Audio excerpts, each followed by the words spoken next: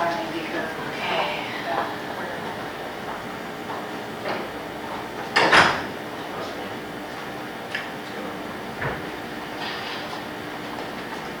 Hey, Jackie. Hi, how are you? Good, how are you? Good.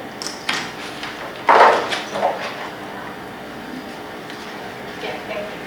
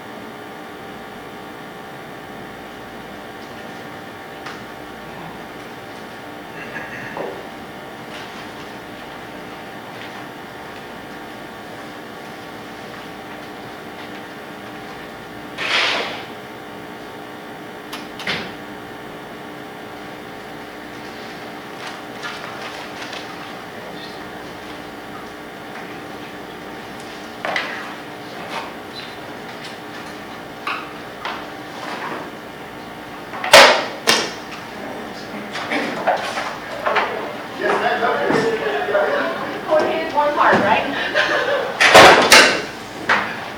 Thank you.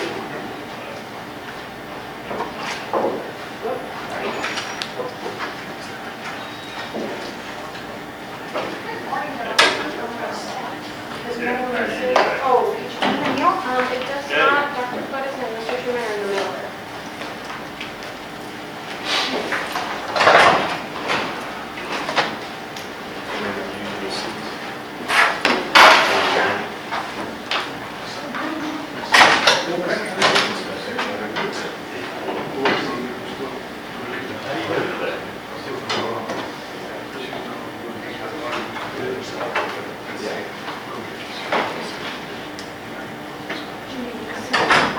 Hey, if we can get this over in an hour. Yeah. We're fine.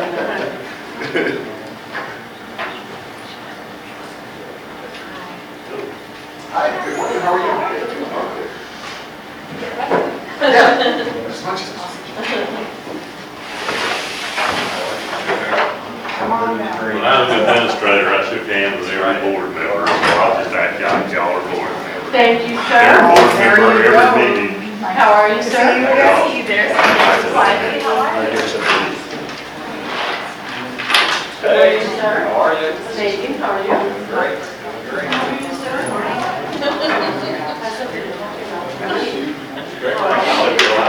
Right there. It's Yeah. almost exactly the same.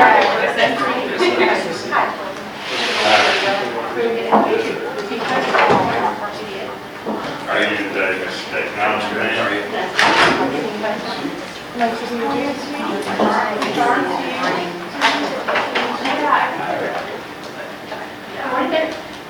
How are you? I'm just finding it very, yeah. This is my first time to see a little bit more. How are you?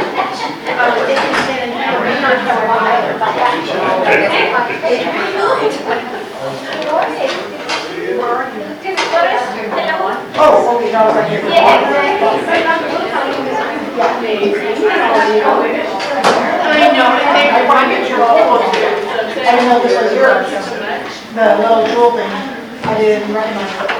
I haven't seen it before for these things. I hear you tomorrow. They want to do that.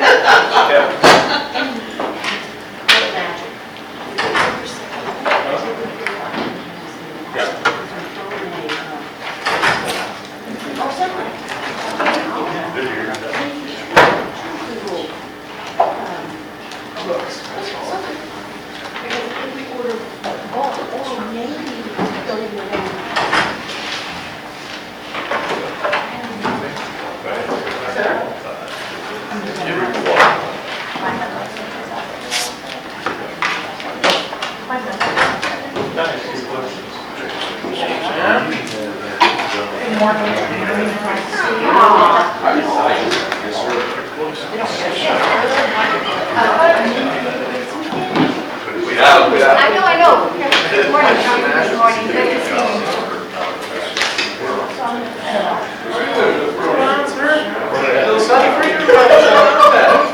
you. It's a nice surgery. What's going on here?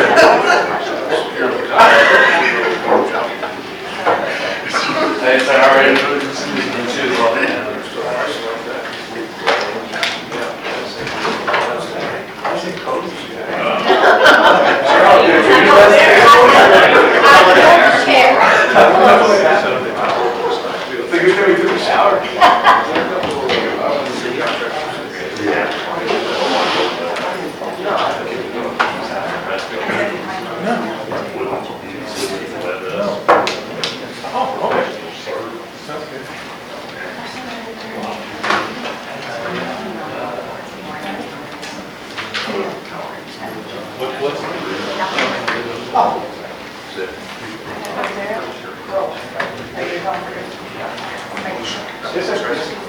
Whenever you are. If everybody wants to take their seats, we can get going.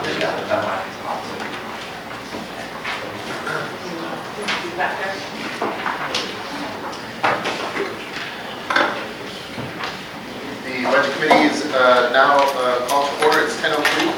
Michelle, can you have a call, please?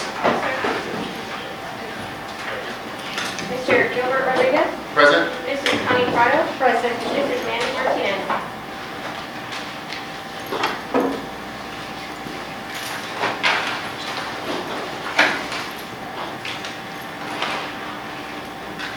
Jenny, you can start with the pledge. Please stand for the pledge of allegiance.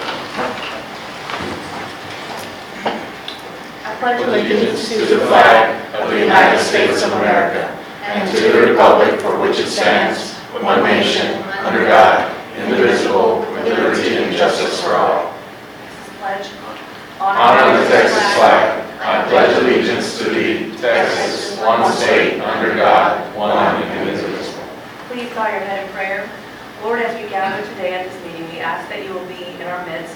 Help us make decisions that will be pleasing to you. Help us to be able to discuss the matters at hand in a reasonable way. In Jesus' name we pray. Amen. Amen. Call to action. All students enjoy successful education experiences, empowering them to make decisions while enriching their lives and the future they create.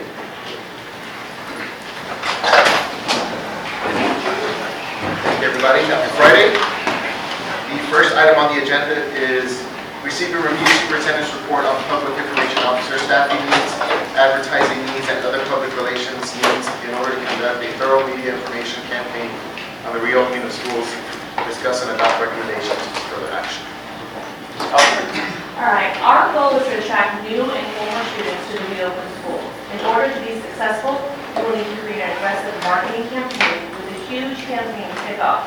Now, this strategy will include rebranding, research, surveys, social media, digital ads, billboard advertising, print, television ads, and pamphlets and flyers. The communication department will need the following: a marketing specialist and a marketing production firm. Yes. Sorry. They're already taking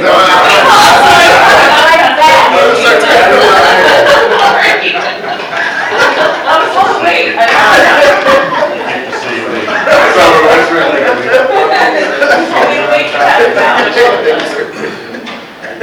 Now we can just talk about that.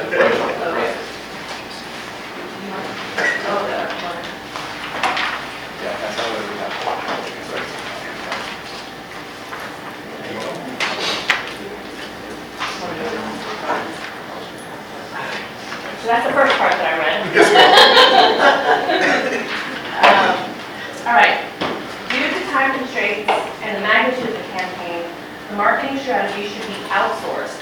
Marketing firms will shoot and produce video content for both television and social media, create a strategy for rebranding, conduct surveys and research, and create high-quality graphics to work on different advertising mediums. The communication department will be the marketing specialist to continue to work once the campaign winds down. Marketing campaign initiative is $180,000. Marketing specialist is $57,000 plus benefits. Now, I've been already working with a production company, and this is actually, that $180,000 is actually much lower than what I was initially coming up with when I was doing my research. Because to hire staff to pull up this type of campaign, just to hire the staff would be about $170,000, not including benefits. And then on top of that, you would go ahead and add billboards, print, digital campaigns. So this company was able to whittle it down to $180,000. And if you look at this second page that I handed out, that breaks down the budget. So we need to, with this campaign, we are obviously the focus is to bring back and attract new students to the school. But at the same time, to those three schools, we also need to be, we need to rebrand our district as a whole, because we want to tell people while we're building up these three schools, why they need to come to South San. We have a lot of programs that many times when I do put something on social media, they're like, oh, you know, we have that. We have over 22 CTE programs, middle school choice academies. So this, I'm trying to get more bang for our buck. We're promoting coming back to three schools, but we're also promoting South San ISD. So we need to really figure out what our brand is. And I think that my position has had huge turnover in the last 4 or 5 years. So our brand is a little, yeah, we don't really have a brand. So we really need to create that. But again, that'll be the umbrella. And then underneath is what we're pushing for those three schools. You want to come to these three schools because if you keep coming up through our schools, this is where you'll land. This is what we have for you. And Mrs. Fowler, you were right. You mentioned to me about having a big party when we open up the schools. But we need to have this big event to kick off the campaign. We need to create a buzz.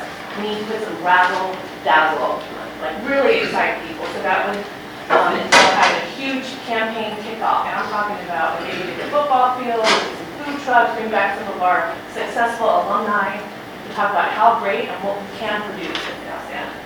After that, then we go into a huge campaign of digital with some TV spots. Now, the good thing about doing events, we'll do one big event and maybe a couple more events, because then we might be able to whittle down some of the budget that I have for TV and digital, because television stations are going to want to come because we're putting on so many events. So that'll bring down our television budget a little bit. We really want to get so far, some of the research that I've done with this company as well, they see a lot more success with digital.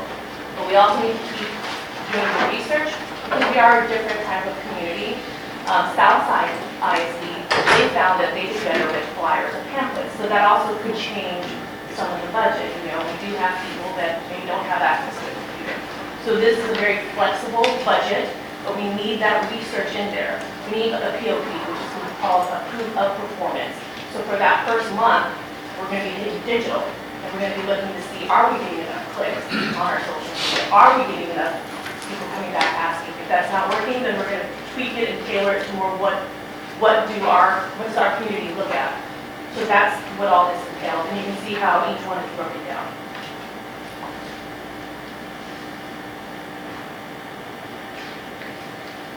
And we need to start it like soon. Yeah. Right. Yes, ma'am. Well, this is very, very informative. It looks like we're taking a attacking it from every which way that we can, which you're right. It's what we need to do in order to create that buzz, like you said, on our campuses, but not only our school districts, right?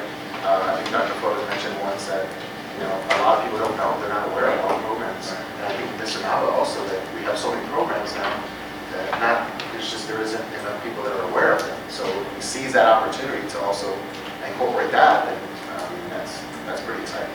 And I will tell you that I know you look at that number 180. It seems like a lot, but the people that would be involved with this, helping us produce all this, comes out to about 12 to 15 people for that 3 to 4 month period. And if I hire 3 or 4 people, that we've got to pay for the next couple of years. Right.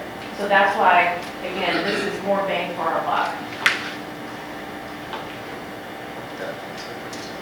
If I may, Mr. Yes, Rodriguez, I was looking at the website and went into the counselor's website, and there's actually a catalog that is out there that has every single CTE program that we have. I don't think people are looking at it. We receive in the mail, I do, at least in my home, a catalog from, I got that, okay. But we receive at home a catalog from PAC, ACCD, for adult services and programs that they offer. And since we have a beautiful catalog, and it's very well done on the website, I wonder if it's something that we need to mail out to the community to advertise our programs. That is included in this budget, the pamphlets, that's included. Because it's very well done on the website, and it lists every single program that we have that people don't even know, like you said. So advertising is important, and people don't know that we are an open campus. So San Antonio, as you can see, they are strongly advertising. It looks like they're going citywide, unless I hear otherwise.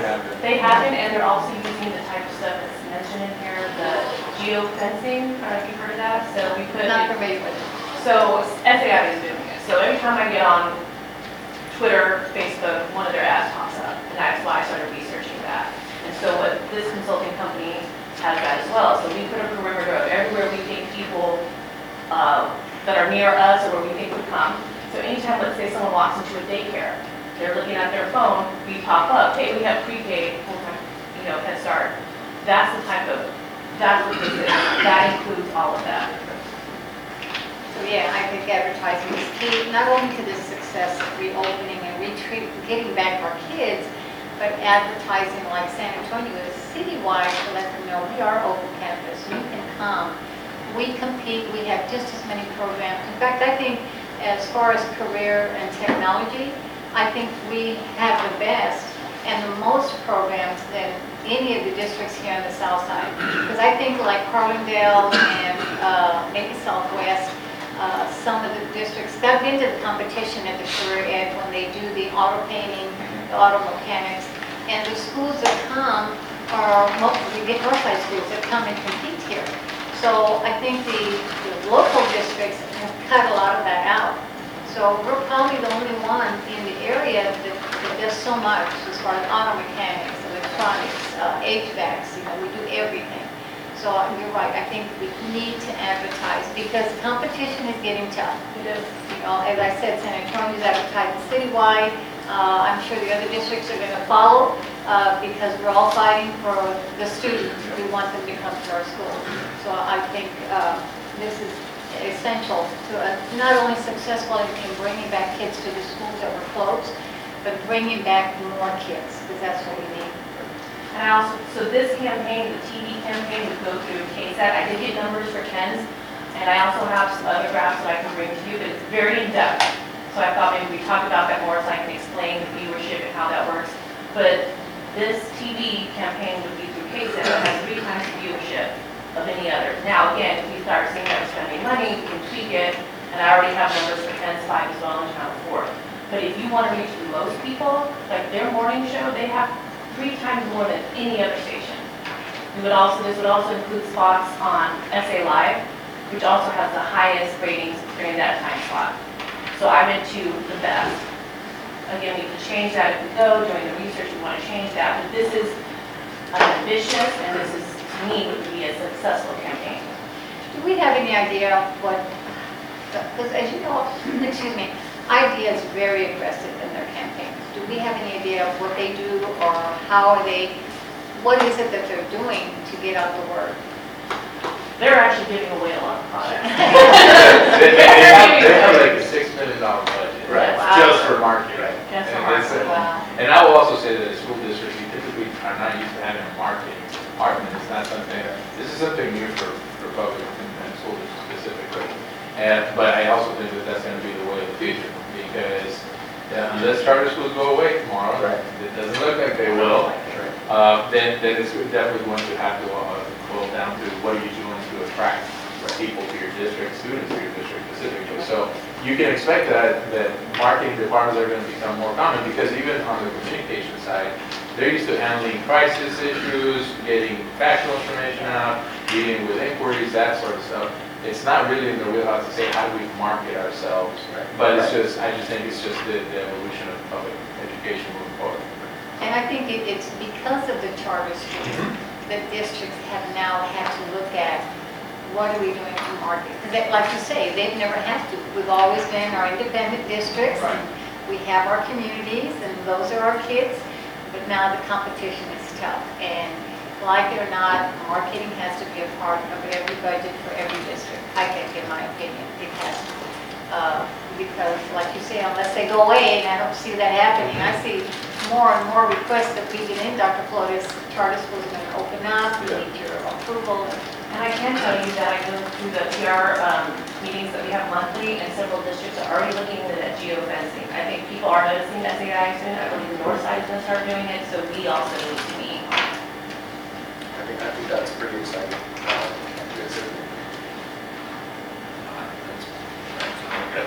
Yeah, it's Certainly on our list. right. It's phenomenal. It's exciting. Thank you very much. Any other questions? No, I don't think so. I mean, And I just want to say, folks, Miss Elliott was also on my show. oh, okay. Okay. So- Good morning, Miss Elliott. She's Okay, she's on the speaker. all right. Okay, All right. I've not had a chance to read everything, but by looking at it, there were some questions. So if I have some more questions, as I gaze through it, I'll. And actually, if you want to do another meeting, I can bring in a consultant that I work with on this. Okay. We can go more into detail. Like I said, it is very, very analytical, very like clicks per ratio, clicks per mil. Like there's a lot more to it. They can explain it better than I can. Maybe possibly bring them at one of our upcoming board meetings to do a presentation. Thank you. Thank you, Ms. Collier. Thank you. Item number 2, receive and review superintendent's report on proposed schedule for parent information meetings, including current Mason Middle School and Athens Elementary School parents, Shepherd Middle School parents, 5th grade parents at Kaizen Middle School feeder elementary schools, and possibly current 9th grade students at Southside High School from zip code 78242. Discuss and adopt recommendations for further actions. Okay. And Ms. Collier's going to speak on that. Okay. Okay, so depending on how we do with our marketing campaign, as I mentioned earlier, we need to start this yesterday. We need to start this yesterday. So I did try and give us time with our tentative dates to start. If we give the go-ahead for this, we should be ready by middle to the end of May to start getting information. So again, the marketing company would help us with that. They would put together and make these informational meetings as an event, exciting. Let's have some food, we're like, and then we'd also bring in the administration for each school to help with that. But we have to have our plan together by the time we have meetings. One of the things that we were considering on the meeting was having it done after testing. Yes. We don't want to schedule right. it before graduation, so that we still have to catch bodies, right? Right. The time frames are really- Absolutely. Makes sense. Yeah, I think this is. I'm looking at the schedule for like our board meetings, on the parent meetings in May. I think our board meeting is scheduled for the 15th. So you've got Kaizen feeder elementary schools, a parent meeting on the 15th. And at the same time, you have the Shepherd Middle School on the 15th. Is that something that's flexible? Can we? Oh, yes, set a date? yes, we can change that, and I went ahead and put some of those, because I really wanted to get the message out, so some of the dates I put on that we can have them, because they're different parents, different sections, but yes, I just missed the board meeting, so yes, it's flexible, we can change it.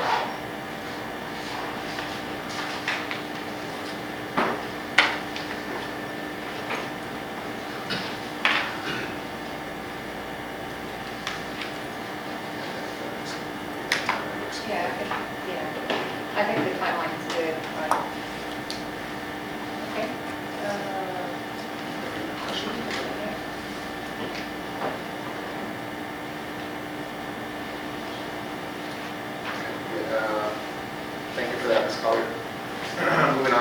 Item number 3, receive and review superintendent's report on cost estimates for make-ready services, outsourced and in-house for smaller footprints at Athens Elementary School, Kaizen Middle School, Holy Goddess Complex, and West Campus High School. Discuss and adopt recommendations for further action. So, good morning. Using the last presentation, we had required, recommended, and future projects. Off of that, we just went with the required projects for make-ready services for each of the campuses. The first one, you'll see Athens, there's required services that are going to be outsourced. You'll notice that HVAC is in there, however, it's not in the total at the bottom because that is going to be covered by insurance. So the total cost to the general fund is $346,000. The required in-house, what we can handle, is going to be a total of $7,000 at Athens, for a total of $353,000.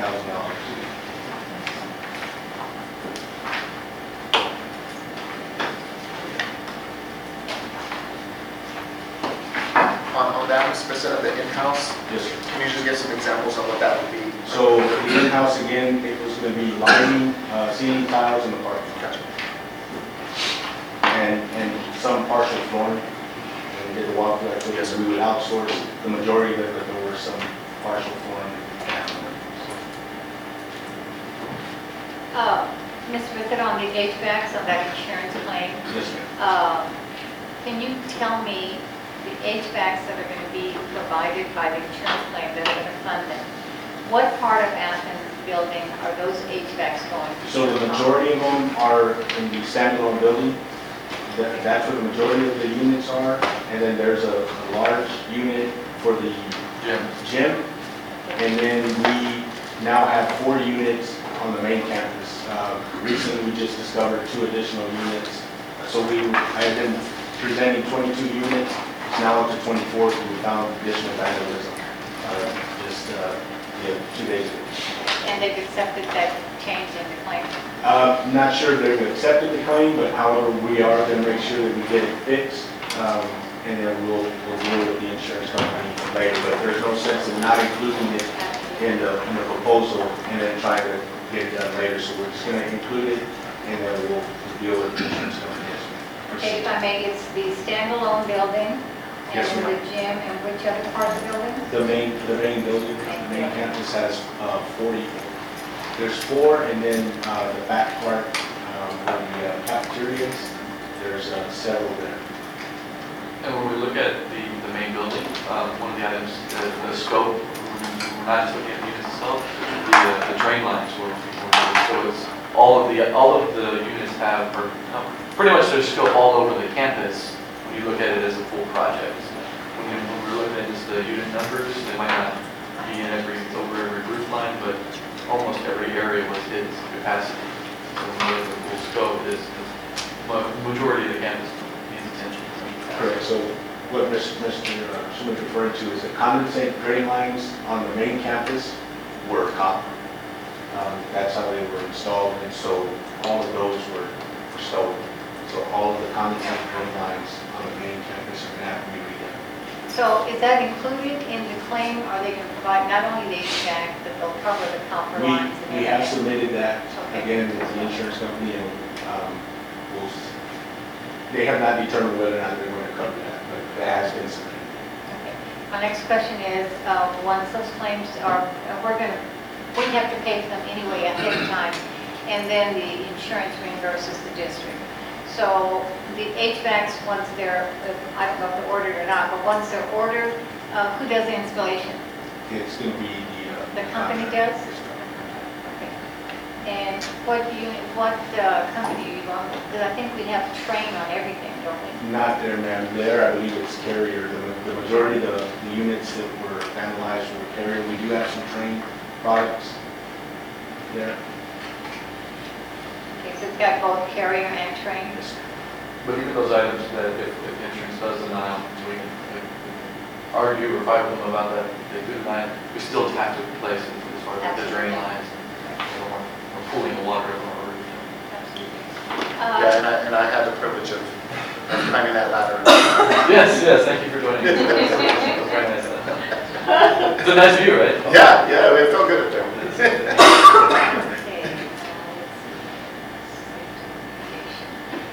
tell me on the 141,000, what is the remediation, what does that consist of? So that is remediation of mold. We still, this isn't just an estimate, we still have not received a quote from the contractor.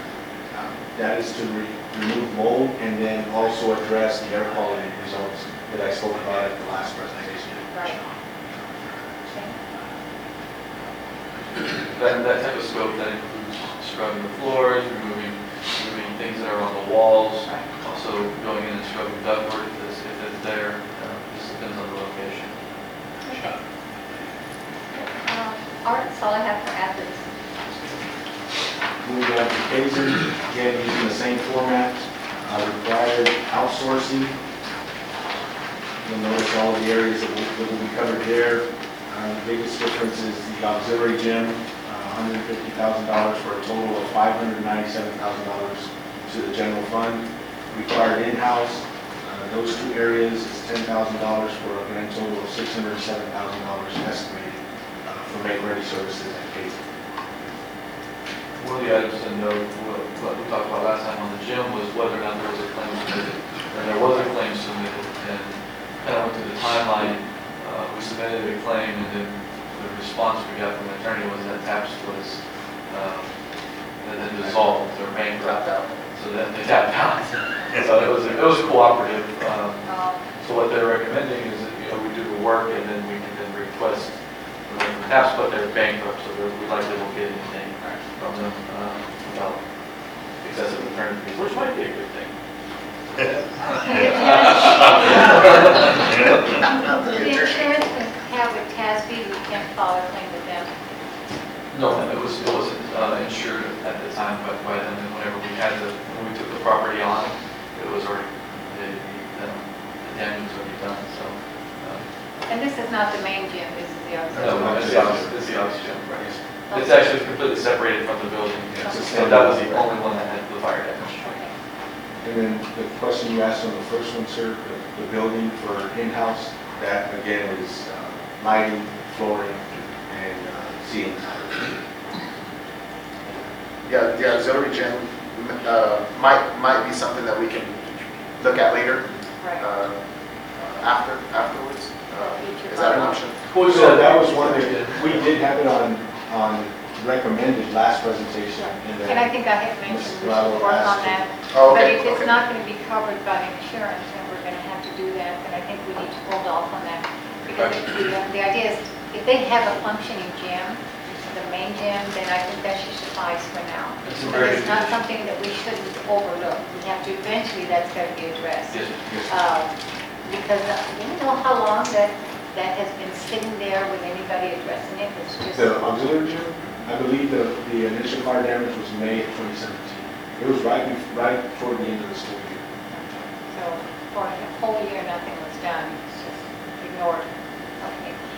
All right. But I think I agree with Mr. Rodriguez. We could put that for maybe a future project or capital outlay or infrastructure, whatever we have for the budget. that we possibly can- one improvement. We can work on that, right? And that's just an estimate, right? Yes, ma'am, and this is an old estimate, and as things change, time changes, we're not quite sure that encompasses everything. We were talking about wanting that structural come and look at it, because there was fire damage, but there would look like to us, fire damage on the metal beams, so I think this might be focusing more on the cleaning services provided out there. All right. But you can still, you can rest assured that there is, the gym does have full access to the locker rooms Right. and sides. It's attached to the campus, so they will have very similar services in the other. They'll have the same services that Zamora currently provides, because Zamora does not have an auxiliary gym. Oh, okay. I don't think they need one, their gym is huge. It's a high school gym. Okay, all right, so we're going to take out the auxiliary gym now. Feel free to interject. So you're gonna bid these out, like by groups, is that what, so my recommendation would be that you also go ahead and take the bid of what it would be to repair the gym while they're there one time, and then ask them to give you another bid, or they have to come back out, because, if it's $100,000 difference, then maybe just go ahead and bite the bullet, Yes, sir. once they're there, get it done. There's gonna be a difference between lumping it in with what they're whoever's doing it.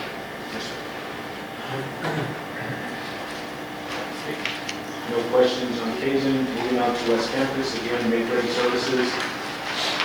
Required outsourcing is a total of $22,000. And then required in-house is only the parking lot, $3,000 for a total of $25,000. What is the plan for the parking lot? In regards to, Well, what is the $3,000? that's to restripe, that's restriping all three campuses. Okay, so what is the plan for the ingress and egress for buses? So the buses still have the same routes. That would not change it. The parking lot, when I say restripe, it's only to restripe, so they're more visible. So do you have a plan or a route, so when the buses come, because we'll have kids here, come and pick up and drop off kids, which way are they coming in, which way are they going? The same way that they do, they would come in. To the back? Yes, ma'am. And what would be the drop-off point for the kids?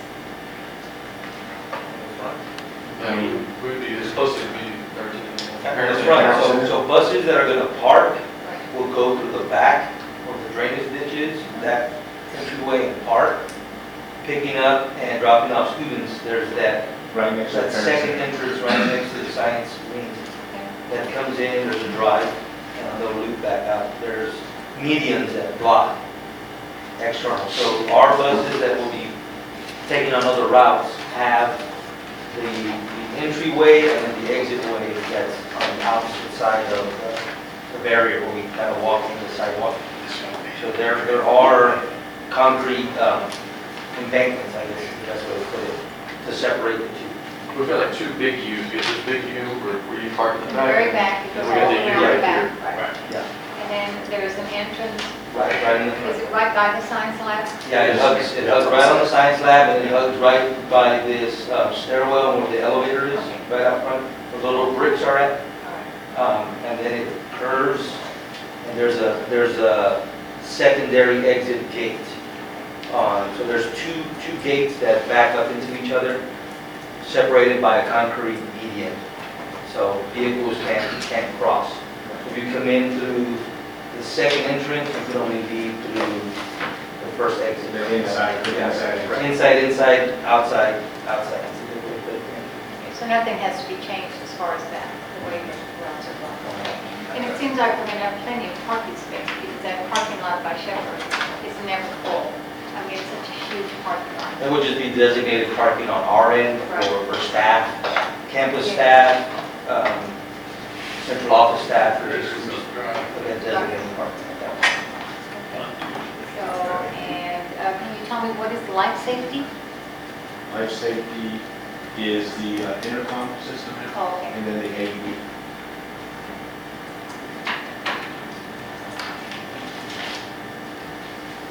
All right. Oh, well, let me add one more question. Okay, so it's make-ready services, and maybe it's here, hold on. Okay, I'll wait for that for the next time. Without pulling my calculator out, did you have a grand total for all three pages? And So 353,667.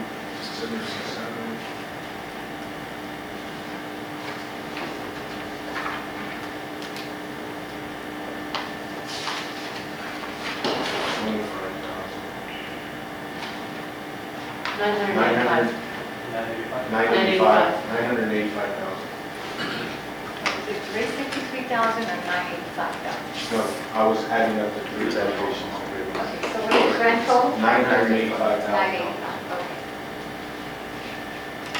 But that's with the 150. I don't know if you want to take out the 150. Right, with the gym, with the gym. So if you're, be that 985 minus the 150, And we're 835. considering the budget limits. Right. The money for the insurance claim, so it's not captured in the It's a grand total. total on the bottom. Right? So it's 835. 835. Oh, so that would be the 835 plus the 615 until we get reimbursed, We're requesting more than that to cover the additional scope. just in the copper and all that. Well, either the deductible or other scope that you have on. Just as a cautionary tale, on the insurance claim, because it is a replacement, we need to budget the full cost and then book the insurance proceeds as revenues. Because we need to fix it first and then we get reimbursed. So adding that total from the insurance company, bring us to what? We would request on the budgetary amendment side to take that number to, I think 750 would be fair, based off of what we're putting on additional scope and then the deductible. So I'd say 750 on top of your, 1585. so 1.6. But knowing again that some of that revenue is not directly all out of general. Yes, fund. yes, We come back.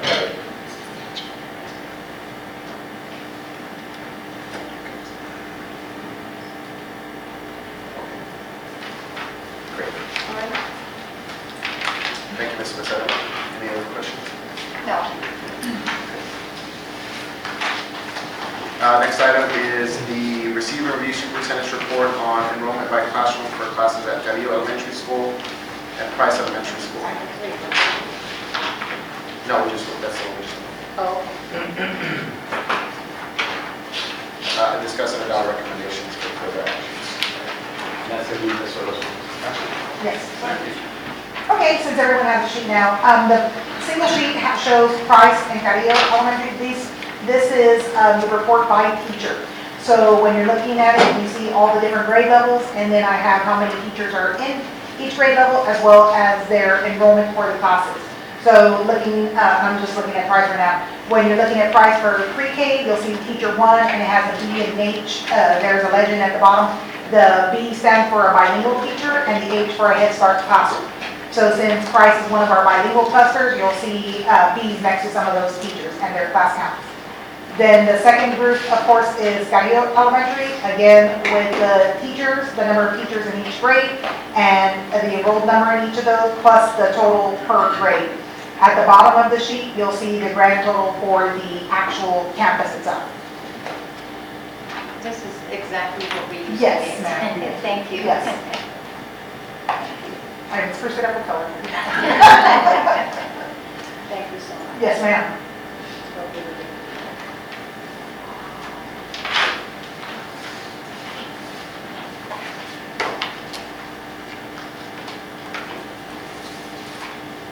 And you'll notice at the bottom Price that there is a life skills unit on that campus, so that has one teacher with an enrollment of 10 students.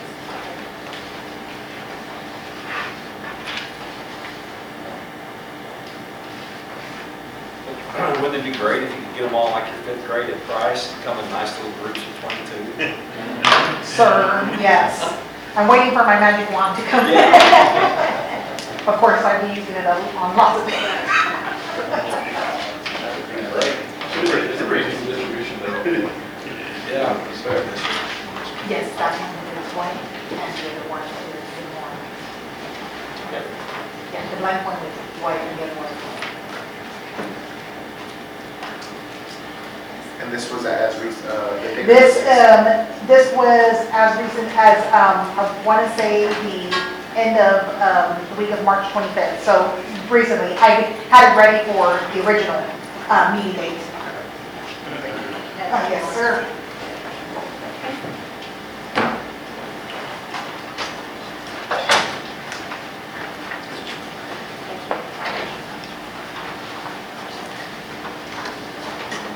Do you have a weekly enrollment update that goes out? Yes, sir. Yes, sir. Right, does it break down by grade level? Yes, we have a cover sheet that does all just the enrollment in the campus itself, and then the elementaries, like you saw on this sheet, all the elementaries turn in this to me daily. So then at the end, we have it. And then the middle schools, we just do it by grade level, not by anything else.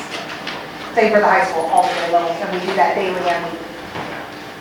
And you put it all in one page, it's showing all the campuses? Yes, yes, sir. The enrollment, yes.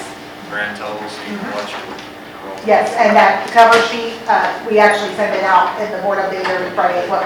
The cover sheet with the enrollment also has the percentage of attendance for that day and then the weekly average.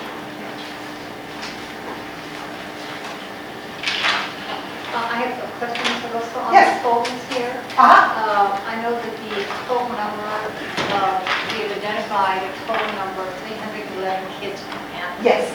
Can you tell me from, probably like a breakdown, how many from Price and how many from? No, at this time, I cannot, I do have somebody working on that right now because we want to identify those students specifically, so I have them working on it. But we've identified the number as 311. Yes, so, yes. I think the We breakdown. identified the number as 311 by just street addresses, Right. but that doesn't necessarily mean they're only at these two campuses. So now I have them looking for them and where they're at. Like special transfers or something?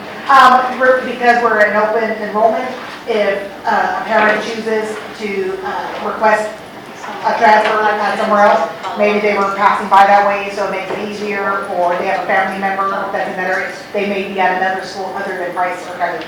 Okay. Thank you for the information. Yes, ma'am. That's exactly what we wanted.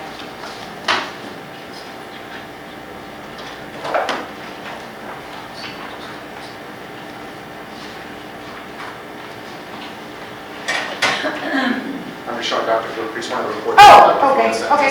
No, that's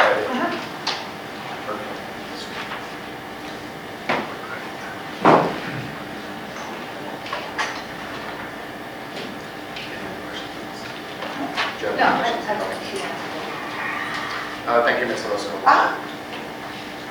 Moving on to item number 5, receive and review superintendent's report on the current enrollment by classroom for each class period at Zamora Middle School, Dwight Middle School, discuss and adopt recommendation for further action. That's me again. So I'm going to show you the first one that doesn't have a header. I'm sorry, the first page, the header got cut off, but that's for Dwight. Okay. It's on the second page, but just so you can write it down, that's Dwight knows. So what we're looking at is the, because of what was requested was for classroom by each period. So how we build the schedule at the middle schools is each page is going to be a different subject area. So when we're looking at Dwight, this first page is math. And you're looking at each period throughout the day. So each column itself, at the top, the header has first period, second period. The rows themselves, as you're going down, is a teacher assigned to that. I just took that column off. So you're looking at teacher 1 on the first row that has first period STEM, then their conference is second, then third period STEM Academy. Now, what you were requesting about the counts is the very bottom of each of those large boxes. So for that teacher in first period, the first box, that teacher has 19 students. And then as you go across the row itself, you'll see the numbers. So 19, 23, 19, 20. And that's how you'll read these reports.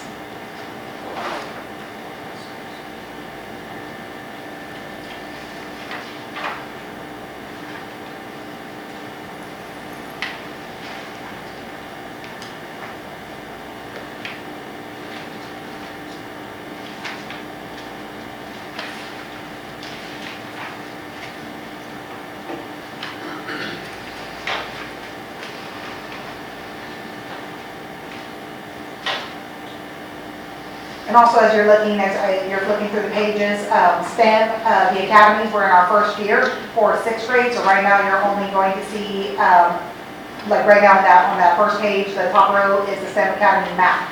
So we have a teacher that is specific to our STEM Academy students. And right now, of the total enrollment, there's 123 of those students that are at the STEM Academy. So that's why you see throughout the day that it's STEM Academy Math 6th grade.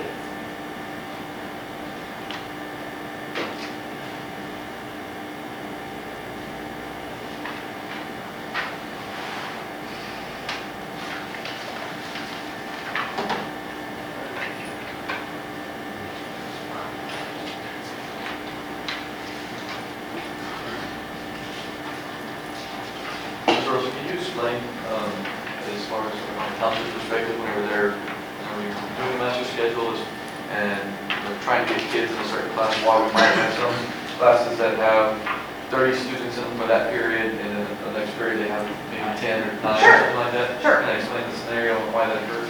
At our middle schools, we don't necessarily have athletics or like we do at the high school. So what practice has been forever is that at the 8th period is what we make as an athletic period for our 8th graders, 7th and 8th graders. So when you look at 8th grade, you might see something like on the first page of Dwight. You'll see 4th period that there's a class of 33 on the bottom row. But on the 8th period, there's only 22 students in that classroom. So why wouldn't those students be in that class period instead level out? Because some of those are going to probably be the athletic kids, or they're going to be the advanced, like mariachi kids, or anything that would, so that 8th period relatively stays smaller because of that, because we hand schedule those students that, since there's not an athletic at the middle school level, we hand schedule those kids into that final period with the appropriate coaches. There's also larger classes depending on the teacher for maybe an elective, and something like PE, something like band, something like one of the specialized classes is always going to be larger because it's just in the nature of the grouping. Those teachers, that's what they handle, that's what they use. Does that help? So you're saying that eighth grade or 8th period is for athletics? Yes, we have, I would have to, let me check the PE page. Because depending on where it fits best for the campus, that may be, like, it may fit best for the campus to do it in the morning or in period, but that's one of the explanations of why you might see a smaller setting. It's kind of like a balancing. Yes. It's a balancing game determining on Yes. the So they, services they yeah. want versus the availability you have to Yes. provide the services. So they work with this, and we call them loads. So we run different loads, and with the help of the computer, it puts the kids into their selected electives. But then we have to usually go back in and sometimes hand tweak ones to make sure they're getting everything and are in the appropriate spot. The academy kids, this first year, we made sure that we hand scheduled those academy kids to make sure that they were balanced, that they were in the appropriate classes for all content areas, and because we have those specialized electives now for the academies themselves. Under the second row, half reading, that's 8th grade, you've got 15, and then, because I think the comment was made that you may see a large group at the first period, and then at the end of the 8th period, Possibly. kind of smaller. Mhm. But in this case, it looks like you have 19 in reading. Is that 8th grade as well? That one is a 6th grade. So what we're looking at, and the little course number underneath that 2166, that's our course number. So usually what we try to do is we try to name those courses 2166, 6th grade, 2167, 7th grade. I thought maybe it was 8th grade because it said 808. Yes, that's the section number. So we have, there's a whole, anytime you want me to do a word workshop on that, anytime you want a word workshop on that, I would love to. That's 6th grade. Yes. So if you notice the .01, .02, those are the class periods as they go along, because we have to keep up with those. Okay, that makes sense. There's math, there's some There is a explanation method to to your my math. madness. Okay. Dwight Middle School Science, the third page. Mhm. Whoever that third teacher down is, y'all Yeah. all need to go give her a hug. No, yeah. 5 preps. Brutal. Yeah.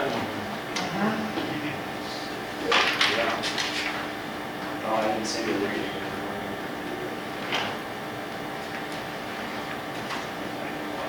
Yeah, it's still the same computer. Yes. And that's awesome though. I mean, Okay, yes. a science content teacher that has the flair for theater, that's just fabulous. Yeah. I thought that's where you have most of the students, 31, 30, 40, the highest number of students.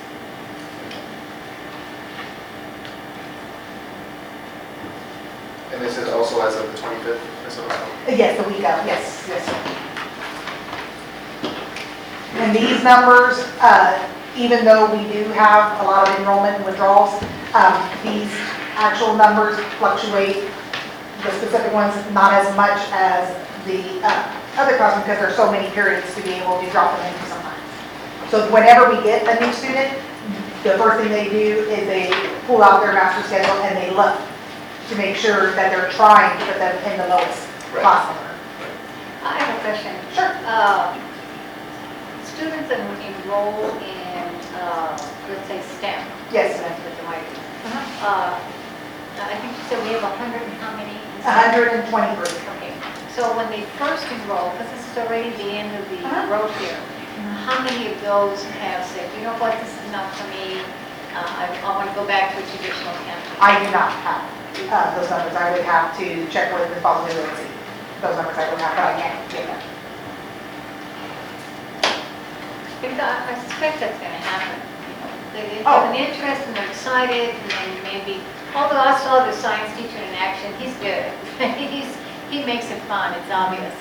But, you know, like fine arts or maybe, Health Career Academy, if they say, you know what, I really don't want to get into this board stuff and I enrolled for it, but I'd like to go back to just a traditional campus. It'd be interesting to see how many have changed once they started. Yes.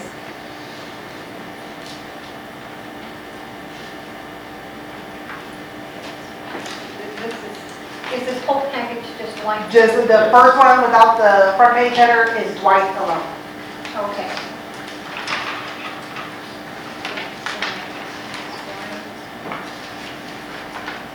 And so then the second stapled is for Zamora.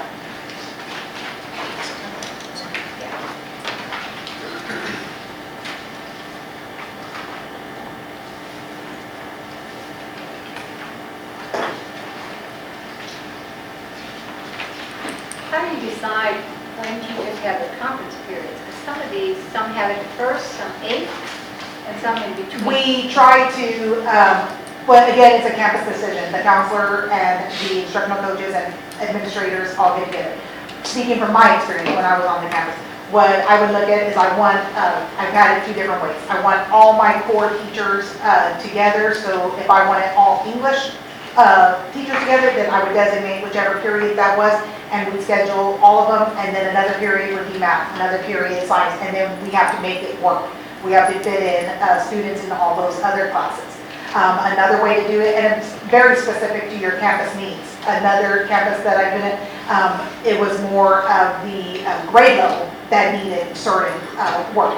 So on that one, I would try to get all of the core content grade level teachers together at middle school, and so then all of them have the same conference period. So it's very specific to the campus. But what we've been trying to do is for core content, trying to make sure so that there's alignment and that there's vertical, and we try to put them all together now.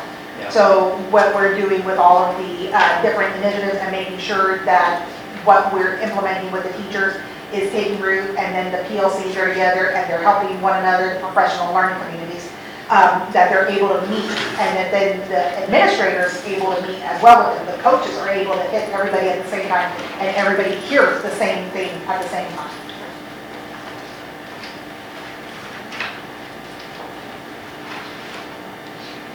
That's great. A lot of creativity. scheduling is one of the, right? Yes, scheduling is, I keep always saying I need a life size like risk board. It's like, okay, here's our risk, here's our. I'm sorry, I'm still on the Dwight, I'm looking at the sheet. Dwight stuff? It looks like the, under the history, you've got a really big class in history, 5th grade, it's like 35. And you have the PAP history, 33. That's really a big class. I'd have to speak with the campus itself to find that out. For the pre-AP course, that's what the happens. The pre-AP course, there's only one listed. So if you're a pre-AP student, then you're going to go into that class grade. And again, depending on your number of students and what electives they have and the availability of those electives, that's where you're just trying to fit the puzzle together the best that you can. And then on that other History 8 with the 35, that red box, that's actually a co-teach class. So I just took the name off of that, but that red line would mean that there's an additional person in there. So how does that, when you have a co-teach, how does that work? A co-teach situation is usually, in these situations, the co-teach teacher is a person with special ed certification. Oh, And so they're going in and the teachers are teaching in tandem. It's not just a teacher and then someone else is helping certain students. When you walk into these blended classrooms, you don't, all you see are two teachers teaching. You're not seeing a teacher with a group of kids. There's not an identification of that. So they work together in tandem, building lessons and actually delivering the lessons too. And then each of them are helping the students. Okay, that was my question, is do they actually go out into the desk where they're at? Oh, yes, yes, yes. And each of them have their strengths, so it's really neat to see some of those blended lessons and see how they work in tandem. Which, by the way, has been a very successful model for Very. high school. Very So successful. we've seen a lot of gains in this in the program itself and performance, so we definitely encourage it.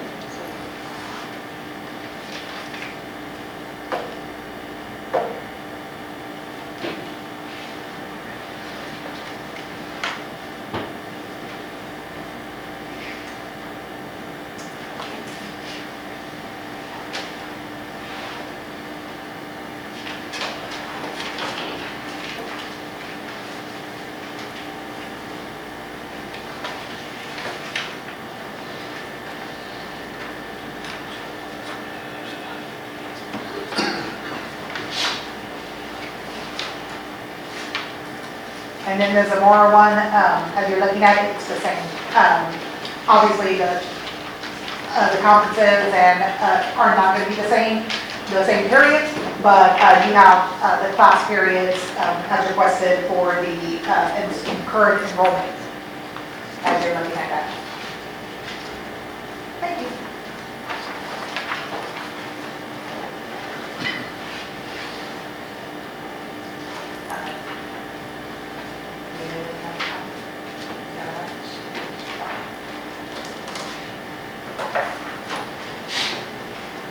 It looks like I was looking at the, I'm still right, I'm sorry. Okay, no, not a problem. On the Spanish one, the Spanish two, Yes, ma'am? those seem to be the popular with a lot of students in those classes.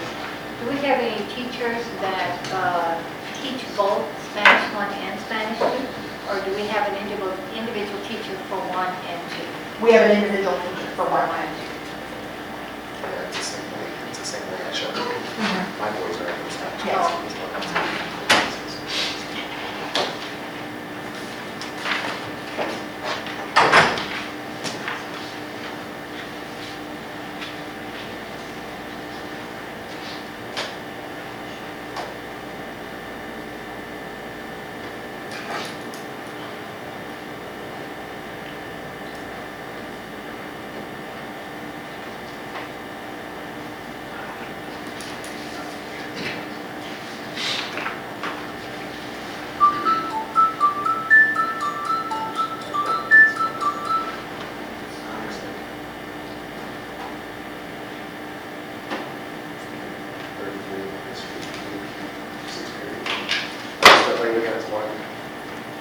Yes. And as you're looking at the numbers, Ms. Prado, just going back to what you asked about the elementary, we're trying to identify which ones are where, but keep in mind that the academy kids will continue with their tech, if they choose to be. Right. For what it's worth, for the board members in particular, we do a lot of schedule examination. If you're looking at it for efficiency purposes, the only real efficiencies are at the high school. That's what our efficiency study is, high school schedule. And there is there are plenty of efficiency opportunities at every high school you go to because they have so many kids in athletics, extracurricular, small electives, that sort of. One of the metrics that we produce is number of classes under 15, with fewer than 15 in enrollment. If you get over about 25 classes with fewer than 15 in enrollment,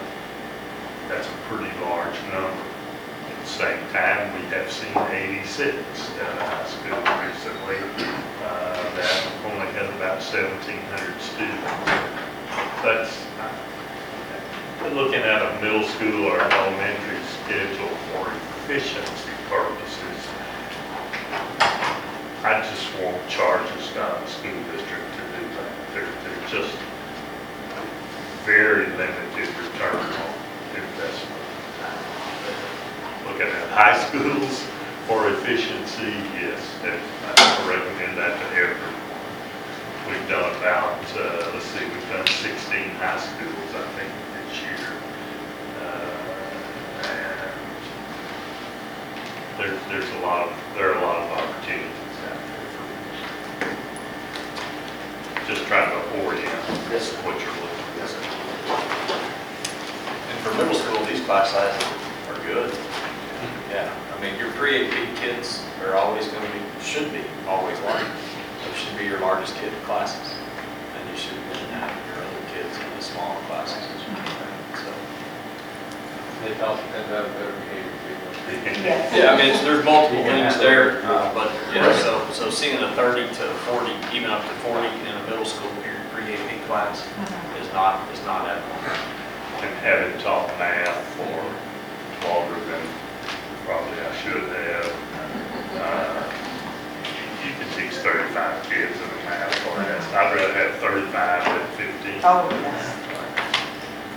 I mean, I taught PE for 4 years, 4 periods a day. Don't get me started. It's the opposite way. This was a long time ago, and our Monday lesson plan was to line all the boys up against the wall and see if their hair would come below the middle of the ear. That was an invigorating professional experience.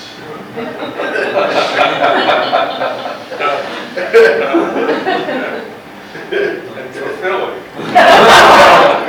I walked out of that gym after the 4th year of 4 classes, the first 4 periods of every day, and said, I'll never teach another PE class. And my old age, I'm a little wiser than to say never. Let me think a minute. It has been 46 years and I haven't taught one, so maybe I can. I've heard they got a 6th grade PE. I wish you the best of luck. But they're down to the bottom. Which is what they wanted to do. Goes with the time. Sorry, that probably didn't add much to the quality.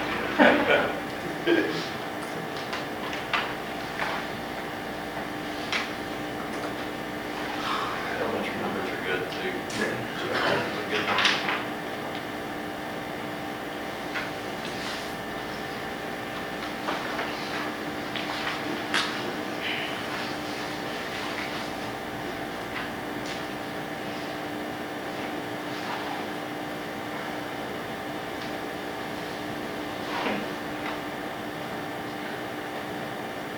I have a question. Is exploring careers, is that an elective? Exploring careers is actually is something that all 8th graders take. One semester they take exploring careers, and the next semester they take technology applications. And so it helps them as they're getting ready to go into high school. There are different inventories and things that they learn, which help them with choosing a pathway when it comes to the end of the year.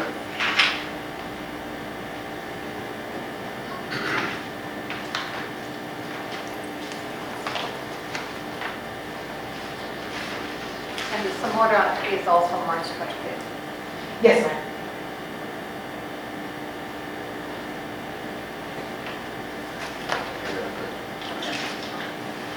Thank you, Ms. Wilson. Of course. Item number 6, receive and review superintendent's report on feasibility costs and startup costs for proposed cybersecurity academy of choice for Kaizen Middle School. Discuss and adopt recommendations for further actions. Has to be right now. Okay, so upon reviewing the feasibility and proposed for a cybersecurity academy, a standalone academy, let me provide you just with some quick insights. Cybersecurity is one area of specialty within our STEM track, so it's like an end result. It's not where we start, right? We provide students with a general overview, computer science, and basic coding, things like that. And cybersecurity is an area of specificity that comes from that. So our STEM Academy was created to provide students with that introduction to the STEM fields and potential pathways that they can connect to going to the actual high school, which provides them that area of specificity as they move through their sophomore year, junior year, and senior year. So ultimately, they can graduate with a specified certification. So our recommendation is for feasibility is that because cybersecurity is an area of specificity, it would not be feasible to dedicate an entire academy solely focused on cybersecurity. And so three main reasons for that would be that currently our students coming out of 5th grade will not enter that academy prepared to meet the demands of the cybersecurity type of coursework, which is not providing them with that level of specificity in our 5th grade science. 5th grade science is more life science, it's a mixture of life science, physical science, those types of items. So it's not really cyber type of work. Our current STEM Academy at Dwight is designed to provide the enrolled students with the foundational courses in the STEM fields in order to provide them with an overview for the STEM pathways that are offered at Southside High School. Also to add, third is establishing a dedicated cybersecurity academy will also result in duplicating services into which we're already providing some of that introductory coursework at our STEM Academy over at Dwight. So to produce or to create a solely STEM cybersecurity academy would not be something that we feel would be feasible to entertain moving forward. Just because of the narrow scope, right? Correct. It's an end type of result. And I did have the opportunity to visit a meeting on the north side identified with Cyber Patriot. It's a nonprofit organization that really highlights cybersecurity. They have this nationwide competition, and it's something that we definitely need to get on board that I think our kids would excel at. Yeah. And so I brought all that info over here. Right. Just follow up on all Yes. this for opportunities. And one of the things that we discussed was that we talked about was the development of curriculum, and that is something that they had tried to do initially, but you run into a lot of standards issue because we have to focus still on the state standards and how you create those courses. And they made the initial effort, and they said it's just too much red tape because of the state board of education getting all these things approved. They said it's really difficult to get a full-time curriculum. This is a great additive program that you can add and supplement into your curriculum, and you can get kids on board. The other thing that's happening is that Northside is working on developing their own curriculum, and it's something that they're willing to share, but it's for high school. So if the idea is to graduate our kids and offer that as an opportunity where they can actually take that on as a viable field, which there's a great opportunity there for our kids. It's something that's definitely feasible and something that we can definitely add it to the high school, but a lot of the basics and fundamentals is what we're doing in our STEM Academy. Now they've also recently expanded over to middle school. And so you can get middle school groups to also compete at the middle school level to increase the awareness and to push that, but to create that as an academy with a full developed curriculum, that's a very challenging taking approach. And I had a personal conversation with the gentleman that is responsible for this program. So we did we inquired, we looked into it, and we definitely are moving into increasing our presence and the opportunity for our kids to participate in the annual competition and to increase the awareness. But creating an actual academy with that is just something that at this point we're going to see as something that I don't necessarily know we can actually do because of the curriculum aspect. Right. I have a question on that. So I know you said Northside is developing something similar, but for their high school. Right. For Yes. cybersecurity. So how do you then get your middle schools, what do you offer them at the middle school so that when they go to high school, it incorporates both? I mean, the track doesn't fall aside, they continue that program. So how do you do that? So right now, we're offering our computer science courses. We also are offering some of our Algebra 1 because there's a high emphasis, for cybersecurity coursework at St. Philip's, because we do have some students that are partnered with St. Philip's. So St. Philip's does offer an associate's in cybersecurity, but those students already have to have coursework in advanced math, they have to have Algebra 2. So we are providing students Algebra 1 at the middle school level, so that when they enter the high school, they can take Algebra 2, they can take Geo, they can take Pre-Cal to prepare them, so that when they're juniors or seniors, they can already be attending St. Philip's College to do some of that. We also offer basic coding, we also offer robotics. So again, cybersecurity is one facet that involves kind of the whole cyber world, and I'll tell you that there's cyber literacy. We're not offering this, right? But courses at the high school levels that we've seen that offer cybersecurity tracks, or at the college level, you have cyber literacy, cyber sciences, this whole kind of cyberspace world that kids have to become very familiar with in order to be able to have the skill set to protect us against any type of intrusion per se. But it would just, the investment would be high. We've looked at costs anywhere between $40,000 to $50,000 because they would have a dedicated lab. They would have to have their own network type of systems. Some of the things that we talked about were dedicated servers. So just the cost to create the actual classroom. A teacher to be able to come in would probably have to be Cisco certified, which also comes in at a premium. You're talking about high school? I'm talking about just in general. So currently, we don't have a teacher that has any type of Cisco or networking type of certification. Those individuals we have running our home network system for the district. They're not actually in the classroom teaching the actual course. Then you have, like Dr. Flores just mentioned, the curriculum itself, right? Because there's so many different standards, we would just be incurring a cost that we feel would be more feasible than just partnering with the local community college for kids that have that area of want, right? So our students currently that will transition, because we haven't had any transition from our STEM Academy to the high school. The hopes are that when they do transition, they can link the fundamental skills that they have, link them with our information technology courses that we offer at the high school, also with our STEM pathway that we offer at the high school. Now they're building the bigger robots, right? They're competing in the bigger competitions. So right now they're just getting the foundation, so they compete in Lego first, which is the smaller types of robots. But once they graduate into the high school, or actually transition to the high school, they're now building the bigger types of robots. They're in bigger competitions. Definitely. One something that we definitely want to push already regardless is to increase our participation on the Cyber Patriot annual competition, because that's going to increase that awareness, that's going to get the kids comfortable. They do have their preparation modules, and the kids really start participating. It's a nominal fee to participate on an annual basis, maybe like $200, something like that, but they prepare for competition throughout the entire year, so it's time to go out there and perform. And I think that that's going to be a great opportunity to kind of increase the awareness and see if we can get more kids into the field.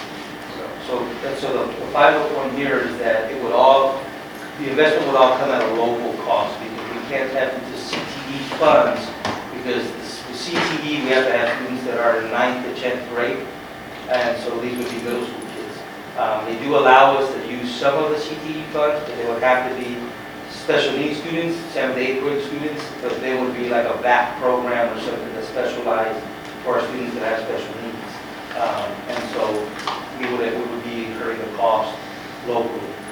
E-rate, we even looked a little bit about E-rate, and I think that would also be a stretch to be able to access funds through E-rate to help support this type of system. So we did take a 360 approach on the feasibility, and I know the news has been very good up to this point in this meeting, so I apologize for saying that, but I would not be trying to build, or we would not be trying to build trust. We were very upfront and just honest with you in an investment like this. y'all seen the workforce commission stuff? And they were the ones that recommended, what, 7, 8 years ago to open this up. And a lot of colleges went to community colleges. Yes. And those guys were not able to find jobs because of what the company is looking for. There's very few of those just singular cybersecurity jobs, but they really wanted somebody with the broad knowledge that also understands how to do that. You're absolutely right, sir. And we met with the individuals from St. Philip's, and they gave us literature on their program, and they're trying to push the program because I'm feeling that they're seeing that bottleneck now. They certified so many individuals specifically on cybersecurity, but the demand for a level of specificity that granular, they're already taken. So now they're kind of reverting back to say, okay, we need individuals that have a general understanding. So not just can they cover cybersecurity, can they do networking analysis, can they go in there and create firewalls, can they do monitoring data, can they be doing all of these things? So, Penetration testing. Yes, yes. Phishing schemes, that kind of stuff. Yeah, you're talking more security plus. Like IT. Right. Yes. So, again, that's. Right. If I could, going back to the robotics, we offer robotics here. We have been offering robotics for years and years. Our students did just start building big robots. They have been competing for a long time. I go to their competitions when it's here in town. It's phenomenal. Yeah, and they're known. So They're an established our team. grease monkeys are one of the best. Because that's what they're called. Yes. Okay.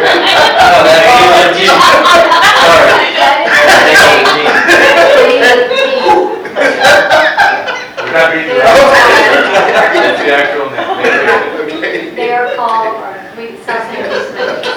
And by the way, this is, just recently we've had girls Yes. also Yes. compete in Yes. that. So. And also the extension of participating in I believe this would be the third year, the Electrothon, which is students from our manufacturing track, working with our STEM students, putting together electric cars and competing and actually racing against local school districts. So that definitely is the approach that we want to take, because then it brings in the skill base that they learn, adapting into problem solving skills, and then actually having a product where I could actually get somebody in the vehicle and drive it, and it moves, and it's everybody coming together.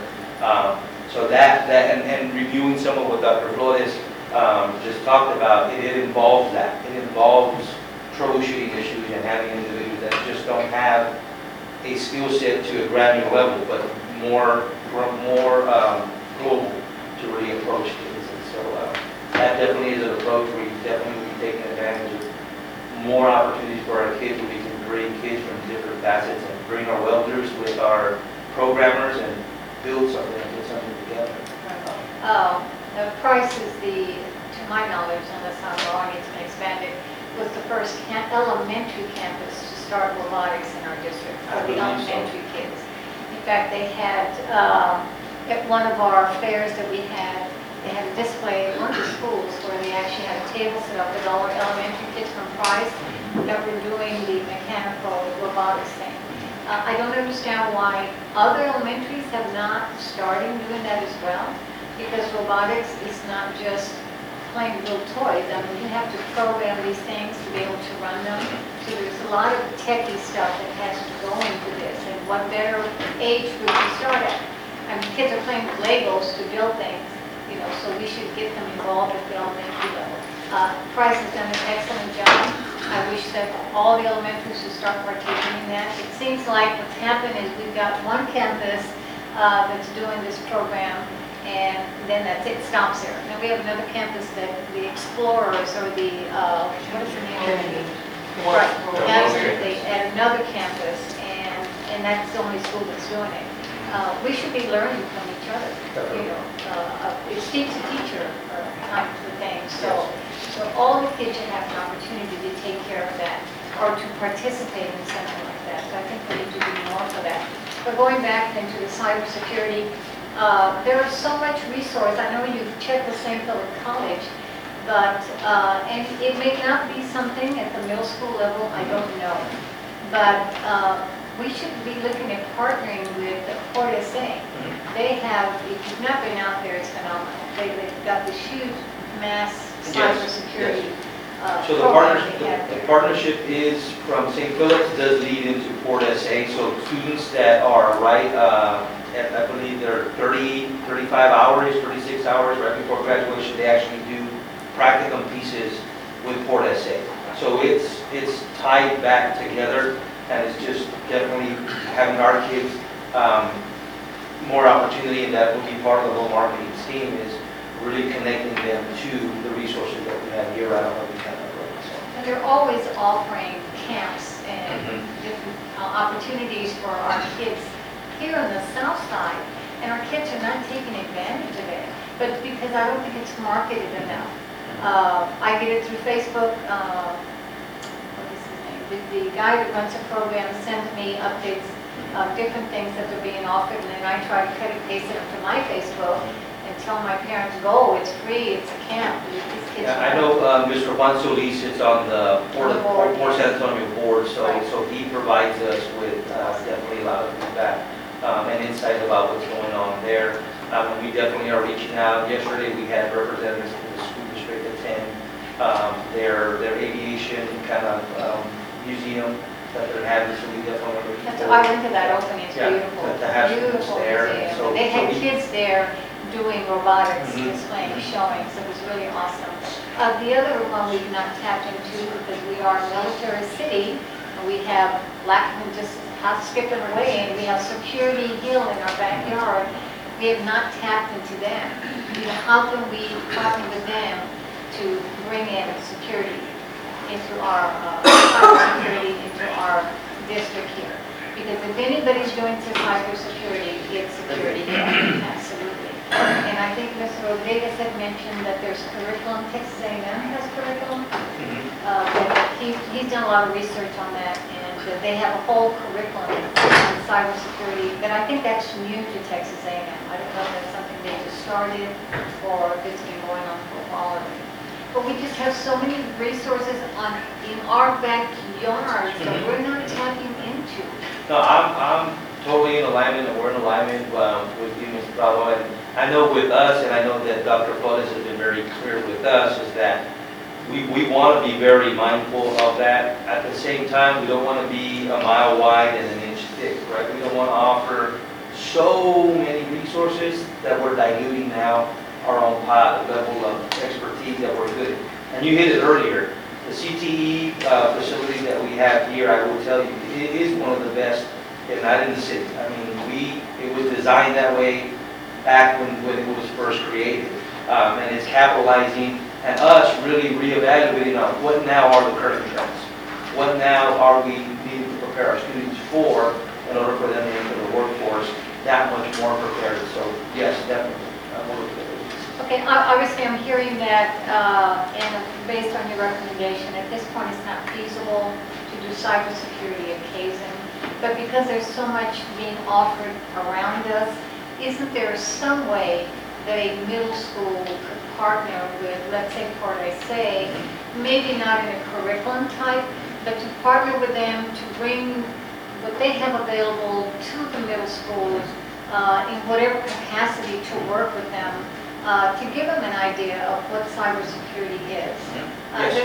We've got to spark that interest, because you're going to offer it at the high school, but if you're not sparking that interest at the middle school, they're not going to go and sign up for cybersecurity. Yes. So we need to spark that interest at the middle school level and bring in the cybersecurity people to work with our students here and build up that interest. I mean, obviously, we all know here probably that I can talk about this all day long because it's my passion. It's my profession, right?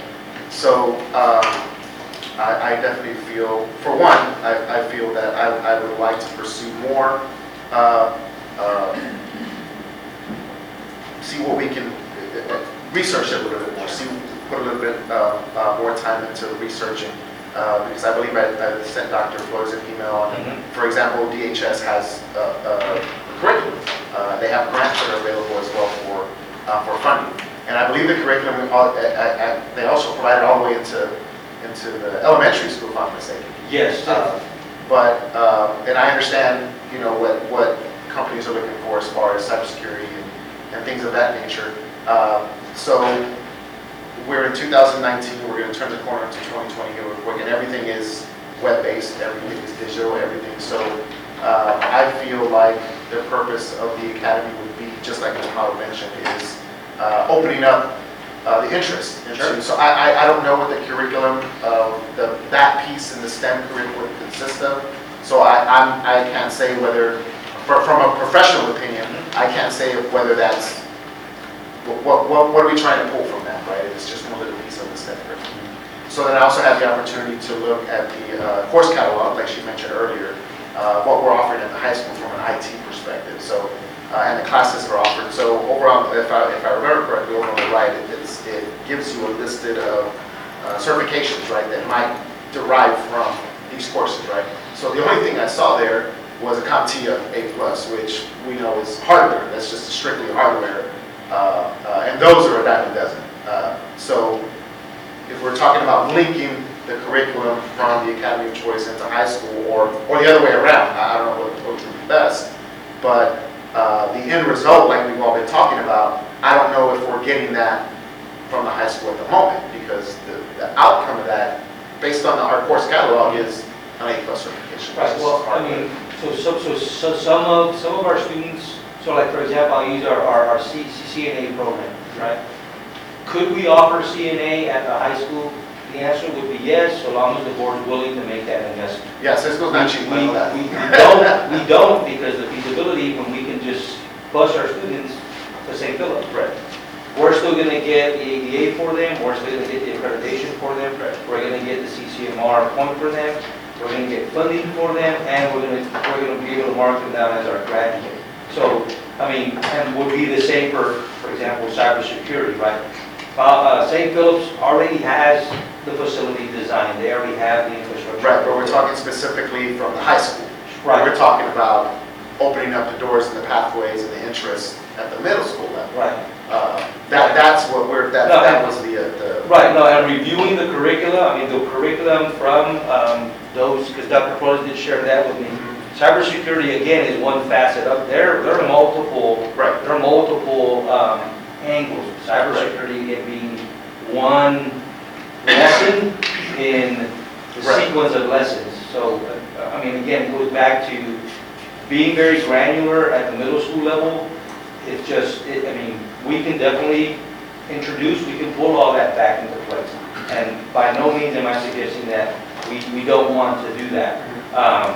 It's linking with partners and making sure that we're being good stewards to be able to do that, and then making sure that there's that cohesive sequence from middle school to the high school, and then to higher ed if that's where they choose to go. Right. And I think that's where the consensus is. Yes. On starting at the middle school level, we're not waiting at the high school level with their juniors, and then now they may or may not have an interest, they may or may not be successful, whatever the case may be.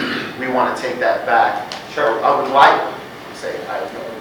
like to see we can do a little bit more research to see, to explore that a little bit more, because I feel like there's opportunity there. No, definitely. And not just making it available or exposing it when they're upperclassmen in high school, but let's get our kids, because again, you know, it's the year age that we live in, right? I gotta cut off my kid's phone from. And as the academy starts to grow, right? Right. So right now, this is year 1, year 2, it's gonna allow us for more sections, and we talked about schedules, right? So it's gonna allow for more sectioning of course offerings.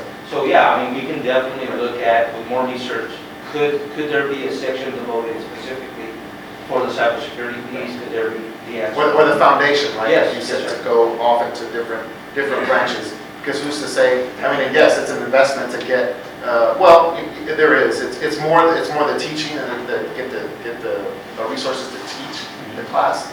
The other stuff is, the cost, I guess, is there.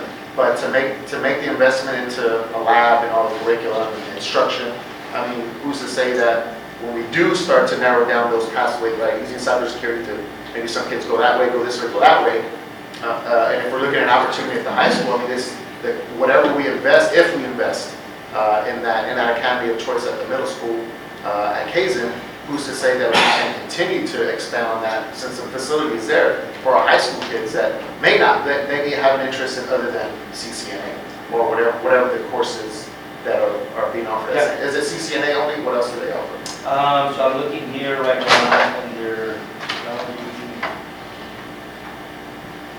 I guess that the overall is just to make it more available, expose it to them more, get the fundamentals going, so they have a foundation, and then you choose an area where right, you so want they have to a principles of information technology, web design, and then as they start to progress in that, it says dual credit courses at St. Philip's College with research information technology solutions 1, solutions 2.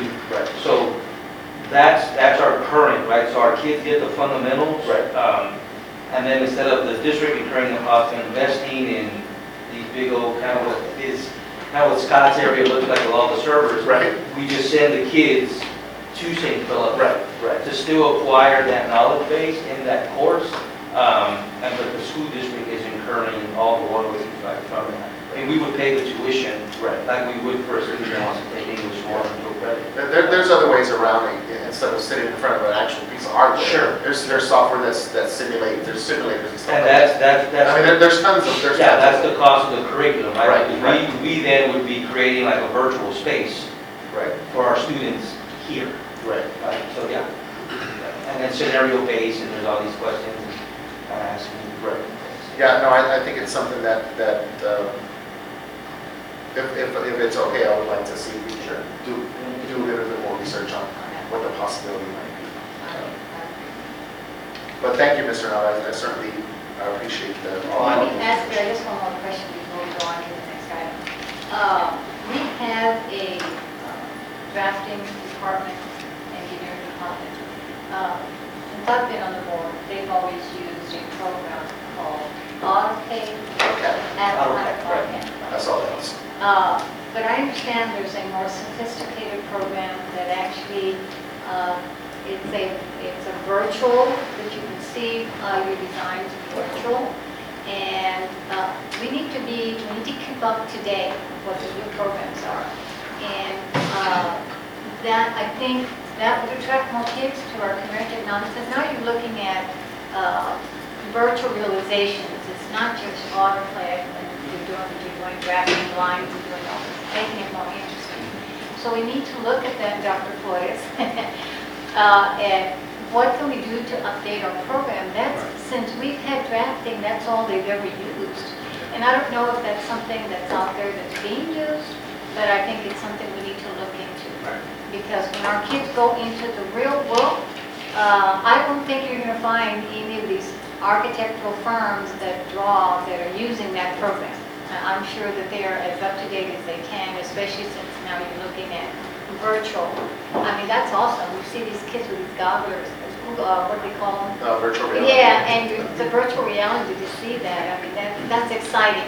And we need excitement in South San. That's one of the things that stuck out to me as well, because I was going through the course catalog and looking at the end results, right? Looking at all of our, because there was an emphasis on our Lone Star governance, right? So I took the initiative to go and start scrolling through all the programs that we have and looking to see what the end result is, right? What are we trying to accomplish to prepare our students, right? So I was scrolling through there. The A+1 stuck out to me, and then the AutoCAD only because like that much experience way back in the day. Yeah. But I know that AutoCAD is an outdated piece of software, but AutoCAD also makes the next generation of software. So it's their software that's more it's just the foundation of, you know. Can I answer a little bit better? So the answer is yes, right, to everything that you're saying. And to add to that is we definitely are doing an inventory of all our CTE programs, because the state just approved the latest state-based, state-approved industry-based certifications that address the CCMR piece.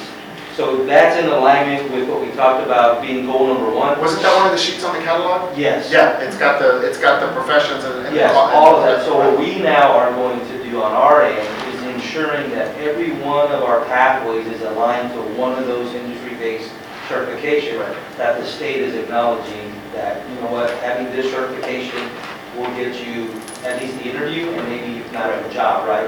So there's a difference between, for example, American Welder's certification versus National Welder certification, right? So the state prefers national, because now you can market yourself forever, right? And so now we need to make sure that on our cohesive sequence, that our teachers are teaching to that standard, right? And that all the preparation is there and in place, so that when they test for that certification, we have a higher level of certainty that our students are going to do very well. And that's with electrical, that's with HVAC, that's with collision, that's with auto, that's with everything. So as a matter of fact, we have Ms. Bills and Ms. Shannon that oversees CTE, and we'll be following up with them. So they're meeting with teachers to really look at where are we at, do we have to update equipment, do we have to update things, do we have to do what we need to. So all of that, we're doing a full inventory of everything. So all of that is in alignment. It's also in alignment with the board goal that we put in place, so that everything is streamlined. With the understanding, hear you loud and clear, to start foundational pieces at the middle. That's good news, because a lot of our programs are so far behind and need to be updated, because it's injustice to the kids. They go through all of this and then they can't get a job. No, I'm with you. With all of this too, we already know that there's going to be a high dollar that's going to come to that. Know that we're going to cycle it through. We're not going to come with one big lump sum. We're going to say, phase 1 is going to be these, phase 2 will be this, phase 3 will be this, and then we come back and kind of line it up that way so that we have an implementation plan. Opportunities, right? Yes. Opportunities.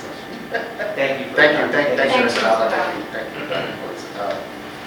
On to item number 7, receive and review superintendent's space plan report for use of facilities at central office for high school purposes, discuss and adopt recommendations for further actions. Okay, so the memo in front of you shows what we have identified as potential classroom space here at the central office for the 1920 school year for incoming 9th grade students. In the parent center, there's a total of 9 classrooms. 6 are classrooms, 3 are considered for science labs. In the main building, we have identified 9 potential classrooms. 4 are ready to go. You'll see that 5 are bolded and italicized. Those will require renovation if we want to use that as classroom space. It gives us a total of 18 potential classrooms, 13 of which are ready to go, 5 would require renovation. What was room 102? And 102, that's Division of Academics. I believe that's, everyone's had an opportunity to be in that office. I'm not sure. It's downstairs. It's downstairs and it's used It's a as shared space. It's what? It's a shared space. Oh, yeah. So it's the room as you walk in, the bottom entrance, right, where the entrance by the stairwell, the very first office on the right-hand side. on the right-hand side as you're going toward the restroom. It's like right down here. Correct. So there's been quite a few occupants. It's been occupied by assessment, it's been occupied by counseling, it's been occupied by teams. It walks into a space probably 3/4 the size from here out, and then there's two offices built inside of it as well. Oh, okay. That's that one. And, when we walk in, Right. there's 2 people. Right. And so everything else is 200. So what's 123? Where's that? That's downstairs. Also in the same hallway? It's in, when you walk down the stairs, ma'am, before you walk into the auditorium, right on the left-hand side. There's a double door, there's it another looks like. door. That's currently our assessment area, which is locked and secure. Very good. Yes. We had an escort for the escorts. Yeah. That's good. She's like, you can't go in. Right. And that one leads into a very large room that There's is a concrete floor. Correct. And It's underneath Yeah. this, and there's actually a fence. cage. Yeah. That's why I said it would require some renovation. Okay, and so their room number is 100, so where are the 200s? 200 are on this. On this floor? Yes, ma'am. Okay. That was the backside, right? Well, so 278 is a computer lab all the way. Oh, that's down right, to that's what I'm on. 281 is a computer, the smaller computer lab all the way back. And then 284, 285, and 286 are also on the back side. That was the ones, sir, that were very long, very narrow. Right, right. And so one of them we felt would be comfortable enough for classes. The other two would have to be very small classes. And 261, is that the one by the elevator? On the back. Down the bottom? It's currently being used as the district. No, I've seen that. But as you come in from the outside. It's got all those cubbies Yeah. along. Yeah, and it's got two workstation areas in the center. Okay. Here required.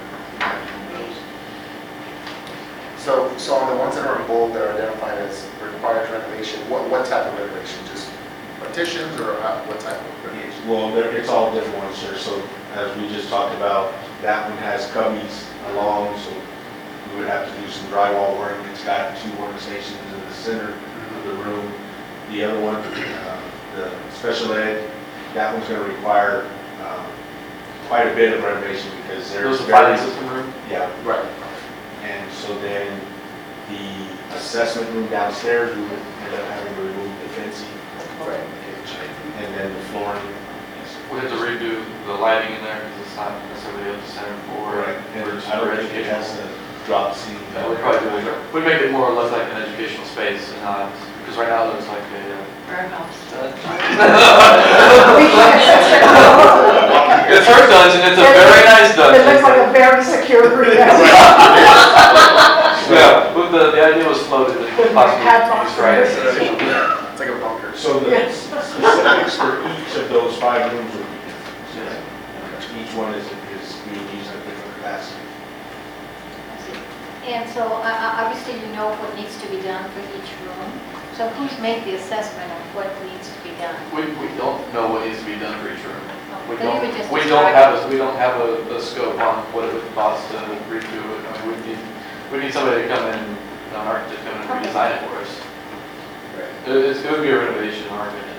The other ones are things we can move around and we can make work.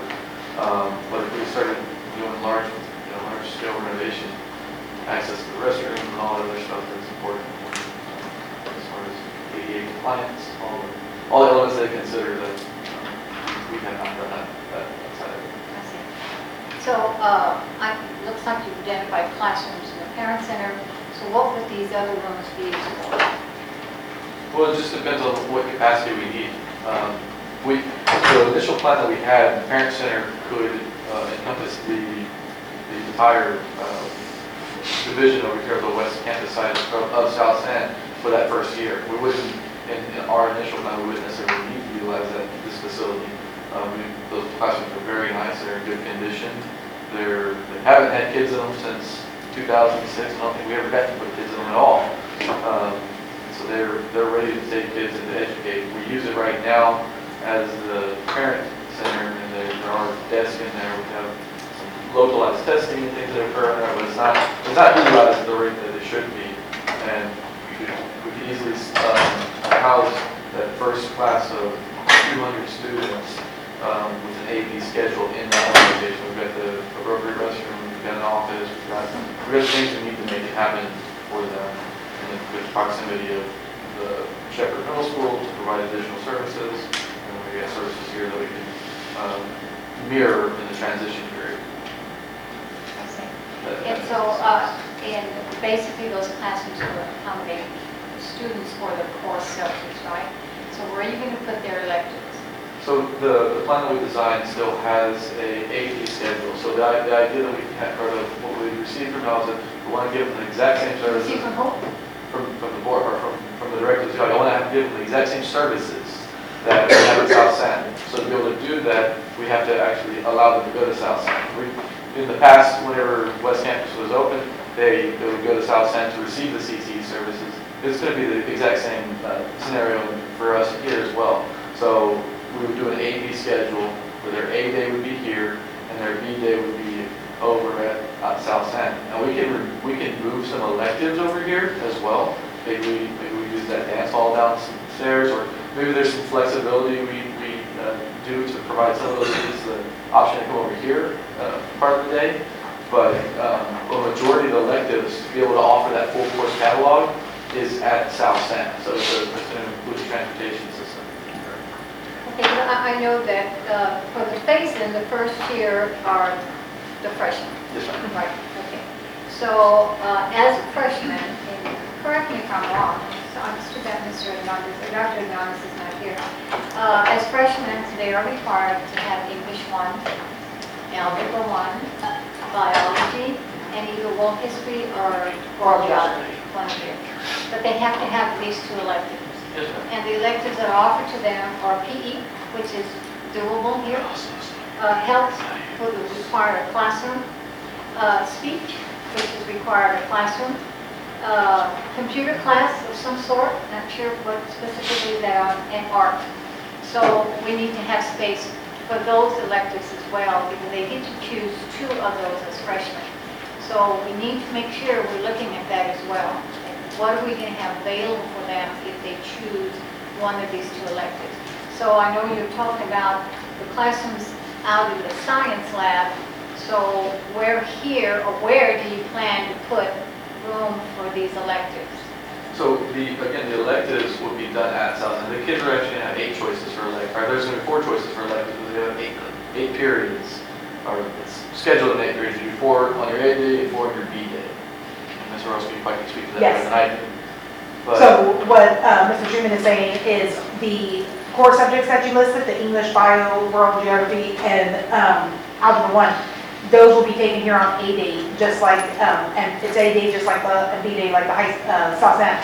So then on B day, those students would be over at South San where they would have the option of choosing any of the electives that are available to a high school student.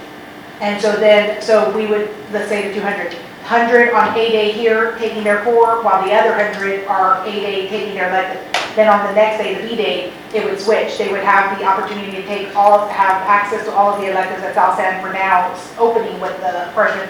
And then those other ones that had their first day with electives would come back here on the next day and take those 4 core. Because the way the 4 is set up, it's like 4. Right.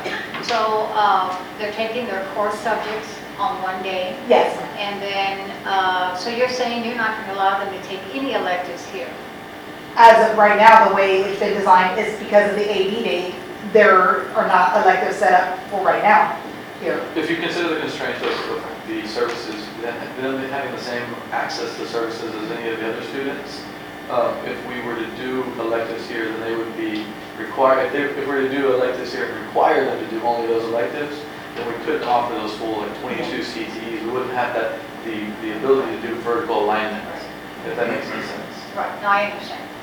But then I think we also discussed, there's an A and a B. There's doing what you said, and then there was another plan. Oh, yes. Where the kids would stay at the campus. Those that want to can stay at the campus the full day.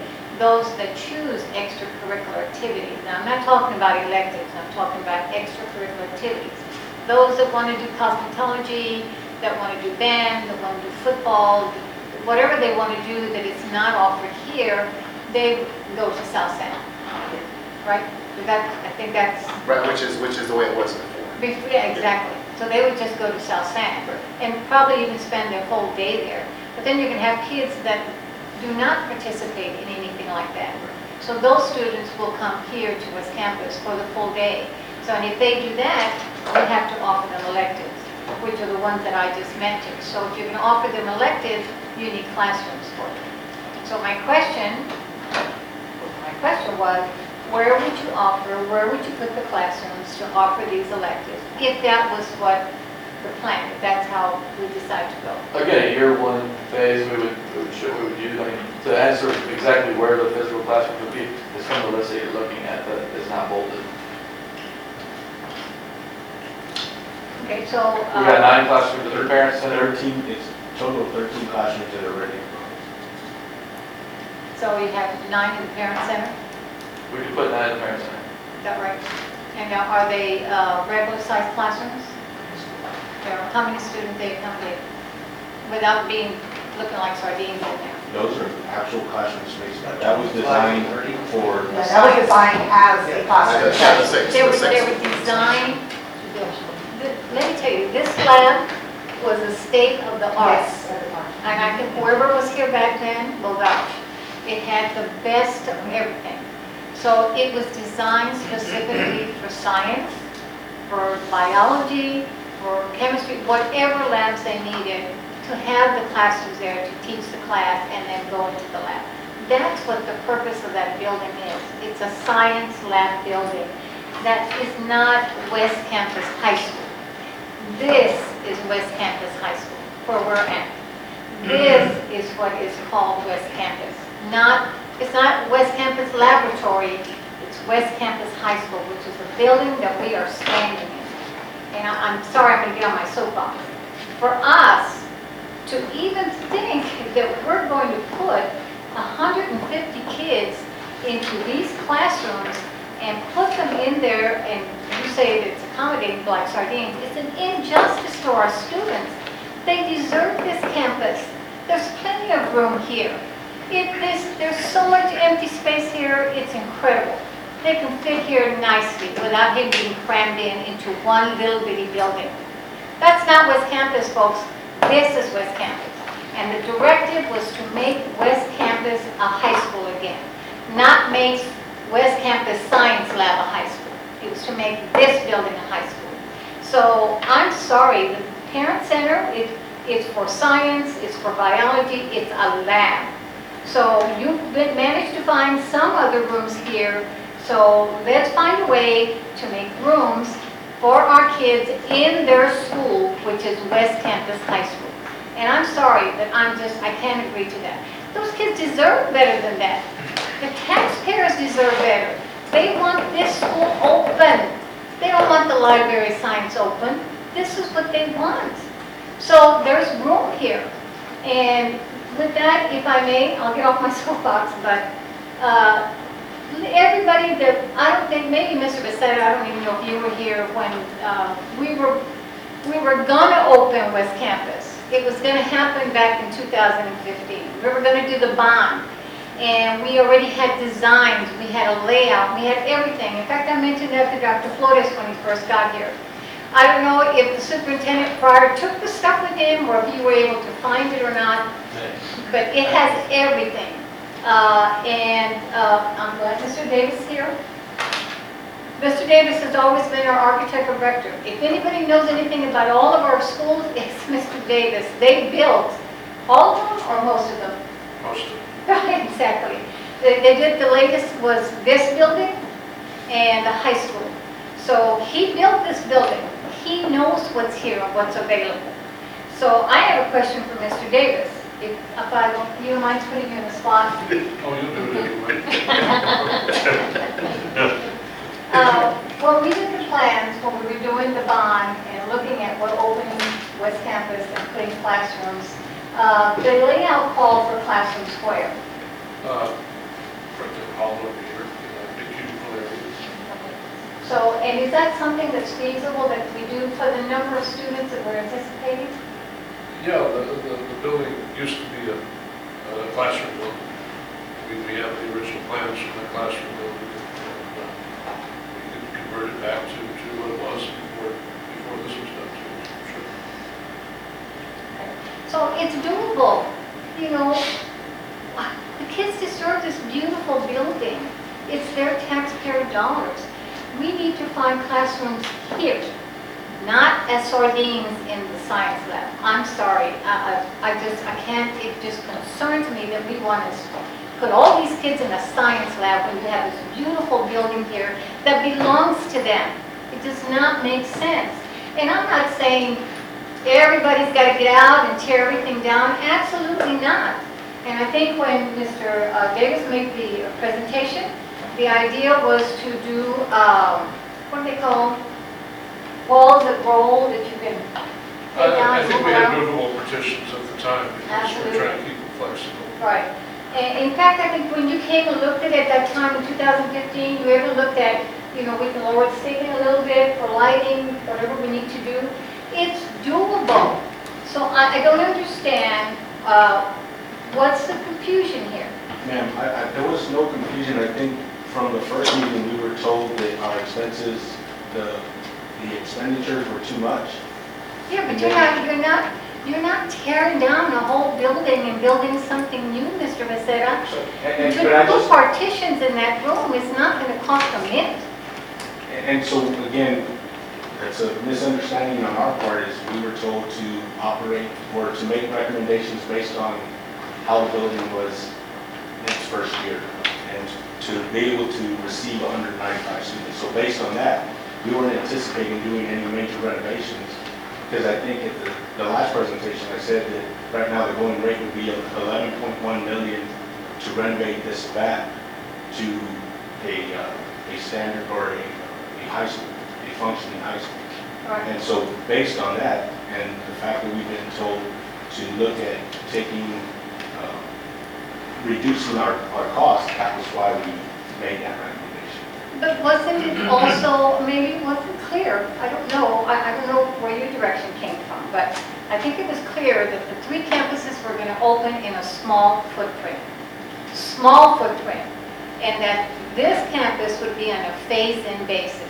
So if you're phasing it in, why would you want to redo the whole campus? You can't.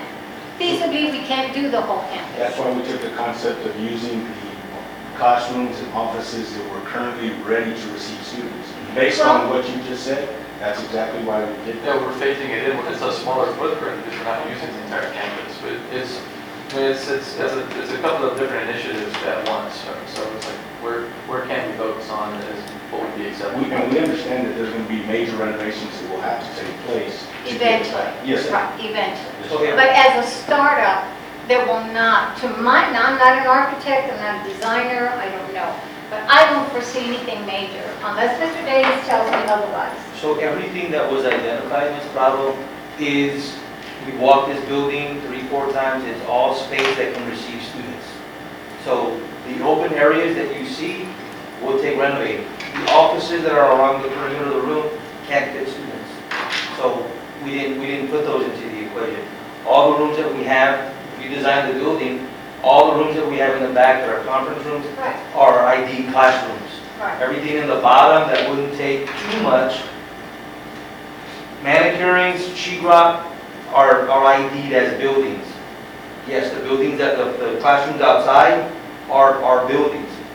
The building has 2 open areas that, yeah, could it be cooperative classrooms, could it be something? The answer is yes, but it's gonna take some type of partition, some type of something, right? I mean, but to move in kids today, we have space where we can receive them today in this building as well as the external part of the building. So yes, everything that we looked at takes all that into consideration. Right. So, I mean, and we were looking at about 25 to 30 kids per classroom, which is average. Okay. Which is So average. the directive, let me remind everybody, is to reopen the West Campus High School. This is the high school, not the lab, the high school. The lab is specifically for the lab. So here is where these 150 or 195 kids should have classroom space. And according to Mr. Davis, the I call it cubicle city because it's all cubicle world up there. Right here, right across the hall. Yes. It's all partitioned, it's all cubicle. That can be made into classrooms Sure. to accommodate these kids. Why do you want to stick them out in the lab? Put them there, and it's something that can be done fairly quickly. Doesn't Well, take much time. It could, it's also going to involve money. Absolutely, and So, I we mean, understand that's- that. We're not just asking for things and not taking into consideration that we have a budget. Our goal is to do this with current revenues to not to exceed the 3-month operating fund balance that we must have according to state. That's going to be intact. That's not going to change. We're committed to that. So we also know how much money we have to work with. So we're not going to just go out there and spend hundreds and hundreds of thousands of dollars. We want to do it efficiently and effectively and in a timely basis. So yes, it's doable, but the whole thing is here, in this building. There are rooms in this building. And there's, you can also do partitions there to accommodate the classroom. Sure. Well, I don't But understand. I mean, I don't know, we want partitions as actual Well, classrooms. We it's don't want a been done, temporary the high approach. school used to have it before. But is that okay? Yeah, absolutely. I don't know. If we're gonna invest in a building. Mr. Nava, excuse me. If anybody can tell you if it's okay, it's Mr. Davis. Sure. What are we're talking about temporary partitioning? I think that, can we build what we need to build given a directive? Yeah, I do permanent partitioning because it's cheaper than the temporary, but yeah, we can take it back up to classrooms like it was originally. Probably do it in a couple of months. In other words, after school. How many months? It's after school. If the board were to decide they wanted to do it and pass it this month or in May, we could probably get it done in time for classes. Not easy. Okay, I'll get off my soapbox. I think I've made my point. So are you want to roll away from the concept of having the West Campus not be 001 and it have its own unique ID code again? It's gonna, West Campus will not be a recognized high school until all of the grade labels are phased in. You know that yourself. You can't call it a high school when you only have ninth graders in there. Can't you phase it in? It's a phase-in process. You can phase it in. You can start off high school just after. What would be the benefit of that? Well, I think it's the opposite. That's the idea. Is if it becomes its own high school, we're going to have UIL implications that would be difficult to deal with as far as students in the competition side, but then we're going to be lowering our service or reducing our services as far as not being able to offer as many classes to them. Right? Well, that's certainly not up for discussion. We're not going to eliminate services or electives, or we're not going to do that. So I prefer that we don't even mention that. I think the part that we're stuck at is, I think Mr. Nava mentioned it last week or a couple meetings before, is we need a collaborative effort from the principal at the high school to accommodate the schedule. I mean, if we're just stuck on A, B, and we're not going to do anything about that, then me as a parent, that's not being accommodated. That's not affording every student an opportunity to have, all the students, to have the same opportunity. If we're just locked into AB, no matter what, even though gentlemen here have said that that's more expensive, from a budget committee perspective, that's something that we want to identify and say, if it costs $1 million more to just be stuck on an AB schedule, then that's something that we probably should have looked at, or that we need to look at. And then let me take off that hat and put on my parent hat, right? That lives in 78242 up the street. If you're going to tell my community, if I'm a community member, and you're going to tell me that you're going to open West Campus and you're going to stick these kids in that lab, that's not going to gain trust. That's not going to be positive. And I can assure you that that's going to be the case. That's a travesty. That's a slap in the face. Now I'm talking as a community member now. Okay, if we're going to open up, if you want to put West Campus High School in that small building and cram everybody in there and just refuse to make any type of consideration or accommodations with the schedule from the high school, I mean, to me, it's basic. This is how I see it. The high school has AP schedule, but the middle schools have 8 periods. I don't know where the efficiency is or isn't in that, but if I'm looking, we've been talking about streamlining everything, then I would tend to think that would be one of the things that we want to look at, right? If all the middle schools are at 8-period schedules, then why isn't the high school at 8-period schedule?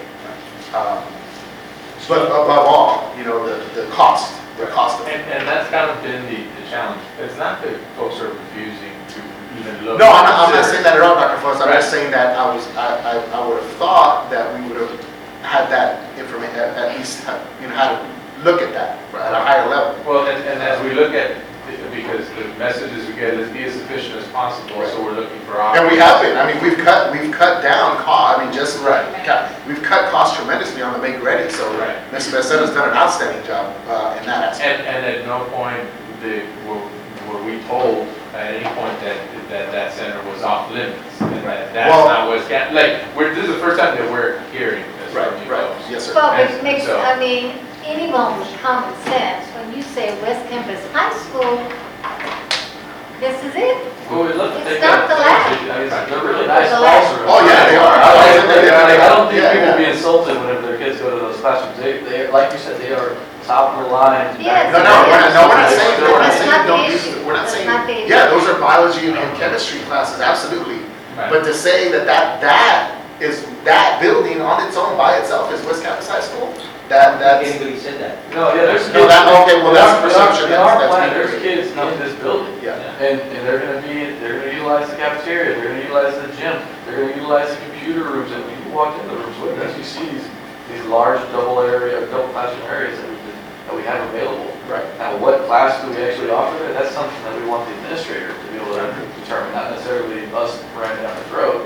Where we put the library, where, that type of stuff, we're open for all that. Now, there's kids in this building. They're probably, And the they problem can even is- debate in this room probably.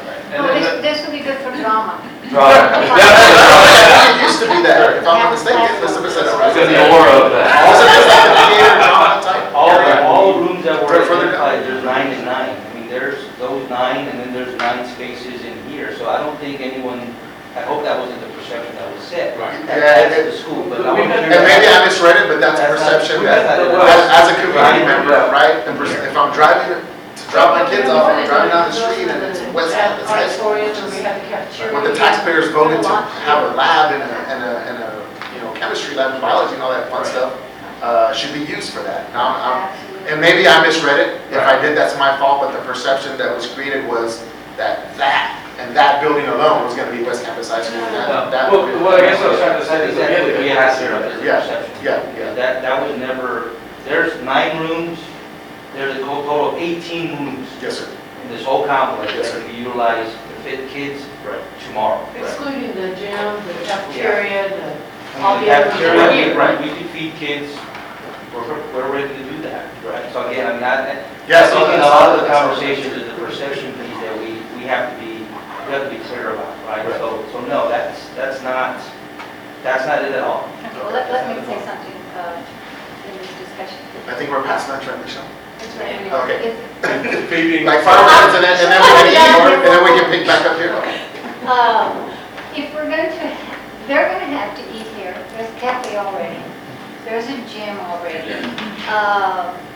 You have beautiful computer labs. I think you have 2 humongous computer labs that are already in place. This building is ready. There's no doubt in my mind. There's not a major construction project that needs to take place in this building. Nothing. Maybe partitions, I don't know. But if everything the kids are going to be doing and taking is in this building, they should be in this building. And that science lab should be a science lab. So everything is here. And for those kids that take science, you just go across the street. But if everything else here, if PE, if the cafeteria, if the computer lab, whatever's going to be offered is here, they should be in here. And they should not be in here and there. And the kids should be together in an open area. They shouldn't be scattered all over. Why are we putting them in the basement? My gosh, this is a beautiful building. Let them have it. That's me. Let them have it. I'm ready for lunch. Before we leave there, I have a technical question. Yes, sir. So in the you obviously don't know what you said necessarily, we need to find out. In the 2007 bond, when we remodeled, did we change air conditioning? Because that is going to be an impact on building partitions in a large room. Yes, it is. And so, and that's going to be a cost that would have to figure into. All these areas that we've turned into large areas, if we reconfigure the air conditioning, then it's going to be a cost to come back to that. And I think Mr. Davis. Got to rerun that. We have to rerun back to service the G engine, right? Right. And then as to efficiency, Remodeling the timelines. as Hold on, to, Mr. Nava, I think Dr. Robles talking. I'm sorry? Mr. Gruppel was about to say something. Yeah. Okay. I didn't say anything. I'm sorry if I said something, as to efficiency, the AB block is 8 periods, 4 one day, 4 days. Typically, teachers teach 3 of 4 for a total of 6 of 8. Typically, when you have an 8-period day as your junior high, middle school, teachers teach 7. That's what they do here. 7 is more efficient than 8. So it's not just the number of periods you're considering, it's the number of periods where the teacher is teaching class or prep. Sometimes people overlook that. 3/4 versus 87. It's just the percentage. 7 out of 8 is 87.5%, 6 out of 8 is 75%. We did a staffing study at a high school this year with 8 periods, and teachers taught 5 classes on average.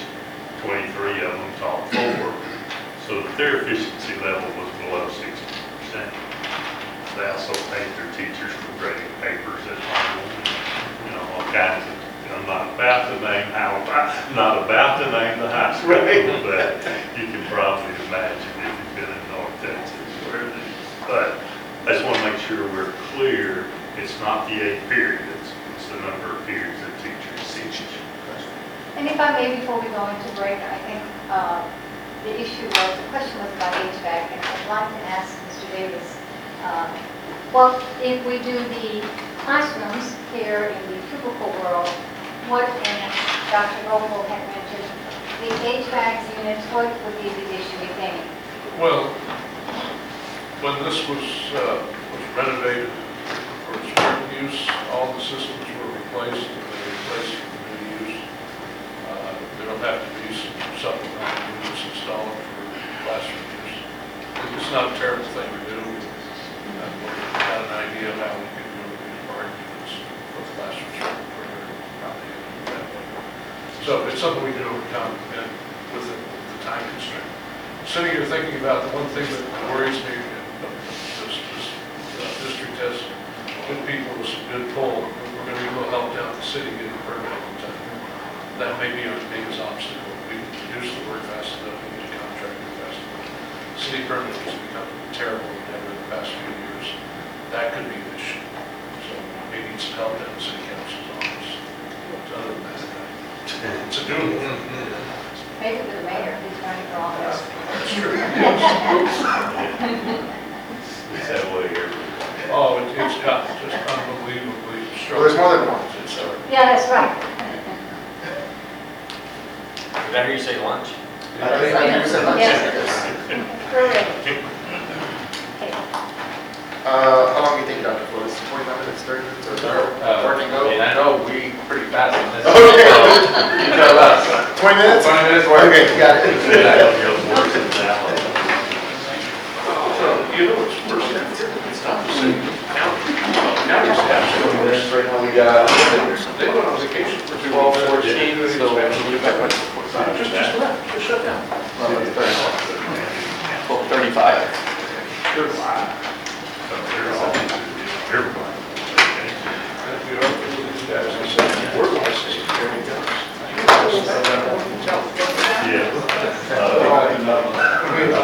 Jay, can you get on the line? This one. Yeah, no, I got So what we want to do is vibrate. Let's do. look at that. Get those guys. Yeah, we're taking a lunch break this time. I'll pick back 20 minutes. And then we can use this, when we finish, we can move this to, You're getting good. so if it takes Yeah, an extra 3 months or something. Better work. I can ask. Yeah, so we've got You were not good. Okay. Well, I just don't want to do stuff twice. I don't blame you, and if there's an alternative to a rush that gets you to the same end result, that's always preferable. You know, you do need some large open spaces like the library and the cubicle area. Right. We don't have to do as much partitioning if that's where you put the library. There's a lot of room. Well, in some respects, what we should do, what I think we should do is go back to the full design, Okay. all right? And then figure out how to. Yeah. Okay, go back to the full completed design, get that done, get that approved and all this other stuff. Pretty much have this. Right, so, and then we kind of cut it up into pieces and phase it. Well, but normally you want to build classrooms that you're not going to be using this first space. Because then you don't want to. Got 18 classrooms for 180 kids, we're good. Classrooms that are not being used. We got 18 classrooms for 180 kids. We're fine. That science building over there, as I recall, I did that like 12 years ago or something, it's as fresh as it used to be. It's 4 laboratories, each served by 2 classrooms. Right. There was another way of doing it back then, those classrooms were probably 750 square feet. So it's got 8 classrooms, right? Yeah, So we got 4 labs, 4 classrooms, we got 8. but half of those support labs. So half of those you really can't begin to count, so now you're down to 4 classrooms. Right. All right, so we got 4 classrooms and we got 8 more. We're still good. And we can put some up in that area up here we talked about. We can get the library up there as well. If I can put the classrooms on the perimeter wall, like the air conditioning is easier to sell. And kind of block this out and do this, so we can do the construction in the good time, and kind of stay away, but phase this in a way that we do it in chunks. You know, if you get the library up there and the admin up there, and in some of the classrooms, that really does build the heart of the campus. The heart of the campus would be in this building. Absolutely. And then you'd have you'd have 4 support classrooms in the science building. This is big enough for a library for 180 kids. The library used to be up here. Right. Put it back where it used to be. So, I mean, we've got the space. So what we, We have plenty of space. There's in so much terms of empty space in planning here. it, now we It isn't should even funny. figure out what the final is and then work back to say, so we do start at Part of once. the trick here is we need to identify what we're going to do with that cubicle area so we can start permitting. Yeah.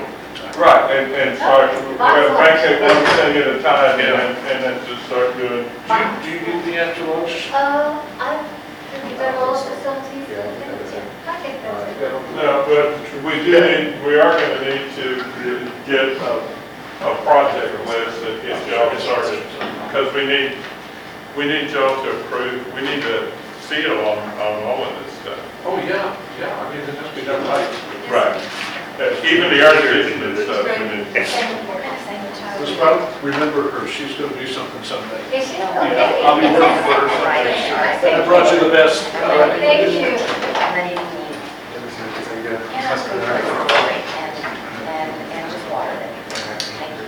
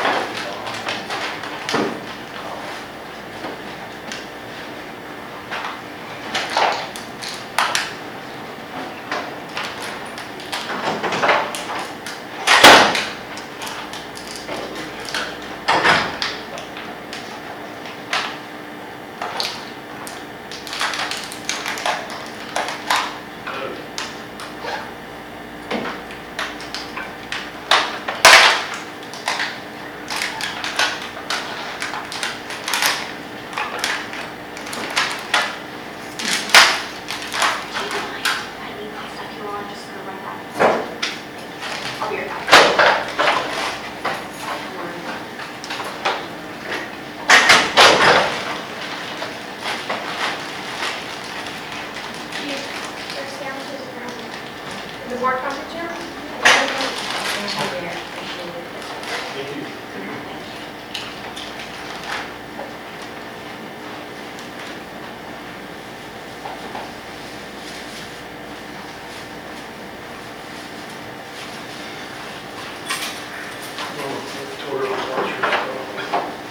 I'll be really short.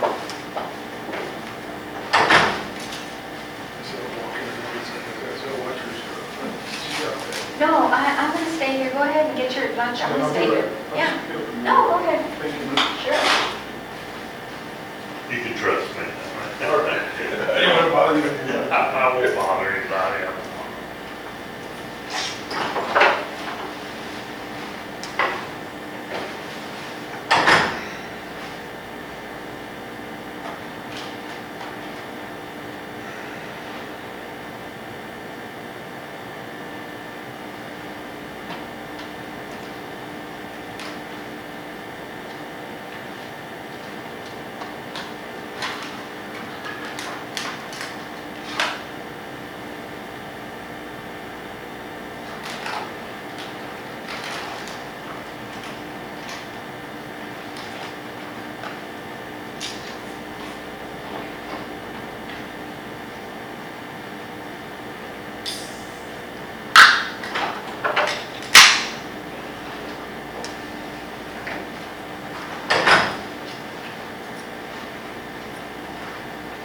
Have you already get your sanitary?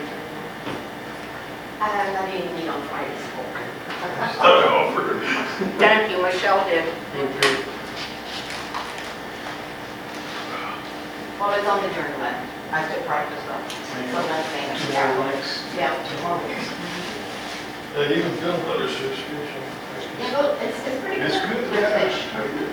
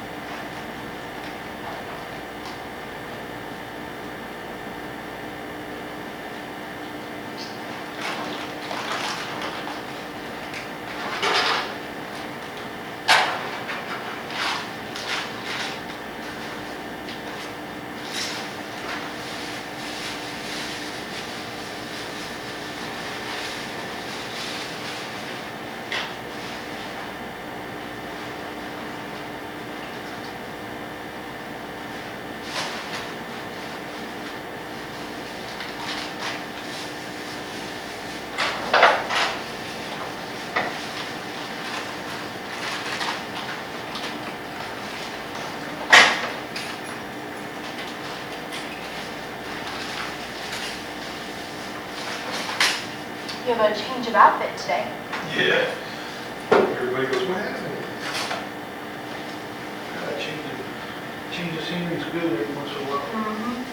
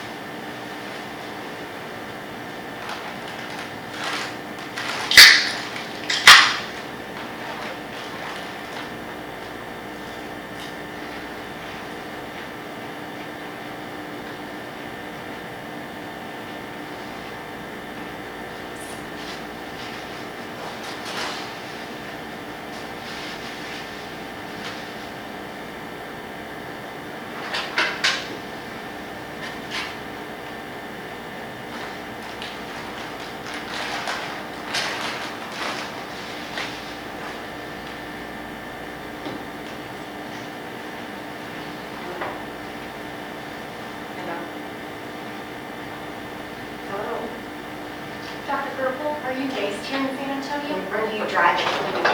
No,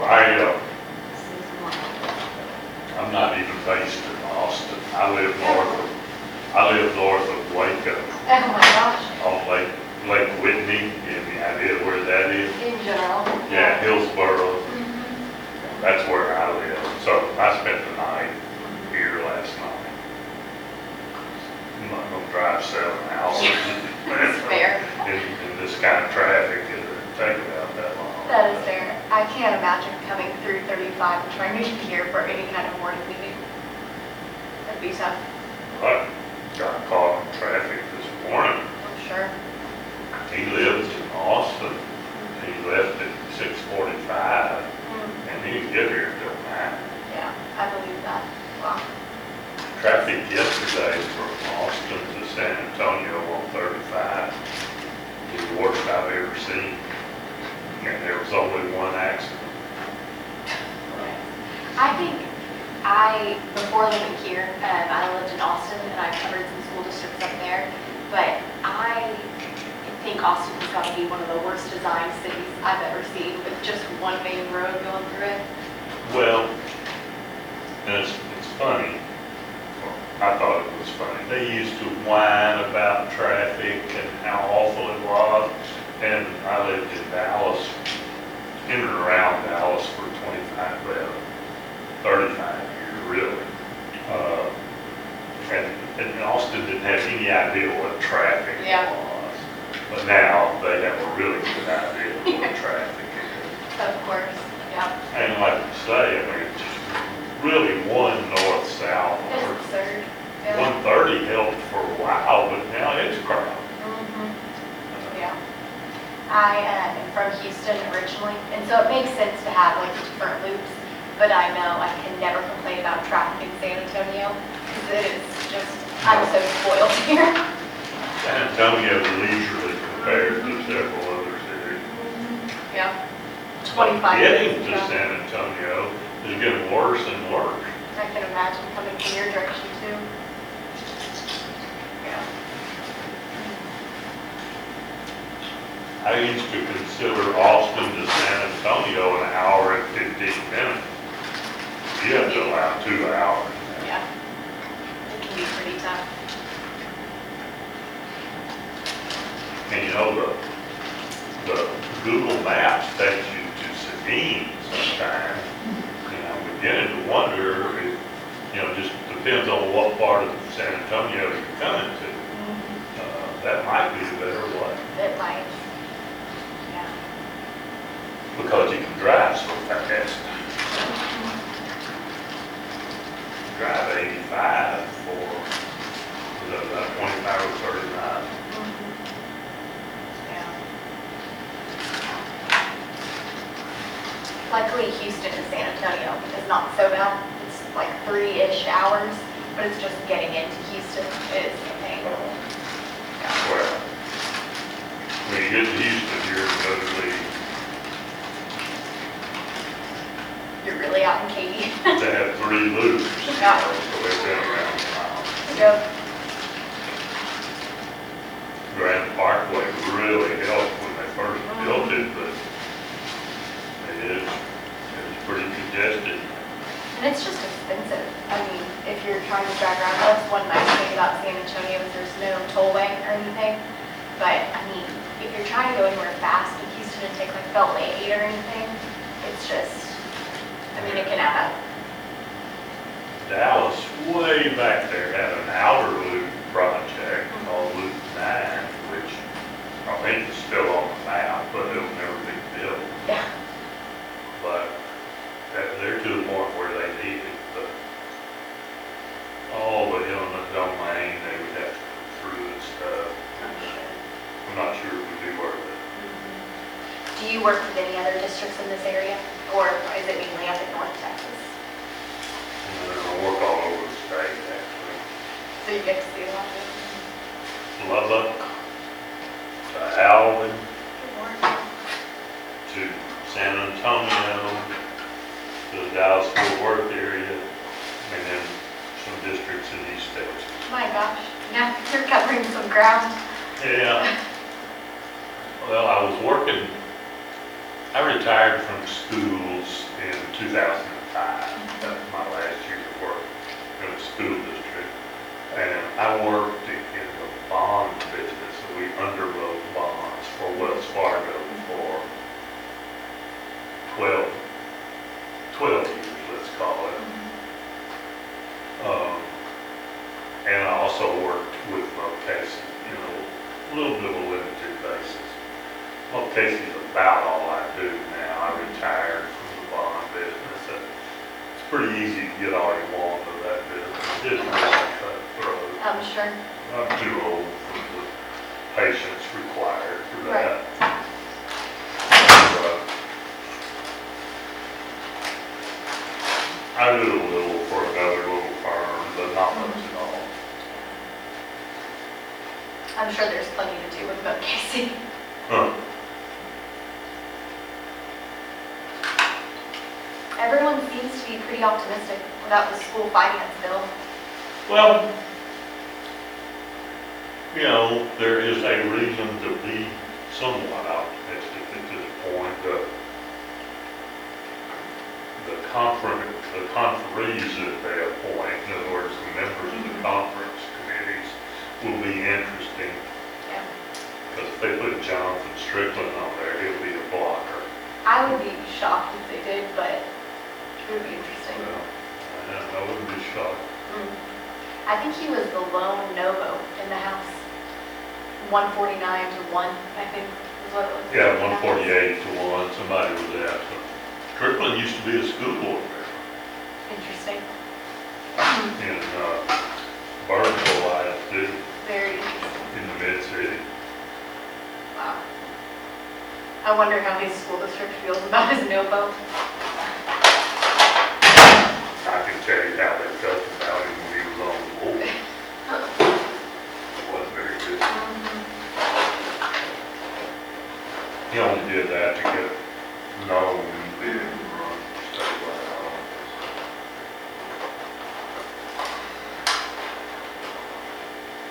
But that, that'll take and reasonably so. I mean, it's a $9 billion deal. That'll take some time to navigate through that. Yeah. I thought the House did a good thing. The Senate's version, says teachers and librarians. Yeah. All you're doing is causing ill will. At that point. Most superintendents I talked to said that they feel obligated to offer something than to any other. You have to. Yeah. That's the thing.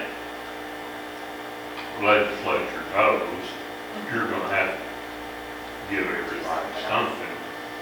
So they also know that you'll find a way to do it out of other funds. And you will. That's far from the first time that has happened. It used to be, what was it? Teachers, librarians, counselors, and somebody else were protected class. I don't remember the group. But they were the ones that were guaranteed raises. No, everyone but admin, I think I saw Mhm. this version. But they'll get some.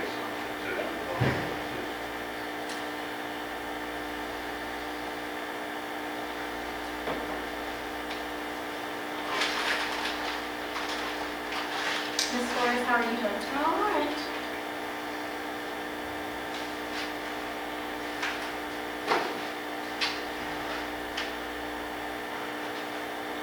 So now, I'm sorry, but were you the one that called me?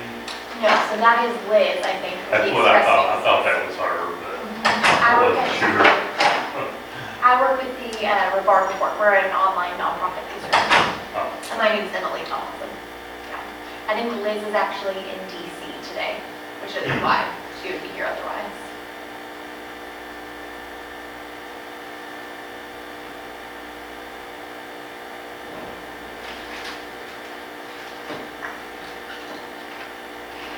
I called her and I said, call her back. I said, okay, a guy's gonna call me in 5 minutes. You have 5 minutes. The only reason I called you, because you're probably on deadline, so I try to respect that. And it's always appreciated. Sorry, we talked to tour. Absolutely. I'm gonna grab a lunch.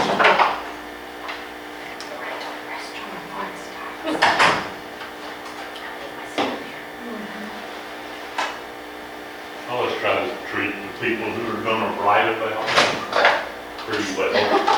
It's very appreciated. I learned long ago about better things when they like you than when they don't like you. Well, it's not supposed to make a difference, but But they're it is humans. much appreciated. And it makes longer meetings kind of nicer too, if you're always seeing the same people over and over Yeah, again. yeah, sure. And I happen to like to talk nicely to people as opposed to beating the table. That is much appreciated.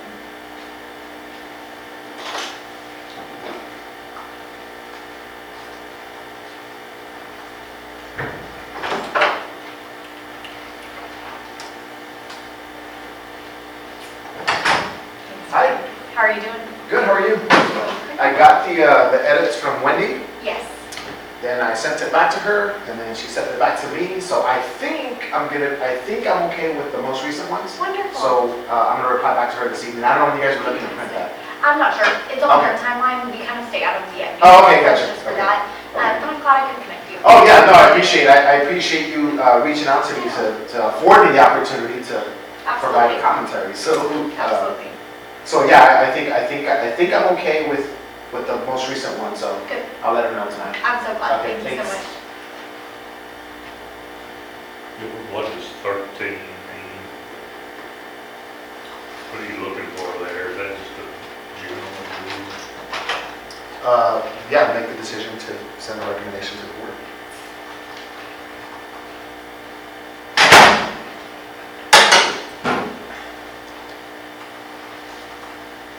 So, clarify, yeah, I thought I did. Has the board not voted officially? No, that was a big misrepresentation of our last board meeting where, Well, that's what I was. for some reason, the media thought that we, that we voted to open campuses when we didn't. No, that official vote has not taken place because the budget committee hasn't completed on the recommendation. I see. Okay. It's always good to know. It is. Yep. If there's no way we voted for. What we voted for was not to consider the community center option. That's all. Right, that's what we voted.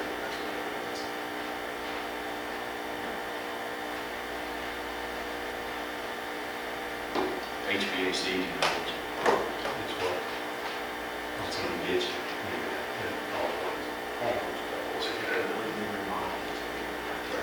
After a flood. Yeah, I've learned that. It's just- Yes, ma'am. We're ready. You want me to call them in? Or not yet? Well, a few more minutes. Okay. Saying it's just not as high as Oh, it didn't open it then? Oh, that long ago. 2007.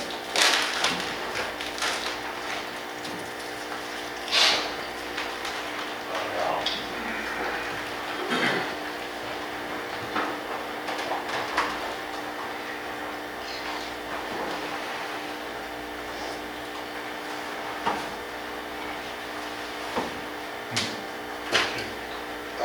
Any idea on, you guys may know, I saw a house pass HVAC. Any idea on the timeline for the Senate to take a vote? Tomorrow, maybe? May 24 or something like that. Well, just so you know, that, the same day that House Bill 3 passed in the House, Senate Bill 2 was moved to the intent calendar in the Senate. So what I'm assuming is that that was a pretty clear indication that in order for HB 3 to pass, HB 3 to pass, Senate Bill 2 has to pass. And what is that consist of? That's the property tax compression. Oh, okay. You would be next on the list. Yeah. Kevin is next I'll on the waiver list. being, no. Take care. I'll contact them because I have Kevin said we could get started without, I was like, you're next on the list. Thank you. He's still. Oh, is he next? Oh, okay. Yeah. I mean, he's on his way, he knows, he's just waiting out. Yes, sir. Did any of you talk to him? I actually gave a short for that. I think I left my service downstairs. No, I didn't see it. I'm good right now. You did that? I heard of it. Yeah. Already got to.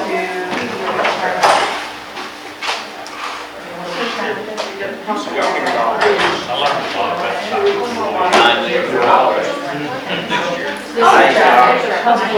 Maybe I learned how Here's the new side by side. Yeah, it's over at two, that's the first year, right? And then it's like a 2-year plan. Oh, it's for the, How much, I did. About 9. Oh, yes. you've seen it? It just came out today. Well, The new side by side. You want some lunch? You saw it today? Well, we have that. We have some. I thought I saw it, but. Oh, you did? Thank you. That's that.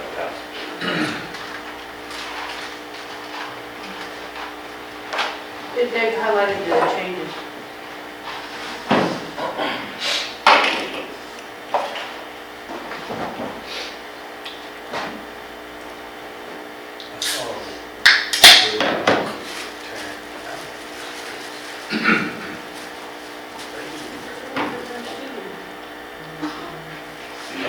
Could have finished eating.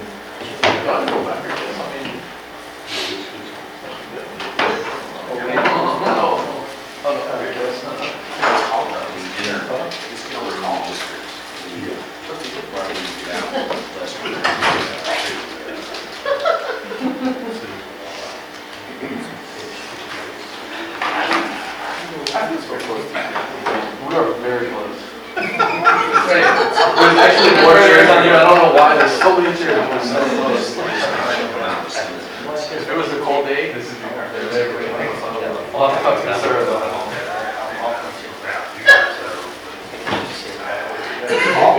Absolutely. We're gonna have to get Talking to you. architect seal bills.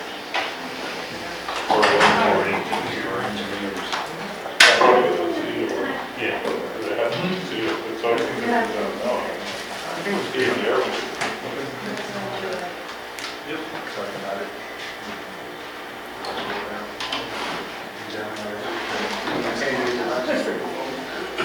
Okay, we're ready. Yeah, GDA coming?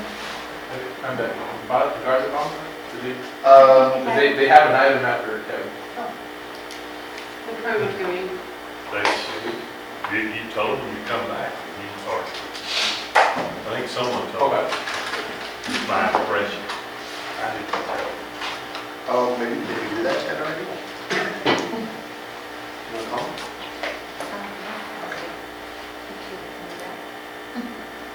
You give it to lunch?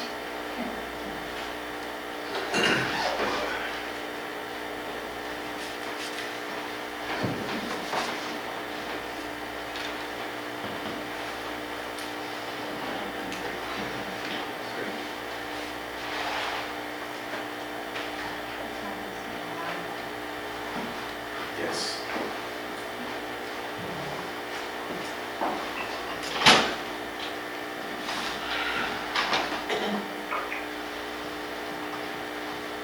Are we back? We're getting there, A man. few more minutes. We lost some presenters. We have an architect's mobile phone. Yeah. Oh. Oh, it's, yeah, that's true also. She's on. Okay, thank you.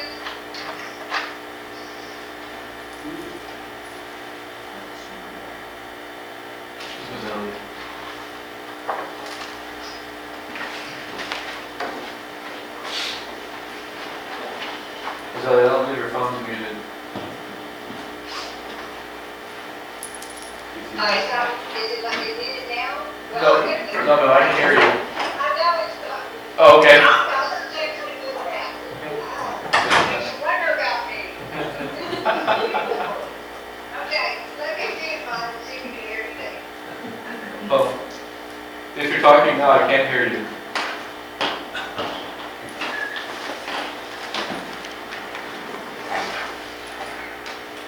And we're not talking, so you're still on the line. We're not talking, so you can't hear us. Yeah, exactly. Background music? Well, yeah. So I said you couldn't hear me when I was talking. You did really good. We're gonna act like we didn't hear you. No, it definitely is, just act like it. Okay. All right, going back to the music. I can't hear you. Oh, wait, I can hear you. I'm now lost. Okay. That's that.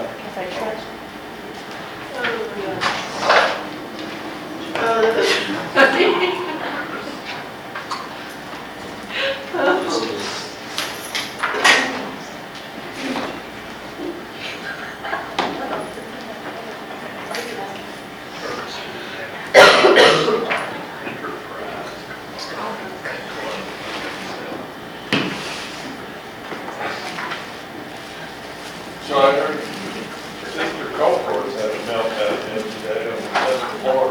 He did, What was the deal, Joe, on that one? She was trying to make it harder to do eminent domain for pipeline companies and stuff. And she apparently thought she had something done, and it turned out she did. She lost on the Senate floor, and much to her surprise and chagrin, which she shared with the group. They left her hanging. That is unsenatorial. So she didn't win friends and influence people in that process, but that's kind of her style. we've all heard the term drop the mic.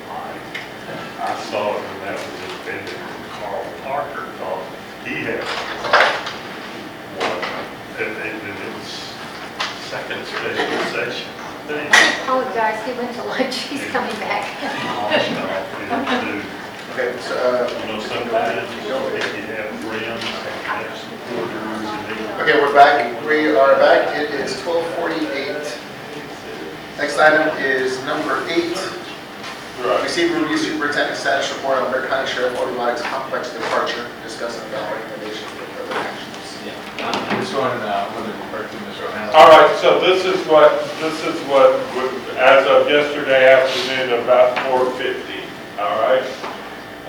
That we are dealing, as we must, because we got a response from the district attorney's office. The district attorney's office has a civil division, so it's the county's lawyers. It's not like the DA's office, like a criminal thing. But we're dealing with somebody over there. They don't have complete control over the sheriff's department. But what he has told the sheriff's department was that April 15th was a hard date. He says that they understand that. He's informed of that. They're working to do it. They may need a few extra days, but they think they're going to be in compliance sometime within a few days after the April 15th deadline. So we'll have it back sometime in the next couple of weeks. And that, as a result, we have not stepped foot on that facility. No, we've done this. So we stepped in and, like I said, you start dealing with lawyers, but that lawyer doesn't work for the sheriff's department, so he's got a client management problem a little bit, so they've got to work it out. So staff cannot enter that building until they've completely moved down? They're working to get out and vacate the premises in terms of what's on there. I've not been, I don't think we've been through that. But I was going to give them a little time to get out, and then sometime we need to send somebody over there and take a look and see what kind of state they've left it in.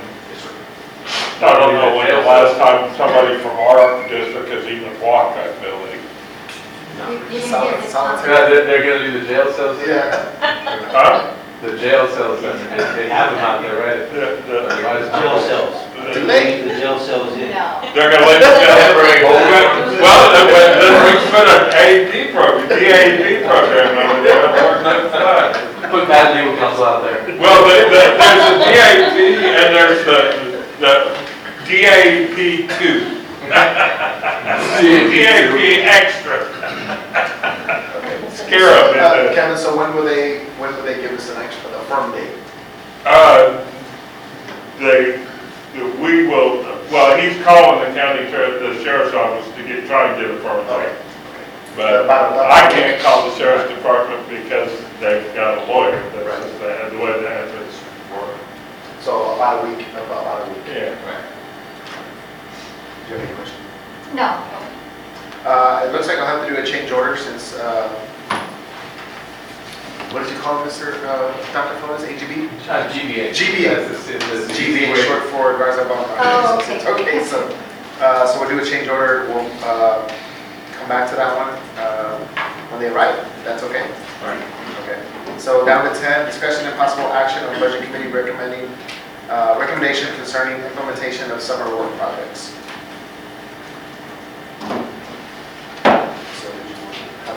I think, obviously, once the plan is finalized and the money is allocated, whatever's available, then the projects will start right away, especially if the buildings that are empty.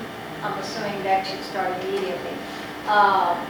Dr. Pelosi, if there's any summer projects that as the district, because every year at the end of the school year, everyone comes in, teachers are gone, and everyone comes in and waxes the floors and gets the buildings cleaned and things like that. So if there's a list of summer projects that you foresee your staff is going to be doing, I think it'd be good to have that available. And if there's any cost assigned to it to prepare all the campuses for the following year, we need to know. So we're looking at how much money is that going to take. We'll be bringing that to you. Okay, I think that'd be good to have.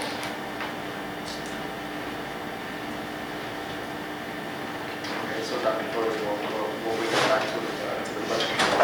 That was the Well, I think that can just come to the full board To for the board, approval, okay. right? Let me stick my lawyer nose in there Yes, sir. just for a second, which is, if that projects are over $50,000, then we need professional architect approval. My understanding that we don't have staff, that we don't have an engineer on staff. We do? Who is that? So we can seal our own air conditioner repairs and all that other stuff. Sorry, sir. We can seal our own specs for that. Yes. That's what I'm trying to get lined up, is how we go about getting the specifications out so that they're. We have three, Kevin, on the right, we have three engineers that we have access to, that we do like a consult, the entire pool of professional services. Okay. So we need to get that list done so that we can get the specs up, so we can get it bid, so we can get. I'm just trying to stick in that we need a certification. If we've got in-house staff, then that's good. And I guess, just to reiterate, the list of projects that we're looking at are the list of make-ready projects for all the campuses for the next school year. That's the list. We're not looking at major construction issues at this time. Right now, because the staff is going to need help in getting these things ready for the next school year. Right, but what I'm saying is like the air conditioner replacements, Right. okay, are enough to where I've got to have a seal on the specs that go out to bid before we do that. I just want to make sure that we've got somebody to do that. Yes, That's all, so that we can get started. Okay. We're already moving in that direction to get those specs. Huh? We're already moving in that direction to get the specs. Okay, so that's all. I'm just trying to lay down make sure that we check that box in terms of the, because it's a legal requirement. I was thinking like Ms. Prado's summer work project, meaning campus cleaning, classroom cleaning, that kind of stuff. That stuff doesn't need to be sealed, but the paint jobs don't need to be sealed. But if you start doing air conditioner repairs or change upgrade the electric, do the gym or whatever the stuff, then we need architect certification or engineers. Already got that. Okay, cool.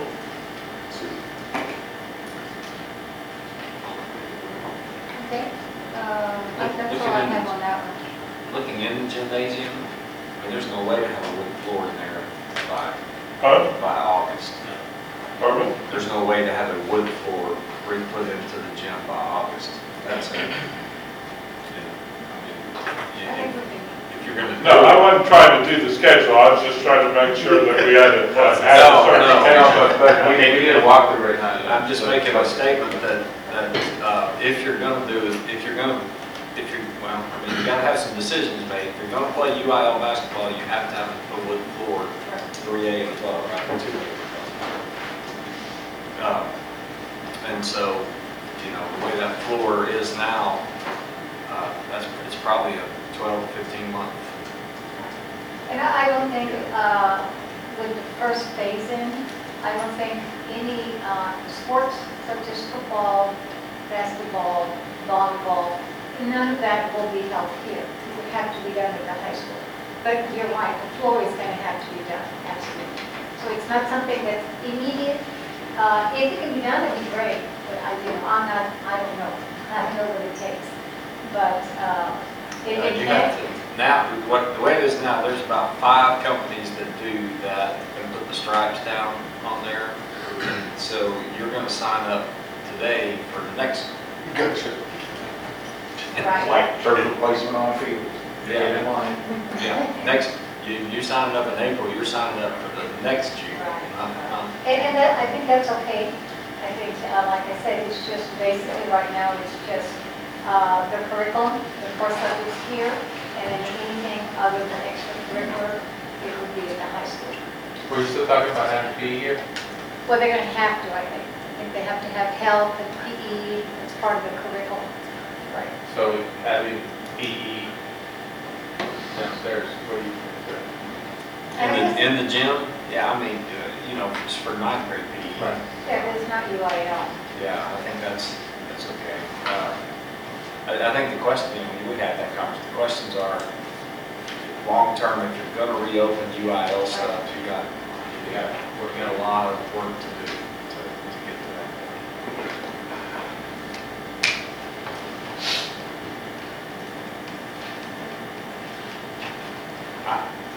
I'll say it, y'all can't say this, I'll say it, how's that? None of y'all can say this, but only Dr. Trouble and myself. But if you're gonna open a second high school, then you ought to take advantage of it, that UIL wise. And, right? Everybody understand what I'm saying? If you need any consulting, we've all done it. But get out of that 6A, get to 5A with one of them.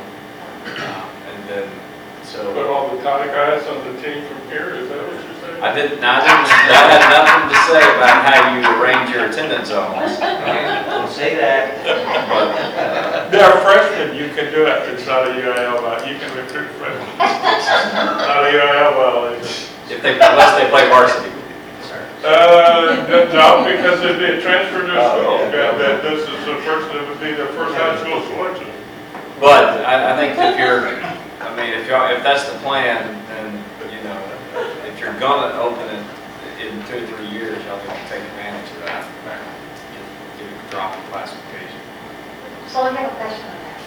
I think, and Dr. Flores, correct me if I'm wrong, the classification right now, we will still be 6A this coming fall, right? Right, because if That's we keep the okay. same number, it's not too separate, it's not considered two So separate. if there's any reclassification, it won't be until the 2021 school year?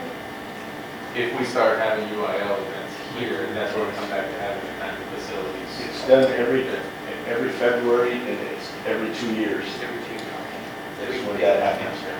So whatever, and I don't know if this is the first or second year.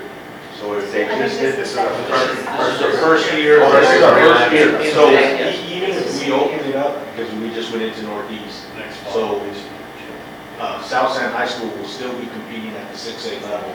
All next year. All of next year. They're 2-year alignments. Actually, 3 more years. So, Yeah, because then you have the realignment year that you stay committed and then. Yeah. And you'll have to work with your local, with your DEC and see if you can get your sub-varsities in, the second year or third year. But, just thinking it out, it should work out timing-wise, just right. With the realign. Yeah, to realign. It'll be next February when UIL Realign. Yeah. So is the reclassification and the UIL alignment go hand in hand? Correct. Yes, sir. Correct. Not on the same day, but it's. Right, but it's It's a year-long one goes with process. the other. Gotcha. You take the enrollment, that you report enrollment on the last Friday in October. That's They'll take the snapshot. terminal and all that, and then into January 1st and February, the realignments come. They put it in the blender, Yeah. see what comes out. That's exactly They right. actually put, and I think, do they still put pins on the map? They do. Put pins on the map, put rubber bands around the pins, that's how they formed the districts. wow. It is 2019. Based on your How they formed It is Jamie Harrison. so. He can't get much past Bill that. 40 was good before that. So since we're talking about UIL a little bit, what can we do in preparation for that? Nothing? Or, Oh, no, but these guys, they have all that. Oh, I mean, okay. there's nothing to do, but I mean, you just need to map out whatever the date is that you're gonna give that campus a separate campus number. okay. And obviously, you have pleasure drawing new boundaries. Yeah, if you're gonna be, but if you are gonna be open enrollment, that's okay. I mean, if you're gonna be open enrollment, then you gotta get some of those things settled, because they do have to declare, at 8th grade. Before you first go to high school, so you're good, where you are. Well, yeah, correct, it's where you And enroll. if you change after your 9th grade year, then you have to go to the DEC and get a approval for the transfer. To play varsity, Yeah. that's all varsity. If you don't, if you move, then you have to set up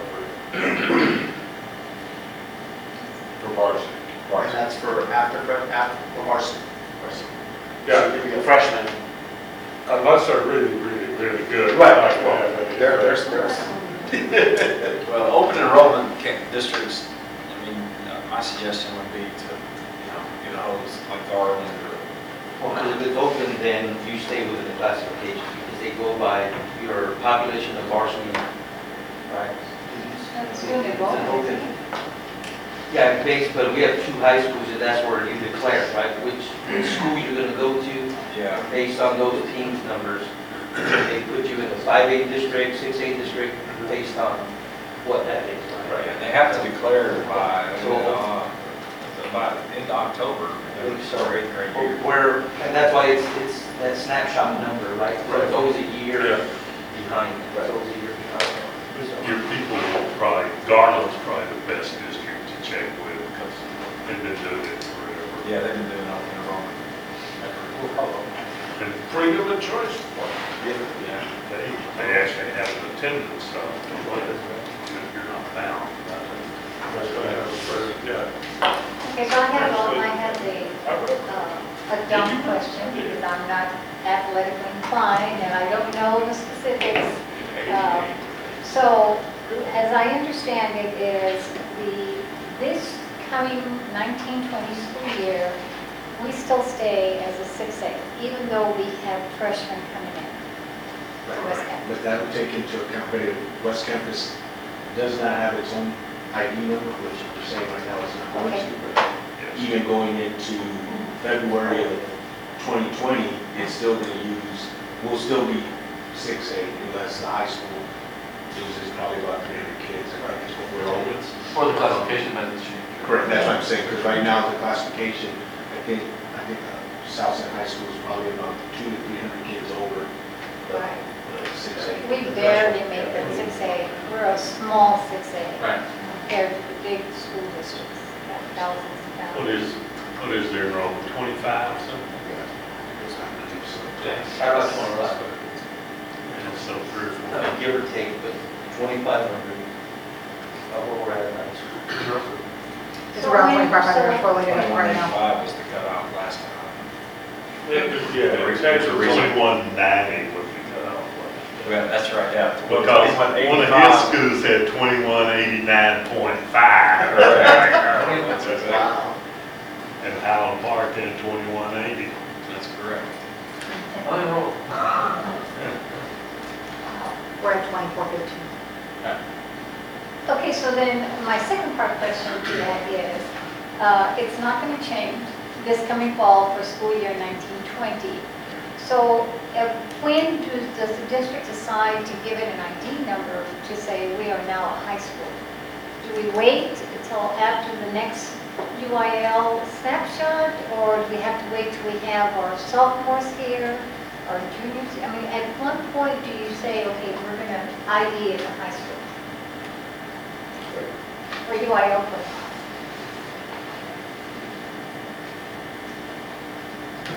Great question.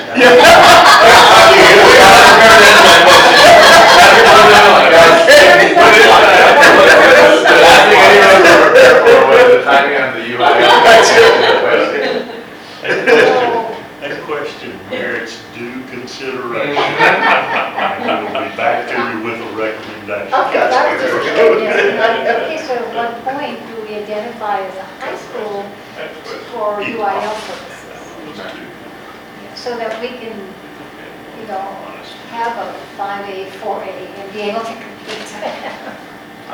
So I'm gonna give you my opinion, and Okay. that's because I've I opened, value your opinion. so I've opened some high schools and, you know, in a growing district. So and I did it completely wrong.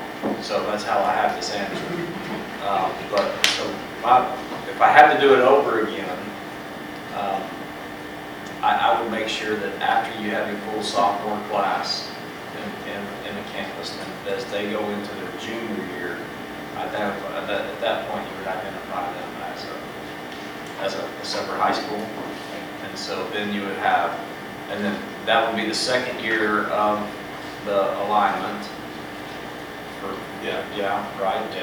for West Campus. And so you'd be playing with juniors. So you'd be playing with juniors but you're playing an outlaw schedule, you're going to beg them to play some JV games, you know, in the DEC, and then you would start your first full varsity year would be with a full 4 years with seniors. So in the junior year. Just Yeah. what we identify. Yeah, so not next year, not the next year, the following, third following. And I think by then you'll have a handle on who's here, who's not here, Right. and whether that's even a need. You know. I think you've answered. I value your opinion, so you've answered my question. I opened a couple high schools, and one of them, you need to step outside. It's too old. We can't talk any problem on this. And one of them, we opened all 4 years.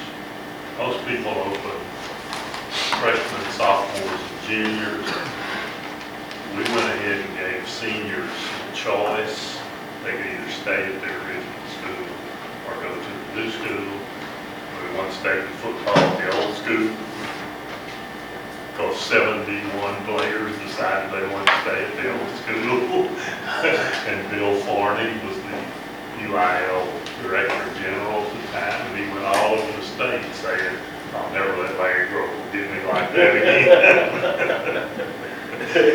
But I know this too, opening the 28th high school like we did in Dallas is nothing like opening the second high school. Right. Opening the second high school is one of the hardest challenges you ever face. I think AGB? GBA. GBA, AGB. It's because I'm looking at Artie Shrek's first. It's GBA. GBA is back on site, so we'll go back to item number 9 if that's okay with everybody. Discussion with district architects, Garza Baumgartner Associates, facility needs, potential projects, discuss and adopt recommendations for further actions. Mr. Chair, if I could. Yes, ma'am. Since we have Mr. Davis here with GBA, I'd like to ask him if he could share with us, listening to what you've heard so far and what the committee is looking at, Mr. Davis, can you give us some insight on what you see could be potential projects, to identify potential projects for us that we're going to have to work with? You're welcome to do that. I'm talking to you back. And I think probably your district staff is on top of all of this. It's just something we'd ask to double check. The buildings have been sitting vacant for a while. Athens and Case have been, Athens and Case in particular. So the mechanical systems need to be checked out. I know you checked it for air quality and mold, and that needs to be abated on. We need to make sure that the fire alarms are up to date and have current inspections on them. The water system's been turned off for a year and a half, or it hasn't been used for a year and a half, so the water in the lines needs to be flushed out. We probably need to do a potable water test on it just to be sure. In other words, it's all the life safety issues for the kids. if the fire alarm works, the water's safe to drink, and all the doors open and close, and the indoor air quality is okay, then after that, it's a matter of your instructor's paint, basically. Put your kids in the next day, if you want to, at that situation, and you can teach the school, it'll be safe. And those are the things that I suggest you check first. If you can do it in-house, great. If you can't, I've got the resources to come in and do a survey at each campus for that. I'll just do this pass through to you, it's not something I do to make money off of. But I can have all that checked for you if you like. Over here at West Campus, I need to check the certificate of occupancy and see what it says on it, whether it ever got changed from educational facilities or office facility. That could be something we just have to deal with. We deal with it. And as mentioned earlier, with some air conditioning issues, we got to solve it. I got some ideas on how to run out and some petitioning issues. But I mean, it's probably the biggest problem over here is going to be the permit. And with some help from the district, putting pressure on the right people, we can probably overcome that without any problem. The other campuses, that's maintenance work for the most part, whether it's flooring, ceiling, or paint, so the permit is not really an issue. We got both permits for it, but it's not something the city holds us up on. That kind of hit what we're talking about this problem.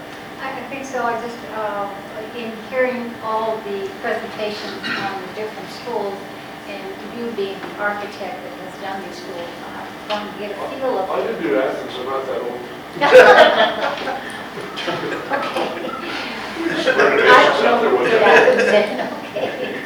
I am that old, but I don't know, I can't tell you who did that, because I wasn't here at the time.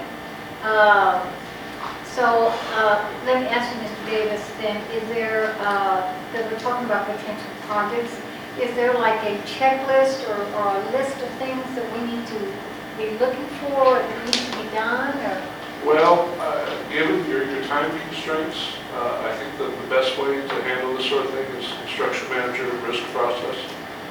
We can begin selecting that individual as soon as the board approves it. We get the paperwork out on the streets and request for proposals for already profit numbers, basically. And you could conceivably have that person in place within 3 weeks after you approve it. That's kind of right at the edge, but right at 3 weeks. You have to take it to the board has to approve it. You have to get your attorney to do a contract, you have to get his contract signed. If you're good with your attorneys, figure out a way for that. So a month after the day the board approves the job, you could have somebody in place. Then, I'm kind of thinking my way through this because what I know is basically what I've heard. We probably end up doing it in smaller packages, sort of like a fast track job. So as we get work prepared, we would issue that work to the contractor for him to do subcontractor pricing and get work on it. So we keep feeding the work as quickly as we can. It's only got a few months to do this. The board would probably be best if they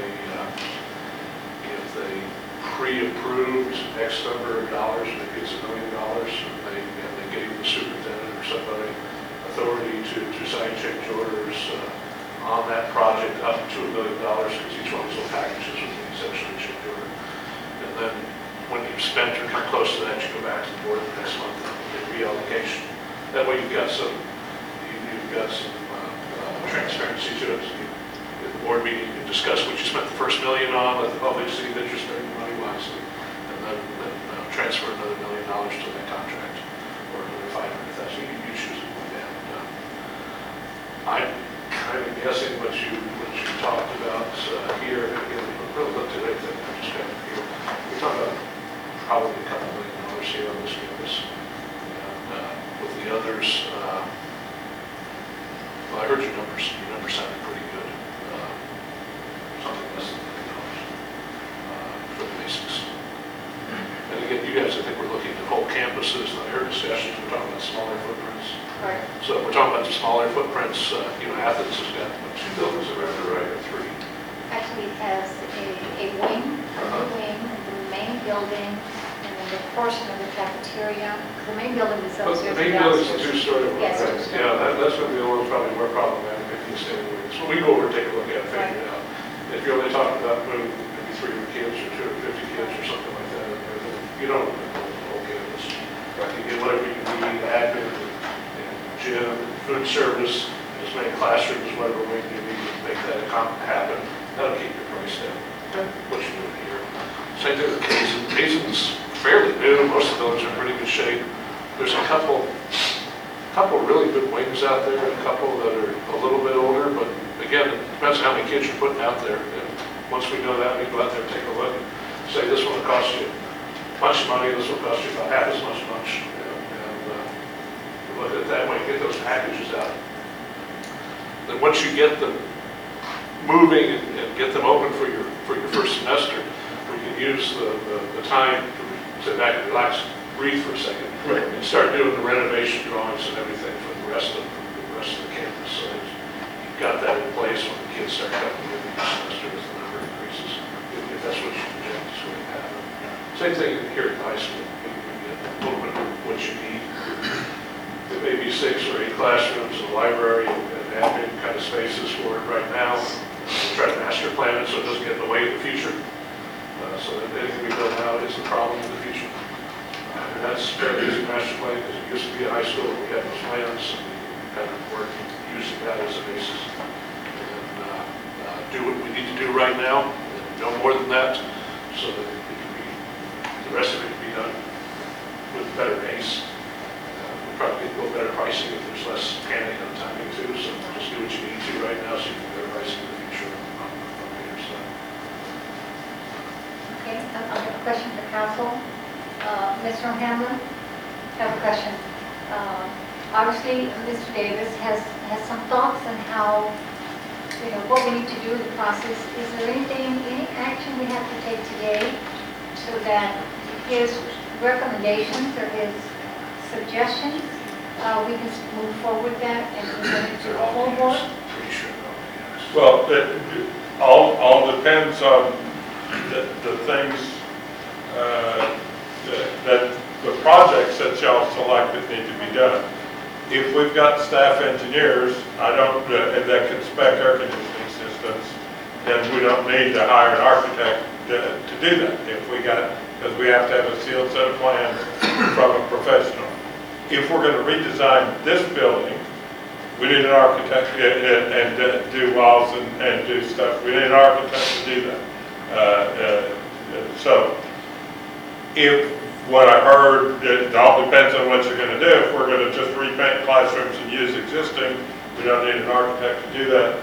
If we're going to redo the cubicles and things of that nature and start redesigning this building, then we need an architect to do that.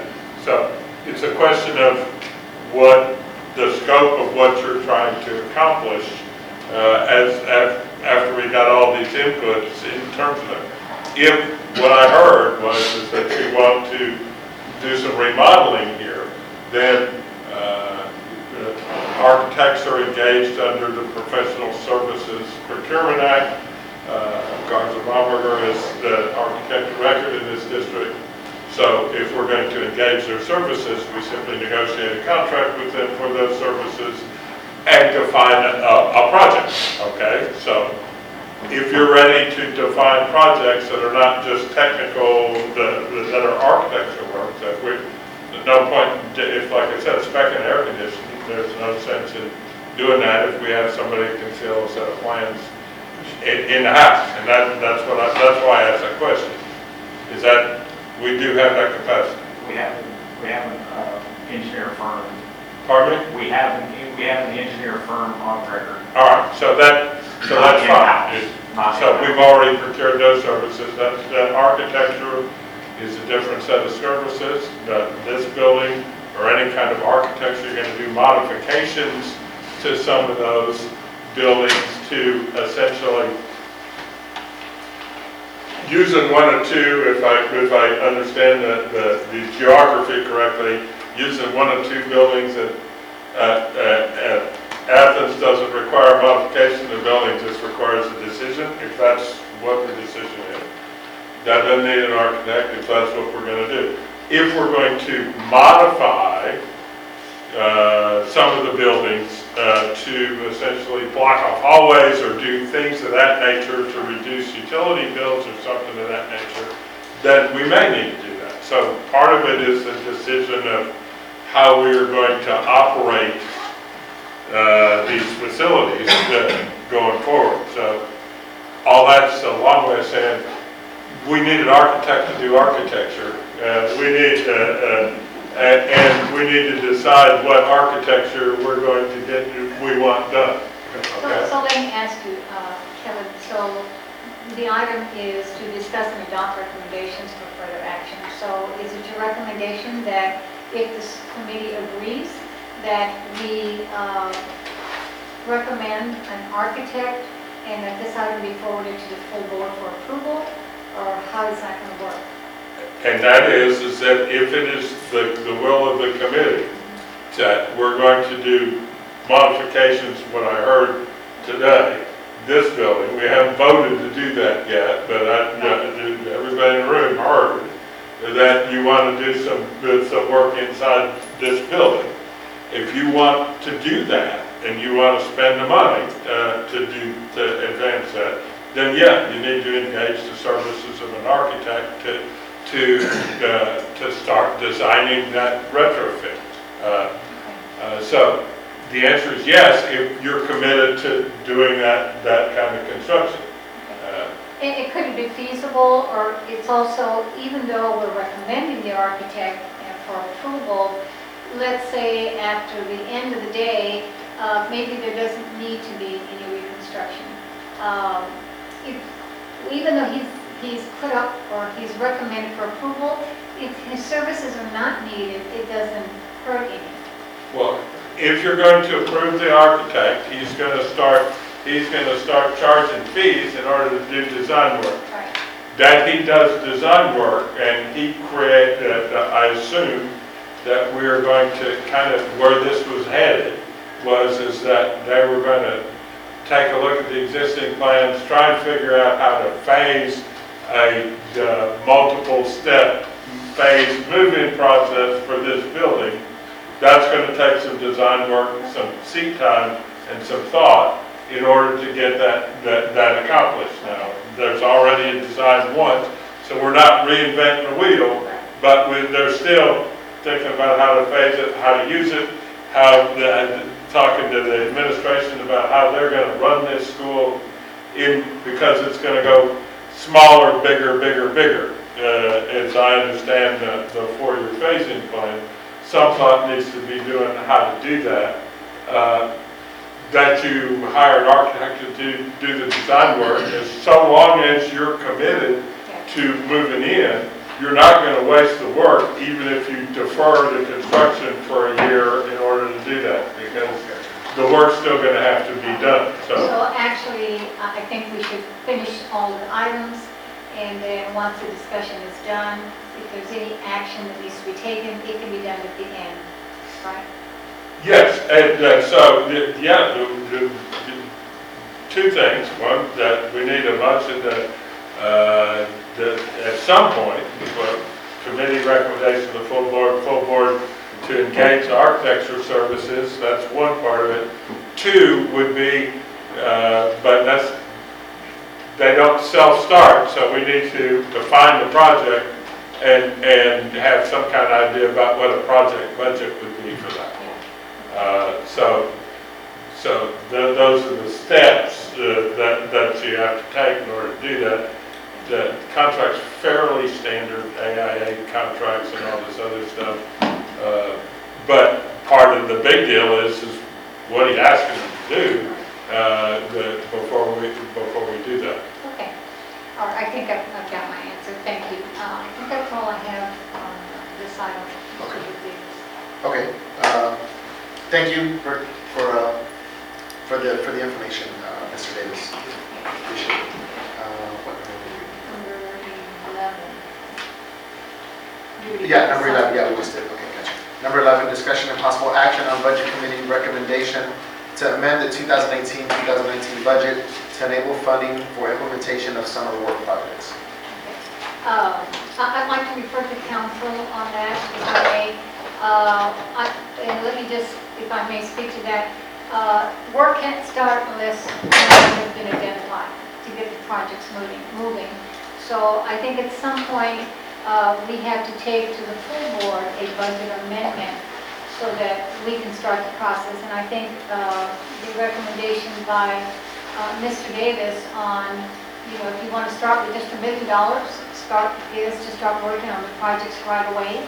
And then once that's concluded, or before it's concluded, we get a list of everything that's been done, where that money's been spent, especially for transparency purposes. And then we allocate, or we recommend another $1 million. And more projects get done, until they're all done. But I think at some point, we'll have to make a budget amendment to present to the full board so that we can identify the funds and where the funds are going to come from to do the pre-opening of the schools. So I'd like to just, if we could continue on, and then at the end of the meeting, as well as to engage an architect, I will probably be making a motion then to amend the budget at that time. So I have a question on that. As far as Mr. Davis spoke to the superintendent, I'm sorry. Okay, did you want to add? No. Oh, okay. You said we need to approve the construction method, which we did at some point, but we have to do the design first. If we're going to do these projects, we need to probably at the next meeting authorize however you intend to bid that out as the construction method on these, at the next board meeting. So my question was, Mr. Davis talked about having the superintendent and staff authorize, sign the checks, I guess, quote unquote, to get to pay for the work. So the budget committee, 2018, 2019, 2020 budget, can we, well, I would like to, see, like Mr. Davis spoke to, transparency, where's the money, because that's all, another elephant in the room is a lot of eyes on what we're doing here, right? So from a budget committee standpoint, can we have oversight into how where the expenditures are going, and how, as detailed as that might be, so that way we're in the know, we're informed. Sure. Absolutely. Okay. Would that be in the form of a motion, or how would we do that? That you want to have oversight, you just want to have, request the staff to do, every time the budget committee meets, to do an update on the status of the projects. Yeah, Just get a report every time they meet. Just like a monthly instruction. As the staff, and have that presentation to the board as well. Just have the budget committee and just give a presentation. Right, so if we go through it as the architect recommended, where we have the flexibility to pay for the change orders or whatever the services, then we will be bringing monthly updates to you folks, as to say, hey, this is where all the expenses have been, this is what has been approved, this is the status of work, and the completion of work. So that's what we would be offering to you. Okay. Is that what you're looking for? Yes, sir. And then eventually that would lead to, we need more money, right? So then we would what Ms. Pyle talked about, bringing it into the board again, saying we need more money to keep going. So. Architect wants to. We can, and we do this with most of our clients, we can sit down with your staff every 2 weeks and show you exactly what the job is as far as schedule and where all the money's gone, and show you all the accounts. I've got a full-time person who does nothing but project accounting, and we meet with you every 2 weeks to keep you up to date that way too. So there's never a surprise. You can hire a construction manager risk prior to the completion of the project. Sure. Oh, yeah, we would have to. I mean, we would have to hire that person almost immediately. And all we have to tell him when we hire him is the anticipated scope of the work. And we can say 2 million, or another number if you like, but we just have to tell him our anticipated scope of the work so he can put his numbers on something. And we'd have to get him on almost immediately. And that would be the person We who won't would be be bringing bringing. it, I give reports. Yeah, and so when you get the CMA and the architect and the administration together, those reports are generated constantly. Yeah. It's not monthly, it's daily. Yeah, but we sit down and go with our clients every 2 weeks so they know what the job is. It's always easier if the client has confidence. Right. They can't have confidence if they can't see the numbers offline. Right, right. And we want to be accountable for that, you know, how we're doing this, so. And my other recommendation would be that you let the architect bring you CMA candidates. Oh, we'll advertise it. We'll advertise it, we'll score them, we'll go through the typical routine. And in the scoring process, hopefully the green comes to the top. And we'll make a recommendation in a second, and the board gets to make the final decision. But instead of the district trying to do that, Yeah, the architect. yes, they have enough to do with it. Have the I think the architect. more that we can allow them to do the work and not have to burden the staff so much, I think that's going to make things useful. And they have other more important things they need to deal with. They can handle more of the 2 renovations, air conditioning, and paint jobs and all that. Because it is absolutely correct that as long as you're not physically changing the building, I don't need to be there. If it's paint. On the other hand, if you want my interior designer to help out, more than happy to contribute so you can pick paint colors and do some prettying up stuff. However we can help. That's not a problem. On the other hand, we don't want to do anything that you can do in-house because you're going to get more done if you do it in-house. And then you have to go through things. And I'm good with things. And one other thing is, I know we're going to get a report from administration and from the architect and the construction manager at risk. But I also would like to get a report from staff that is doing the make ready at the other 2 campuses as well. Because it's, you know, we need to know, okay, this week, this is what's going on, this is what we're working on, we're cleaning, we're changing the towel, this is how much it's going to cost us. Also be transparent and show a breakdown of everything that's being done and what the cost is, the related costs, as the work begins. So would that scope, so would the in-house stuff fall under CMA as well? Or would they work together to generate, or would they be 2 separate reports? No, so the in-house will be. Okay. And do we have specs on this, on the air conditioners? We got construction documents, we got drawings, we have construction documents, we got drawings, we got everything. Have we authorized the form of bidding? The construction, has the board done that? Yes. So that's ready to go out? We did that. All right. So what, we do not have an appropriation for that expense. That's what the budget, or do we? Remember you added in that element for the selection of it? So we can select, gave us the option to select as well as to give us the method, and then administration can select without needing to go forward again. And then, yeah, we just had, that was just that budget amendment, that table last month. Right, well, the budget's gonna look bigger because of just the nature of the insurance plan. We have to pay for it and then get reimbursed. The net's gonna be the same, but just the nature of replacement value insurance claims. So I just wanna make sure the money's there, that if you're ready to go, that there's an appropriation out there to cover that so we can get started. Right. Right, yeah. This is not as important as what they're talking about, but we approve processes and procedures for a finance committee. We're morphing into a finance and construction committee. Okay. So Kevin will, and maybe us, but somebody will bring you some new procedures. Okay. to Okay. More legitimizable. Okay. So that, if we're ready to go, we should go on that in terms of what's up there. So I'm just trying to make sure that on that budget, that's an 18-19 Amendment, right.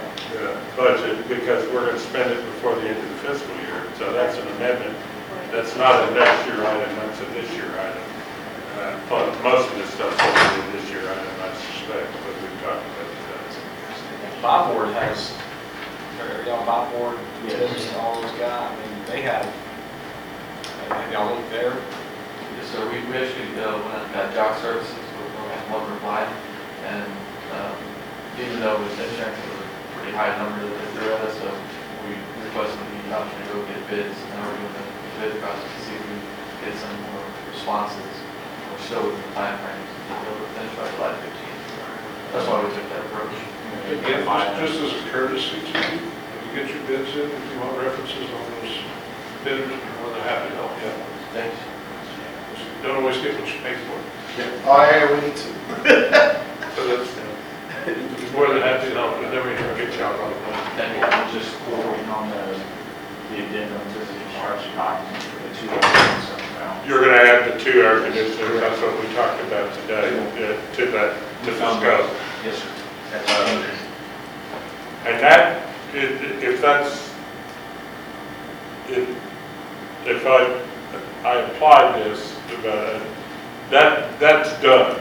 In other words, given the footprint that you think that we're gonna need to operate that school, that HVAC contract should take care of that, the air quality in that building. We gotta do a little testing and a few other things, but basically, those are the units we need. So that's done and set aside in terms of what that is. Just to try to keep the task list. Well, and to go along with that, sir, that's what's preventing us from being able to lock in on the remediation. We don't want to go in and remediate when we don't have functioning HVAC unit, correct? Okay, yeah, there's some stuff that coming out at the back end of that, but we bought the hardware. We're gonna have to test it out. You gotta do all the stuff that, once you do installation, but we bought all, this is all the hardware that we're gonna need, that we know about. Okay? The engineers have got they're working on the addendum for the drawings now, so.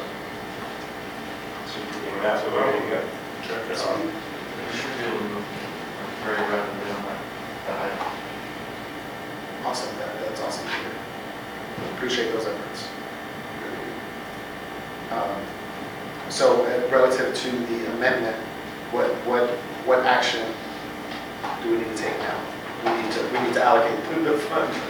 I'm bringing that budget amendment back to you at the board meeting. Oh, I just couldn't explain it the way. yes, ma'am. Yes. It was a pretty That's what I was intense- trying to say, that's why it was over Right. that amount. Right. Okay. All right. Okay, so does that take care of number 11? So I think, yes. I would recommend that you recommend an amount. Yes, I think I made a note of what needs to be recommended, so at the end, I've got, like, so far I have 4 things that need to be presented to the full board as a recommendation. Yes. Okay, so that will take us into item number 12, discussion and possible action to adopt recommendations for timelines and action steps necessary to reopen schools. Did we, Do we have any timelines, Dr. Flores, or are there any timelines? or- We've been working with the recommended timelines that Mo Casey presented. So that's kind of the guideline that we've been using to try to move these pieces. Is there like a breakdown, like, okay, May, we're going to do this, June, we're going to do this, July, we're going to do this? It was this document that they provided us last. Oh, okay, Oh, okay, that's what gotcha. you're working And on. that was all, but we that's the basically project plan? had the group together and we divvied out everybody's responsibility, so there's a name associated there. There's some that have already passed. Right, there's some operational aspects, as far as like appointment of a principal, that was on there, it's April 1st, but it is coming on. Oh, gotcha. If we need to work with you on modifying that, you're happy to do that. Yeah, we're really, for anything that's like staff related, we're trying to get over testing first before we, right now, this is the 10th hour, the 12th hour, so we're ready to take our business first, Yes, sir. academically, and then Yes, sir. afterwards we'll start talking. Yeah. No, I hear you every day. I'm with the kids. I pick up the boys. I'm like, where'd y'all go over today? Yeah. On the other end, Tennis. we've also made progress on security services to gather feedback from students, parents, and staff as to see, how many kids we want to permit to certain campuses to be open enrollment. So I know we've begun a conversation with K-12 inside, that's right. And so we're moving the needle on that. We're secure their services already. So they'll be working on those in their future as well. I spoke to Shelby and she said that she was going to personally take care of it. Very nice. which is the second charge in the United States. Oh, wow. Awesome. Okay, great. Anything else on this item? Is this where you want to make your recommendations or at the end? No, I think. Okay. All right, so that was number 12. 13, discussion and possible committee action to adopt recommendations to the full board of trustees with respect to the reopening of the schools for the 2019-2020 academic year.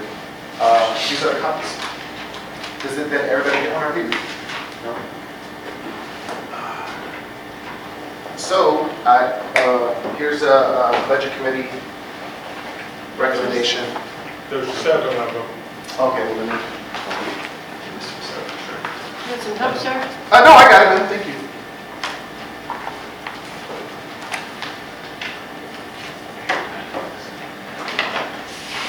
Thanks, sir.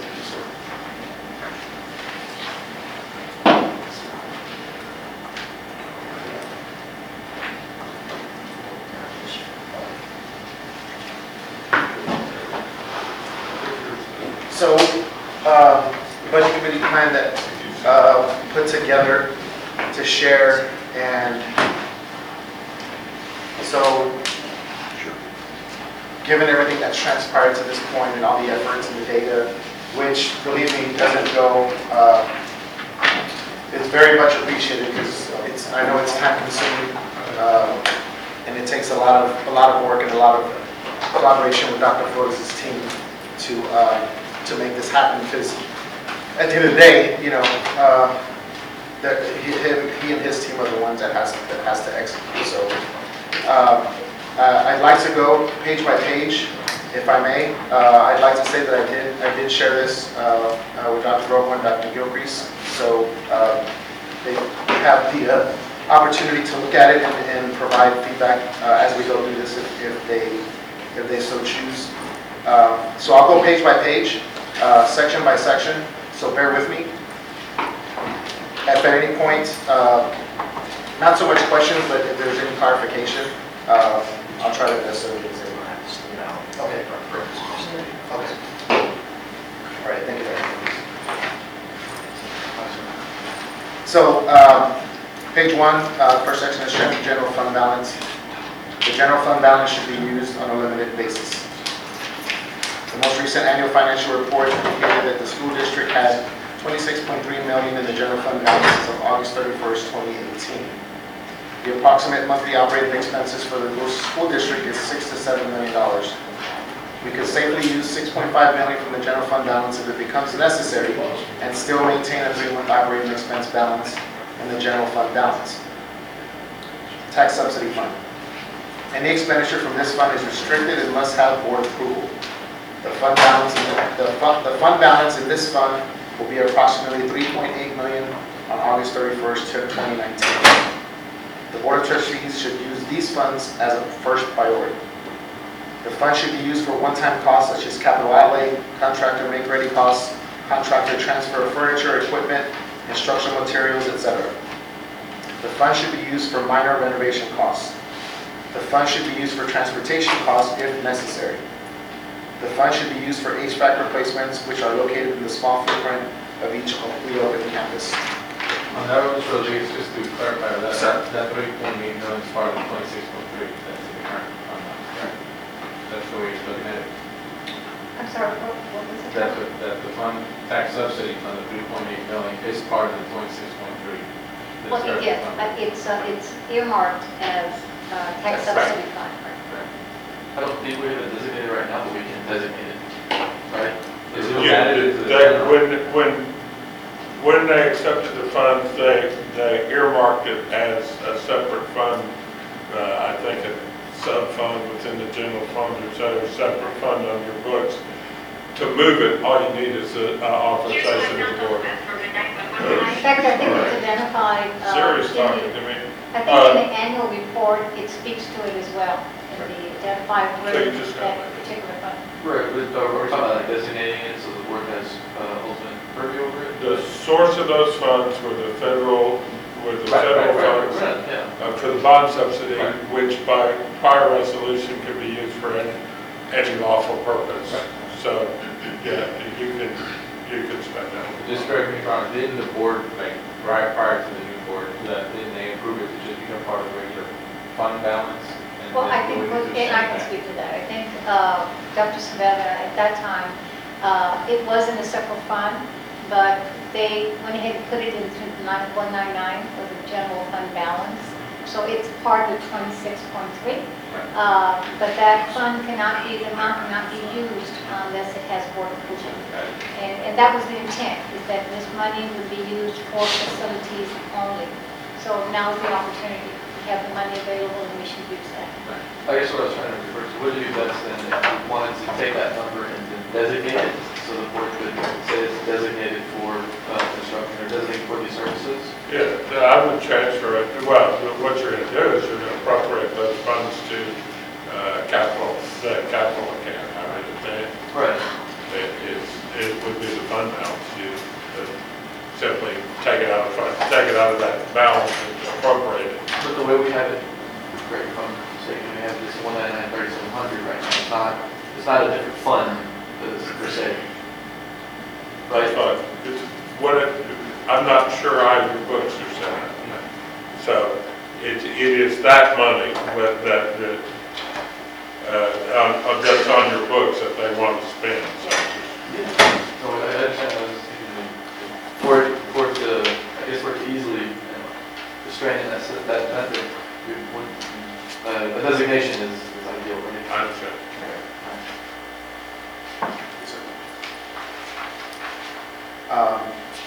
Okay. Food service fund. The school district has a good history of having a healthy fund balance. In this fund, the school district can safely use approximately $500,000 from the fund balance to use in the reopening of schools. The school district should use these funds for cafeteria equipment, tables and chairs, and other cafeteria-related expenses as necessary. Workers' compensation fund. The school district has a good history of having a healthy fund balance in this fund. The school district can safely use approximately $500,000 from the fund balance to use in the reopening of schools. The Board of Trustees should transfer these funds to the General Fund 199 to assist in additional staffing costs as recommended in this committee plan. 2018-2019 budget end of year fund balance. The school district should realize a surplus of at least $1 million on August 31st, 2019. The Board of Trustees should transfer these funds into the General Fund 199 to assist in additional staffing costs as recommended in the committee plan. So we'll go with the plant utilization considerations for Athens Elementary on a small footprint.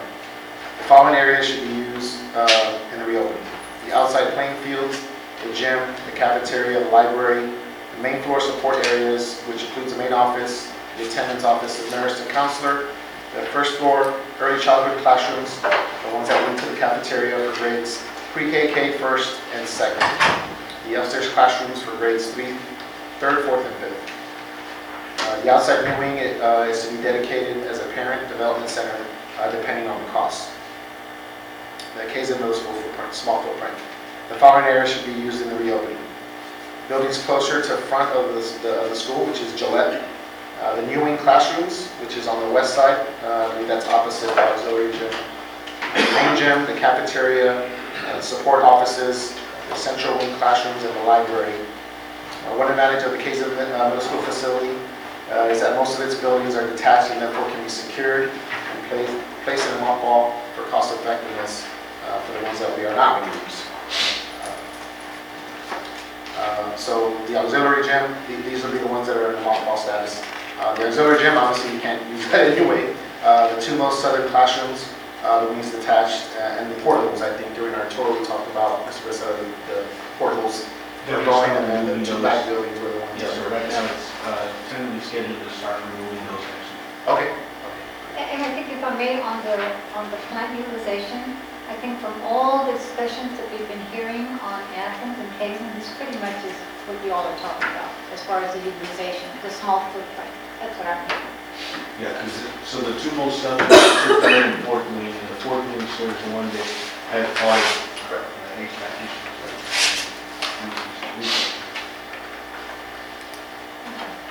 Okay, for West Campus High School on a smaller footprint, The following areas should be used in the reopening: the staff cafe, the auditorium, the boardroom, the detached science building, the offices, the boardroom level, Cubicle City.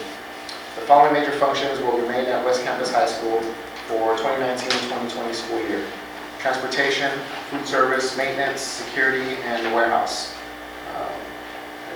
The classroom availability concept is as follows. The staff cafe will be transformed into the student cafeteria. Additional tables and chairs can be acquired and placed in the immediate area of the staff cafe. For example, in the space between the stair landing and the staff cafe. I think we discussed that earlier during the tour. There should be two lunch periods. Additional kitchen equipment will probably have to be acquired, but I think initially we were downstairs and there was a kitchen and they were talking about. Yeah, We won't do that, right? The superintendent should consult with the food service director to ascertain if the food service fund can be used for these purchases. The detached science building would be used for biology, chemistry, and other science-related subjects. Necessary hookups are still available. The auditorium would be transformed into the gym. I believe Dr. Kilcrease talked about that, and Mr. Schumann, I believe, for the boys and the girls PE. The boardroom will be transformed into a classroom suited for theater arts, speech, and drama. The offices at the boardroom level will be used for the principal, assistant principal, nurse, campus secretary, attendance clerk, counselor, and the academic coach. The Cubicle City areas will be used as classrooms. Once the departments have been transferred to the Olivares complex, portable room dividers will be purchased to establish individual classrooms. The room 261 area should be considered for the library. Shelving will have to be acquired and other library accessories. A startup library book inventory must come from Southside High School. I think we talked about that in previous meetings about the library stuff. Additional library books may be considered by the board upon the recommendation by the superintendent. If I may interject here, Yes, ma'am. I know that there's a room identified for library, but I think if I heard correctly, Mr. Davis, you had also said there's an area also you suggested for library Part of the cubicle city, over here. yeah, they make a new library. We wouldn't have to do library for it. The Olivares complex on the smaller footprint. The first and second floor of the main building can be used for the Cubicle City departments and other support areas. The new wing on the west side can be used for the alternative school. So I think we've all went over a handful of times this the timeline, but I'll just go ahead and go down the line here. For Athens and Kazan, April 15th to the 30th, make assessment of smaller footprint areas at Athens and Kazan. May 1st through 15th, make informal contractor bids for make-ready needs for Athens and Kazan. That same time frame, May 1st through 15th, administration initiates RFPs to expedite the purchase of those items that will be required to reopen Athens and Kazan's painters, electrical, HVAC, plumbing, and I think Mr. Bissetta spoke to, and Mr. Bissetta, but some of that stuff is already in motion. May 15th through the 31st, the contractor selected and make-ready work begins at Athens and Kazan. The same timeline, May 15th through 31st, make informal bids for moving contractors for student teacher furniture, equipment, instructional materials, etc. from Price and Carrillo moved to Athens.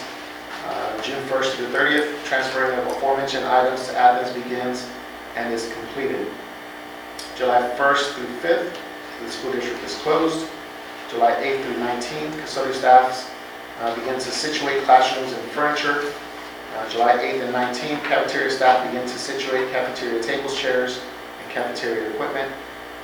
July 22nd through August 2nd, principals and support staff make final adjustments to facilities and prepare classrooms and support functions. For the Olivares complex, make-ready timeline, April 15th through 30th. We now know Mr. O'Hannon's update, they may need another week or so, about a week. So make assessment of the entire complex at the former Olivares Elementary to include the HVAC, plumbing, electrical, IT, and minor renovations. So May 1st through 15th, initiate informal contractor make-ready bids for needs at the Olivares complex. May 15th through 30th, contractor selected and make-ready work begins. June 1st through 15th, the work completed at Olivares complex. June 17th and 19th through 19th, first cubicle department from administrative offices is packed, transferred, and resituated at the Olivares complex. June 20th through 21st, second cubicle department from administrative offices is transferred and resituated at the Olivares complex. June 24th through 26th, the third cubicle department from administrative offices is transferred and resituated at the Olivares Complex. June 27th and 28th, final cubicle departments from administrative offices is transferred and resituated at the Olivares Complex. Make ready timeline for West Campus High School. June 1st through 15th, make assessments of the small footprint areas to be used, identify what modifications are required, identify contractor make ready task, secure informal bids. June 16th through the 30th, purchase necessary equipment, instructional materials, and other capital outlay items required to be open at West Campus High School. June 17th through 28th, selected administrative departments have completed their transfer to the Olivares Complex. July 1st through the 31st, even though the school district is closed the first week, July 1st through 5th, the contractor work begins. All tasks are completed by July 31st. The next is the administrative and support staffing. We'll start with Athens Elementary. One principal, one assistant principal, one counselor, one academic coach, one librarian, one nurse. Principal, assistant principal, and academic coach should be filled from existing positions. These positions should come from function 41 or 21. The school district has not been able to close a gap in our financial rating, specifically the administrative cost ratio. And I think we talked about seizing that opportunity to work on that. If these positions are not presently authorized in this year's budget, the superintendent needs to get board approval for these positions. If authorization is not problematic and the superintendent insists on filling these positions from the outside or promote from within, the board has a prerogative to eliminate positions from the current budget. If there are no authorized positions for counselor, librarian, or nurse in the current budget, the board should approve these additional positions. This will allow the superintendent to advertise and fill those positions. It's going to be the same for Kaizen Middle School. We'll just require one more academic coach. Everything else is the same. West Campus High School will require a principal, one assistant principal, an academic coach, one nurse, one librarian, and one counselor. The principal designates for Athens, Kaizen, and West Campus High School should be identified and selected by May 1st, 2019. Hopefully these individuals will be assigned from within the organization. Therefore, these individuals will have to wear two hats until the replacements are identified. Principal designates will be able to supervise the reopening of their schools. Non-professional support. First is Athens, one campus secretary, one attendance clerk, one computer lab aide, one PE aide, and 3 custodians. These positions are new hires that will be advertised and selected by HR and the principal. The principal for campus. The paraprofessionals, spec ed, bilingual pre-kinder, bilingual pre-K, Head Start, and at-risk para must be transferred from Price and Carrillo as appropriate. After the adjustments, if it is determined that some of the above paraprofessionals must be new hires, the superintendent must bring those budget authorizations to the board. The cafeteria, perhaps one cafeteria worker from Price and Carrillo can be assigned to Athens. If not, a new hire budget authorization must be approved by the board. The superintendent should consult with food service director to ascertain whether these salaries can be dedicated from the food service fund.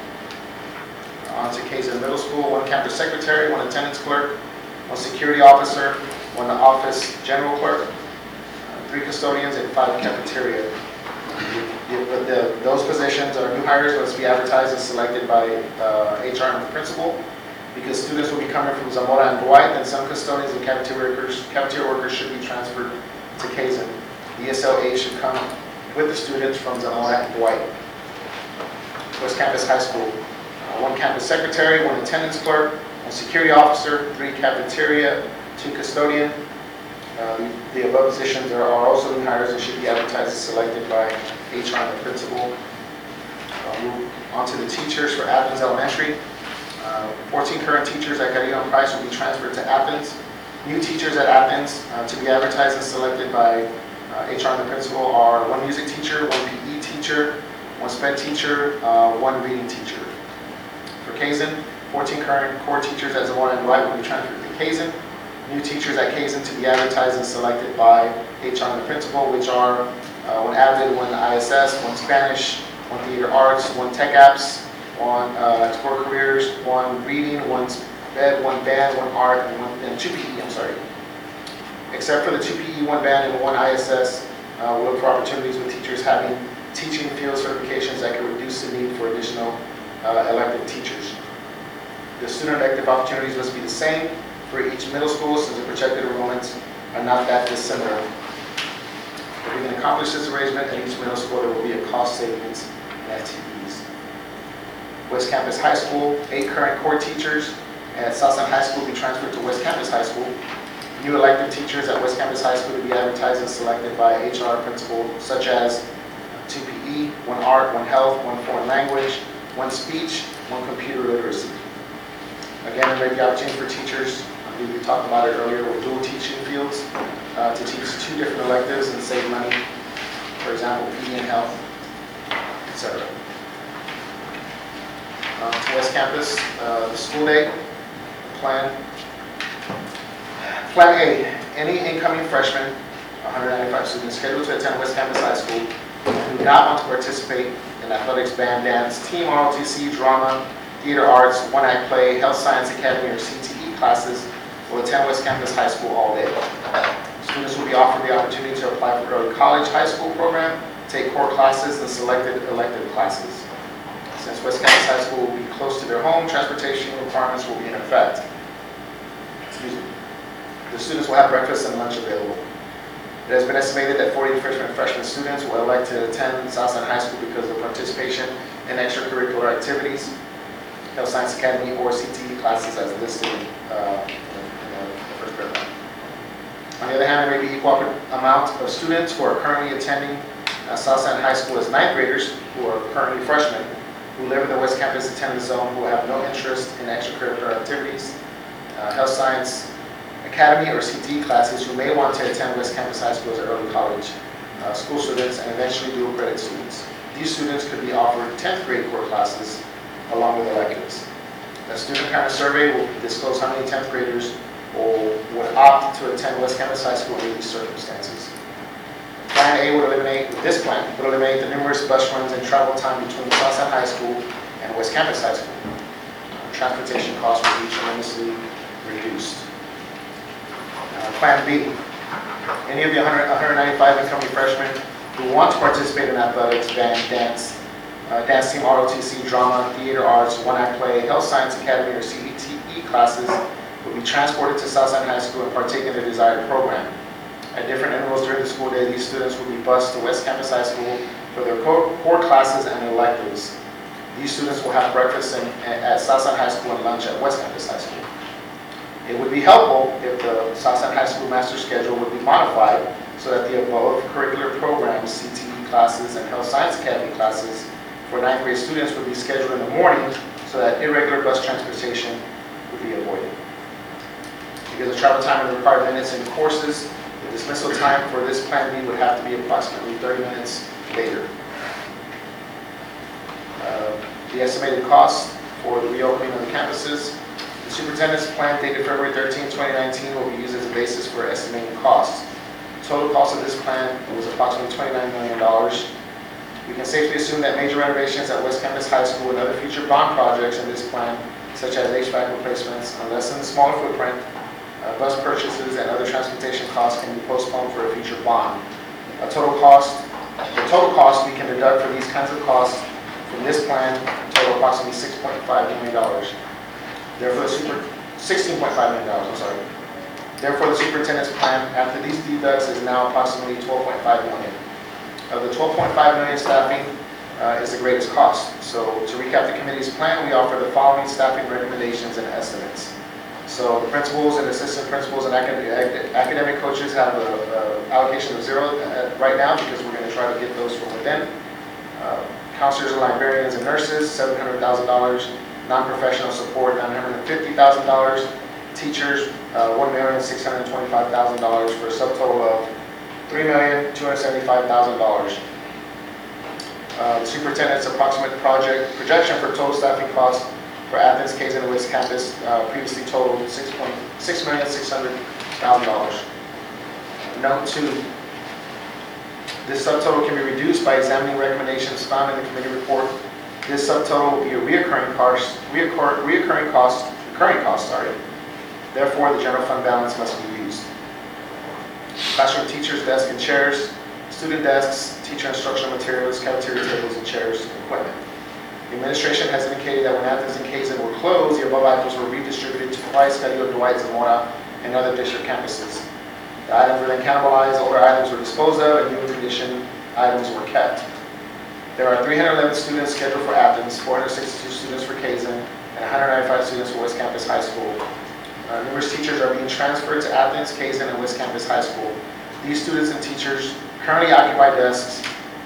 Therefore, when the students and teachers move to Athens, Kazin, and West Campus High School, they will take these items with them. It just makes sense. This transfer of property will considerably reduce costs initially projected in the superintendent's plan. The superintendent's plan just for classroom furniture was $984,750.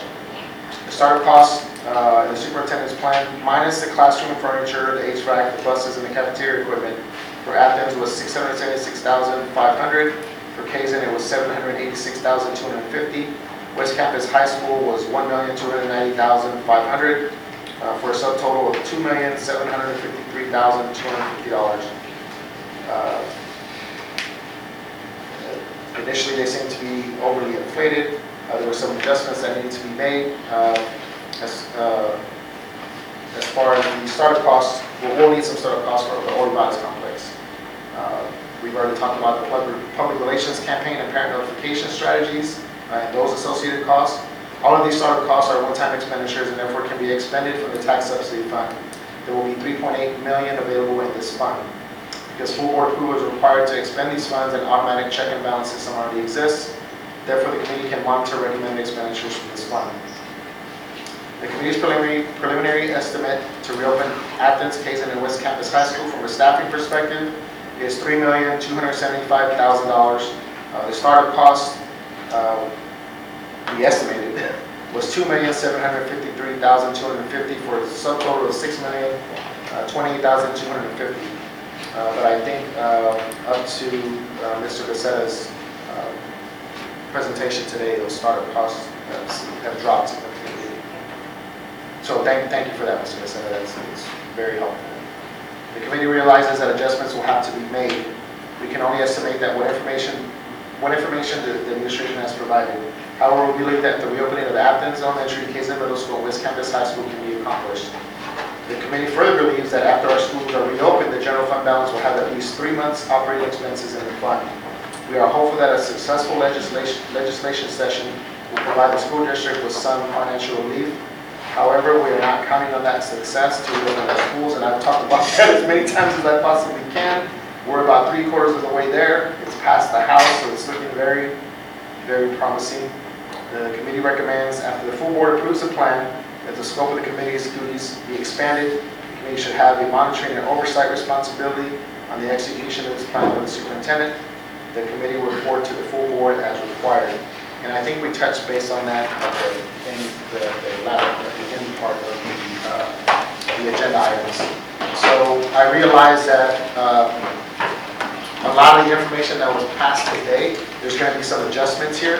There'll be some adjustments with staffing, but from a committee perspective, we feel that using the tax subsidy fund and breaking that down by one-time costs and then the staffing costs, we feel that it is doable.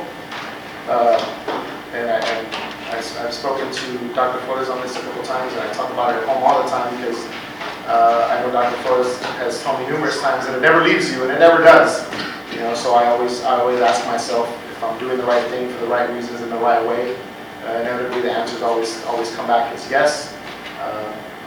I always use the genesis of I, right? If we want to use the LSG framework, and absolutely, every day. And talking with Dr. Groko and Dr. Gilchrist this morning, they certainly gave me some ideas, because I always want to evolve, and it's you know, when we talk the LSG framework, it's continuous. You always want to look at yourself first and replay that tape and see how you can get better. I know a lot of times, and I was probably displayed it today, some, we tend to get passionate about what we're doing, and because what we're doing is important. It never leaves my mind, and I wholeheartedly believe that we have the right team in place.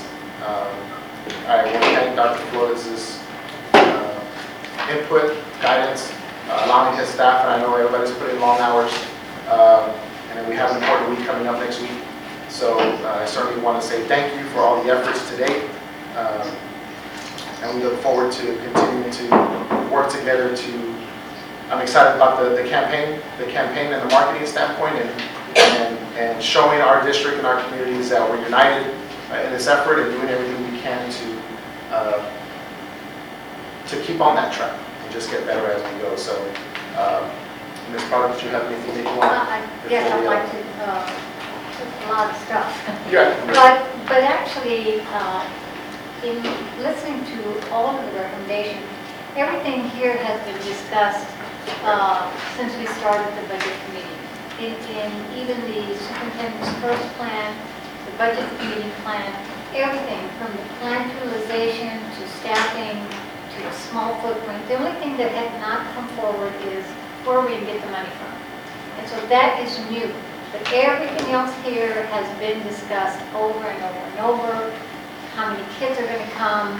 What do we need as far as equipment, facilities? What are we going to use? There's a small print. So nothing really here is new. Now, the other thing that I think a decision needs to be made, it looks like there's a proposal for either the Plan A or Right, for the West Plan Campus. A and B for West Campus. Right. I want to ask Dr. Flores a question on that. Dr. Flores, in your opinion, of the two plans, which one is the least costly plan, the A or B?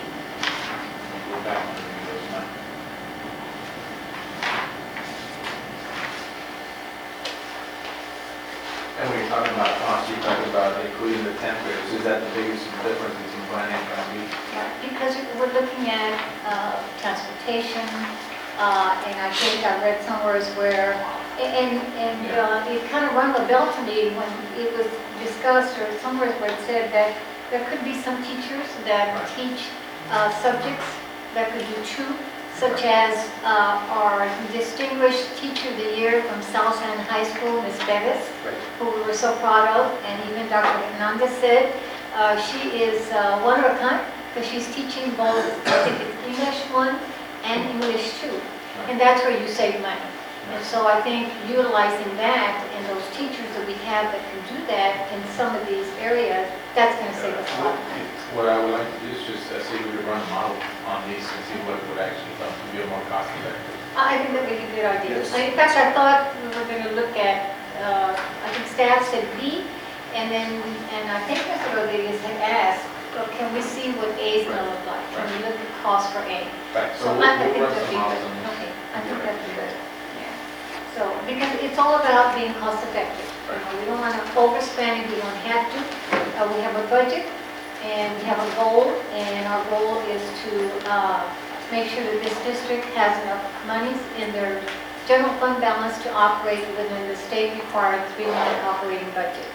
And I think with everything we've heard, Mr. Becerra's done an excellent job in trying to save us money. I think we're going to be A-okay. In fact, we may even still have more than 3-month operating if we get this all done efficiently. So the only thing I have is, I guess at this time, there's a lot of motions and recommendations that need to be made to go forward to the full board. So my first recommendation, or my motion will be, I make a motion that we approve, or I make a motion to adopt the recommendation to the full board of trustees with respect to reopening of schools for 2019-2020 academic year as presented by the budget committee. Ms. Motion has made Ms. Prado has made a motion to the budget committee to present the plan. I second it. All those in favor? Aye. Okay, motion passes.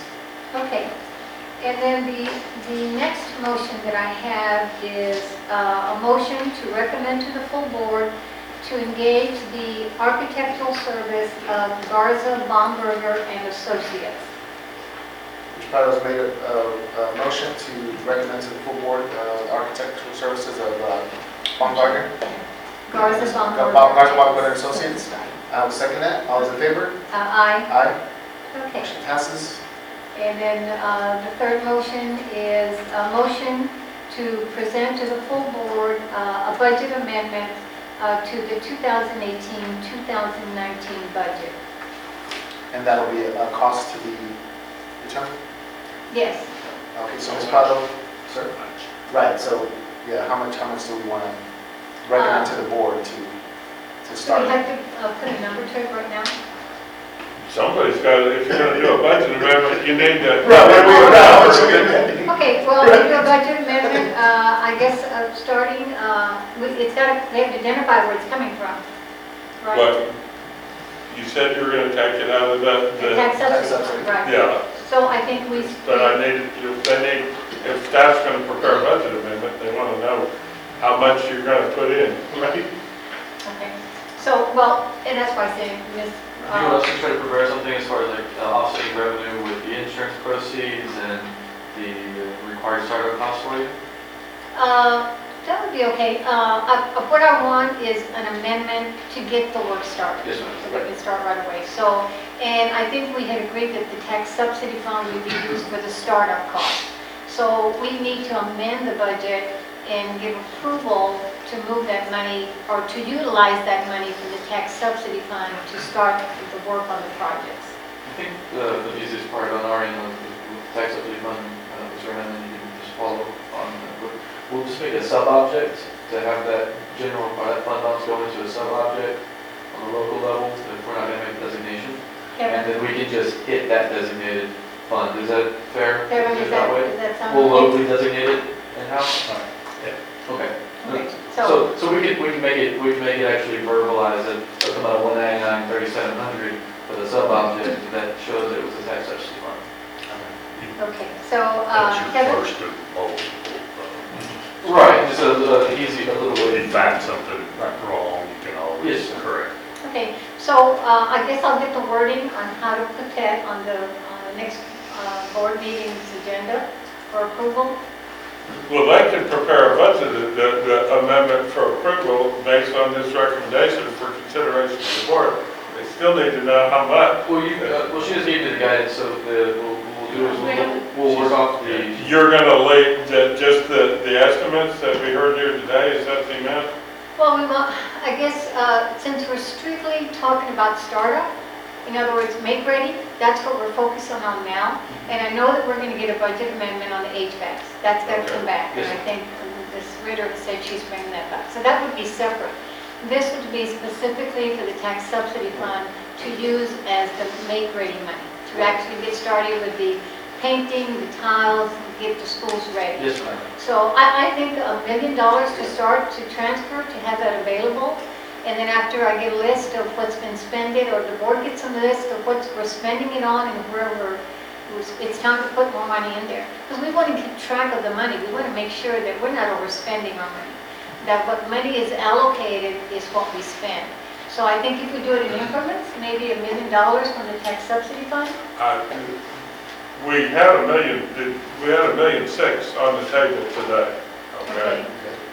Now, we're gonna get reimbursed some of that from this, but remember what I said, which is you have to pay for it and then get reimbursed. Right. So I would suggest that we at least cover the numbers that were put out Yeah, I think that's right. by staff today with so respect to the number. I think that, but just the way we look at it, that's an occur. We'll bring that as one element and the other as another element. And we'll designate it differently, and then we'll also Is that because there's soft costs for the engineer and all that? Did that number include the soft costs? No. Then I'd go a little over it. We'll try to add a little more in there for those elements, but we'll also bring you the other side, such as like the 240. We didn't fund, budget for those stable acquisitions coming into their fund balance. So we can bring you all those additional spots by the next. Please don't be afraid to put a little contingency Yeah. on all these things. That holds up work a lot of times if you're absolutely requiring people to have authorization before they do work. You've got to have that contingency. And they process to approve you. So these are the elements in terms of trying to get all of this stuff done. In order to put this bid out, in terms of that, We need to select the method of construction. We need to appropriate the funds because we're about to obligate those funds as soon as we accept that bid. I like to have the money appropriated before we put out the bid, so that we can cover it and enter into the contract. Then we do that, remember, we're gonna overspend because of the nature of the insurance reimbursement, and then we're gonna get reimbursed back. So the expenditure will be the full amount, but then we can replace some of those funds with the insurance proceeds. So net's gonna be less than the gross, but we still have to appropriate the gross because we gotta pay the contract. Right, we gotta get going, right? So then, so if we can do that, we've got the design work, is what y'all said, and all that. So we can get out on this, a bid out on the street and get started on this. Okay, So- so then let me, if I could then, Dr. Flores, if you could come up with a budget amendment that includes the tax subsidy fund. That has, I think it's got to be a different one. That specifically has to be board approval. So you may end up with two amendments of the tax subsidy fund and an amendment that you all are going to be proposing. We'll design something for you Okay. that will designate it for you. Okay, all right. Does that sound all right, Kevin? Yeah, as long as I get enough money to cover the contract. I'm just trying to get enough money Yeah. to cover the contract. Yeah, I think what Kevin's saying is that we need to, And to get y'all authorized, before they commit the district Right. to the expenditure, I want to have the money there Right. that they commit. right, right. So we But you can need to maybe say start that's like amending to the tax technical. subsidy fund. Huh? So. They can bring that back, that's fine, they can make that calculation, bring it back. Okay, all right. It doesn't look nice. And then we can review it at the agenda review meeting, so we can clarify that. Okay, all right, so then we already know what we're going to do for the, staff is going to come back with a budget amendment for the next board meeting. And then my other motion is to, that's the amendment, we've got the architect. Did I do the architect, to engage the architect already? Did I make a motion to Yes. that? Yes. Okay, so that's two, and then the other is to, I make a motion that we approve the construction manager at risk as our construction method. For which project? Yeah, it's construction manager at risk process. That's For which project? For which project? I think they were gonna do competitive seal proposals on air conditioning. CSP, the HVAC system. Are you talking about any architecture This will recommendations probably be for West Campus for then. this job? Yeah. Is that correct, Mr. Davis? Okay. All right, construction manager at risk process for the West Campus High School project. Ms. Powell's made a motion to Well, recognize. as long as you're there, make a recommendation so we can get this done to do competitive seal proposals for the air conditioning projects, so we can get that. We did that. done. Everybody did it. Have we done that? All right, okay. This one specifically for West Campus, so Ms. Powell's got a motion for a CMA for the CSP, I'm reading it now, for West Campus High School. Right. I'll second that, all those in favor? Aye. Aye. Motion passes. Okay. Did we add for the other two campuses for the facility survey cost? Pardon me? Did we add the other two campuses for the facility survey cost? Have we picked how we're gonna do this? Do we have designs? I'm not sure where we are. We don't have, we haven't conducted a facility assessment yet. Okay, so that'd be premature until y'all finish the assessment, is that correct? We can do that once we figure out what needs to be done, then let's figure out how we're gonna contract for it. Then, before we've got kind of general stuff, we don't have specifics. But we're coming in and doing like the facility survey for us on those campuses, Who you want to do it? the architect. Yeah, so maybe it should not just be limited to West Campus, it should be for all three projects. We've got the engineers on The our air actual conditioning jobs, done. but I'm saying, He's talking about the assessments for the water and the air we're quality. going to assess the entire. Just do it. Authorize us to enter a contract to do the design professional services as necessary to do the summer work. Then we can do individual agreements for what's done. Okay, I'm referring You're to- authorized us to enter into a contract, and we'll draft those at need. Yeah, the scope of the work can be defined after some background work. Yes, so let's just do that. Just authorize us to enter into a contract with them, and then we'll designate the project as we go. Okay. Enter into contract with whom? with Mr. Duke. So if you want a facilities assessment, we can do that. If you want I'm trying to get them selected so we can sit down and negotiate. It could just be described, enter the contract with regards to Baumberger for work as directed by the board. Okay, and I think that's what my You motion guys was. give me written direction for the scope you want to do later. Was to recommend to the full board to engage the architectural services of Barossa Baumberger and Associates. Yeah, that was the Does first. that cover everything? We're good, because already our. Yeah, we'll define, once we draft the contracts, we'll define What the the scope. services will be? Yeah, we'll define the services So I don't in need the another, contract documents, I yeah. don't need another item. That Again, covers we're trying to that. satisfy number one as far as we're done with that. On the timeline, it says priority one is facility assessment and preparation. Conduct an assessment of the buildings which have been out of use. Create and implement a corrective action plan to address items detected in the facility assessment. Responsible parties. But we've done some of it, and I don't want to do stuff, we need to go through and not do stuff twice. So the stuff. I just want to help you out, we've got a Yeah, hole he in said, which it we've was about, already he done. said pass through the budget. This is, Right. this So is it's not, that covers it. it's not a huge profit, so we're not really, Yeah, whatever Pretty you need much help the with. umbrella, and then you decide what comes underneath it. right, yeah. I think that's- I think Let's that's- make that flexibility as long as.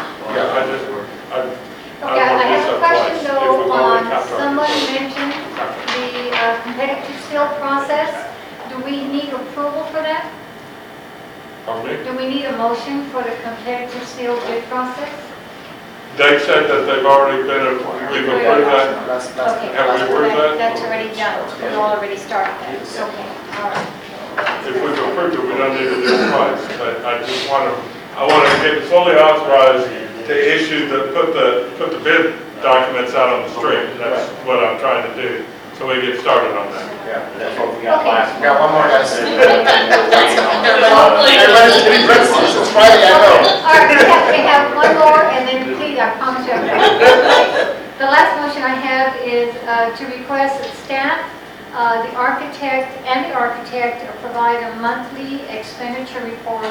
I'm sorry, staff, architect, and administration, a monthly expenditure report to be presented to the budget committee and full board. Ms. Pryor made a motion to request a monthly budget report to be presented to the full board. Expenditure report. I second it to the budget committee and to the full board. I'll second it. All those in favor? Aye. Aye. Motion passes. Is that? I think that's everything. So. Make sure to get everything out. Casey. Yep, I think that's it. Okay. Move to adjourn? Make a motion. Oh, yes, sir. I don't. There's some things, I took a shot in the dark Okay. and put an action plan together. Yes, sir. And as you should have, you made reasonable modifications to that plan today. Is it okay with you if we work together on notifying you, hey, we didn't do a corrective action? Well, I think, yeah, no, yes, sir, absolutely. And I think initially we understood it was going to be a living document that was. Okay. There might be some Oh, adjustments. we all understand that, because Right. I got to get these guys back. Yes, sir. Yes, sir. No, absolutely. Okay. Please do. All right. So move to adjourn. I make a motion to adjourn. A second, all in favor? Aye. Thanks to everybody. Happy Friday, folks.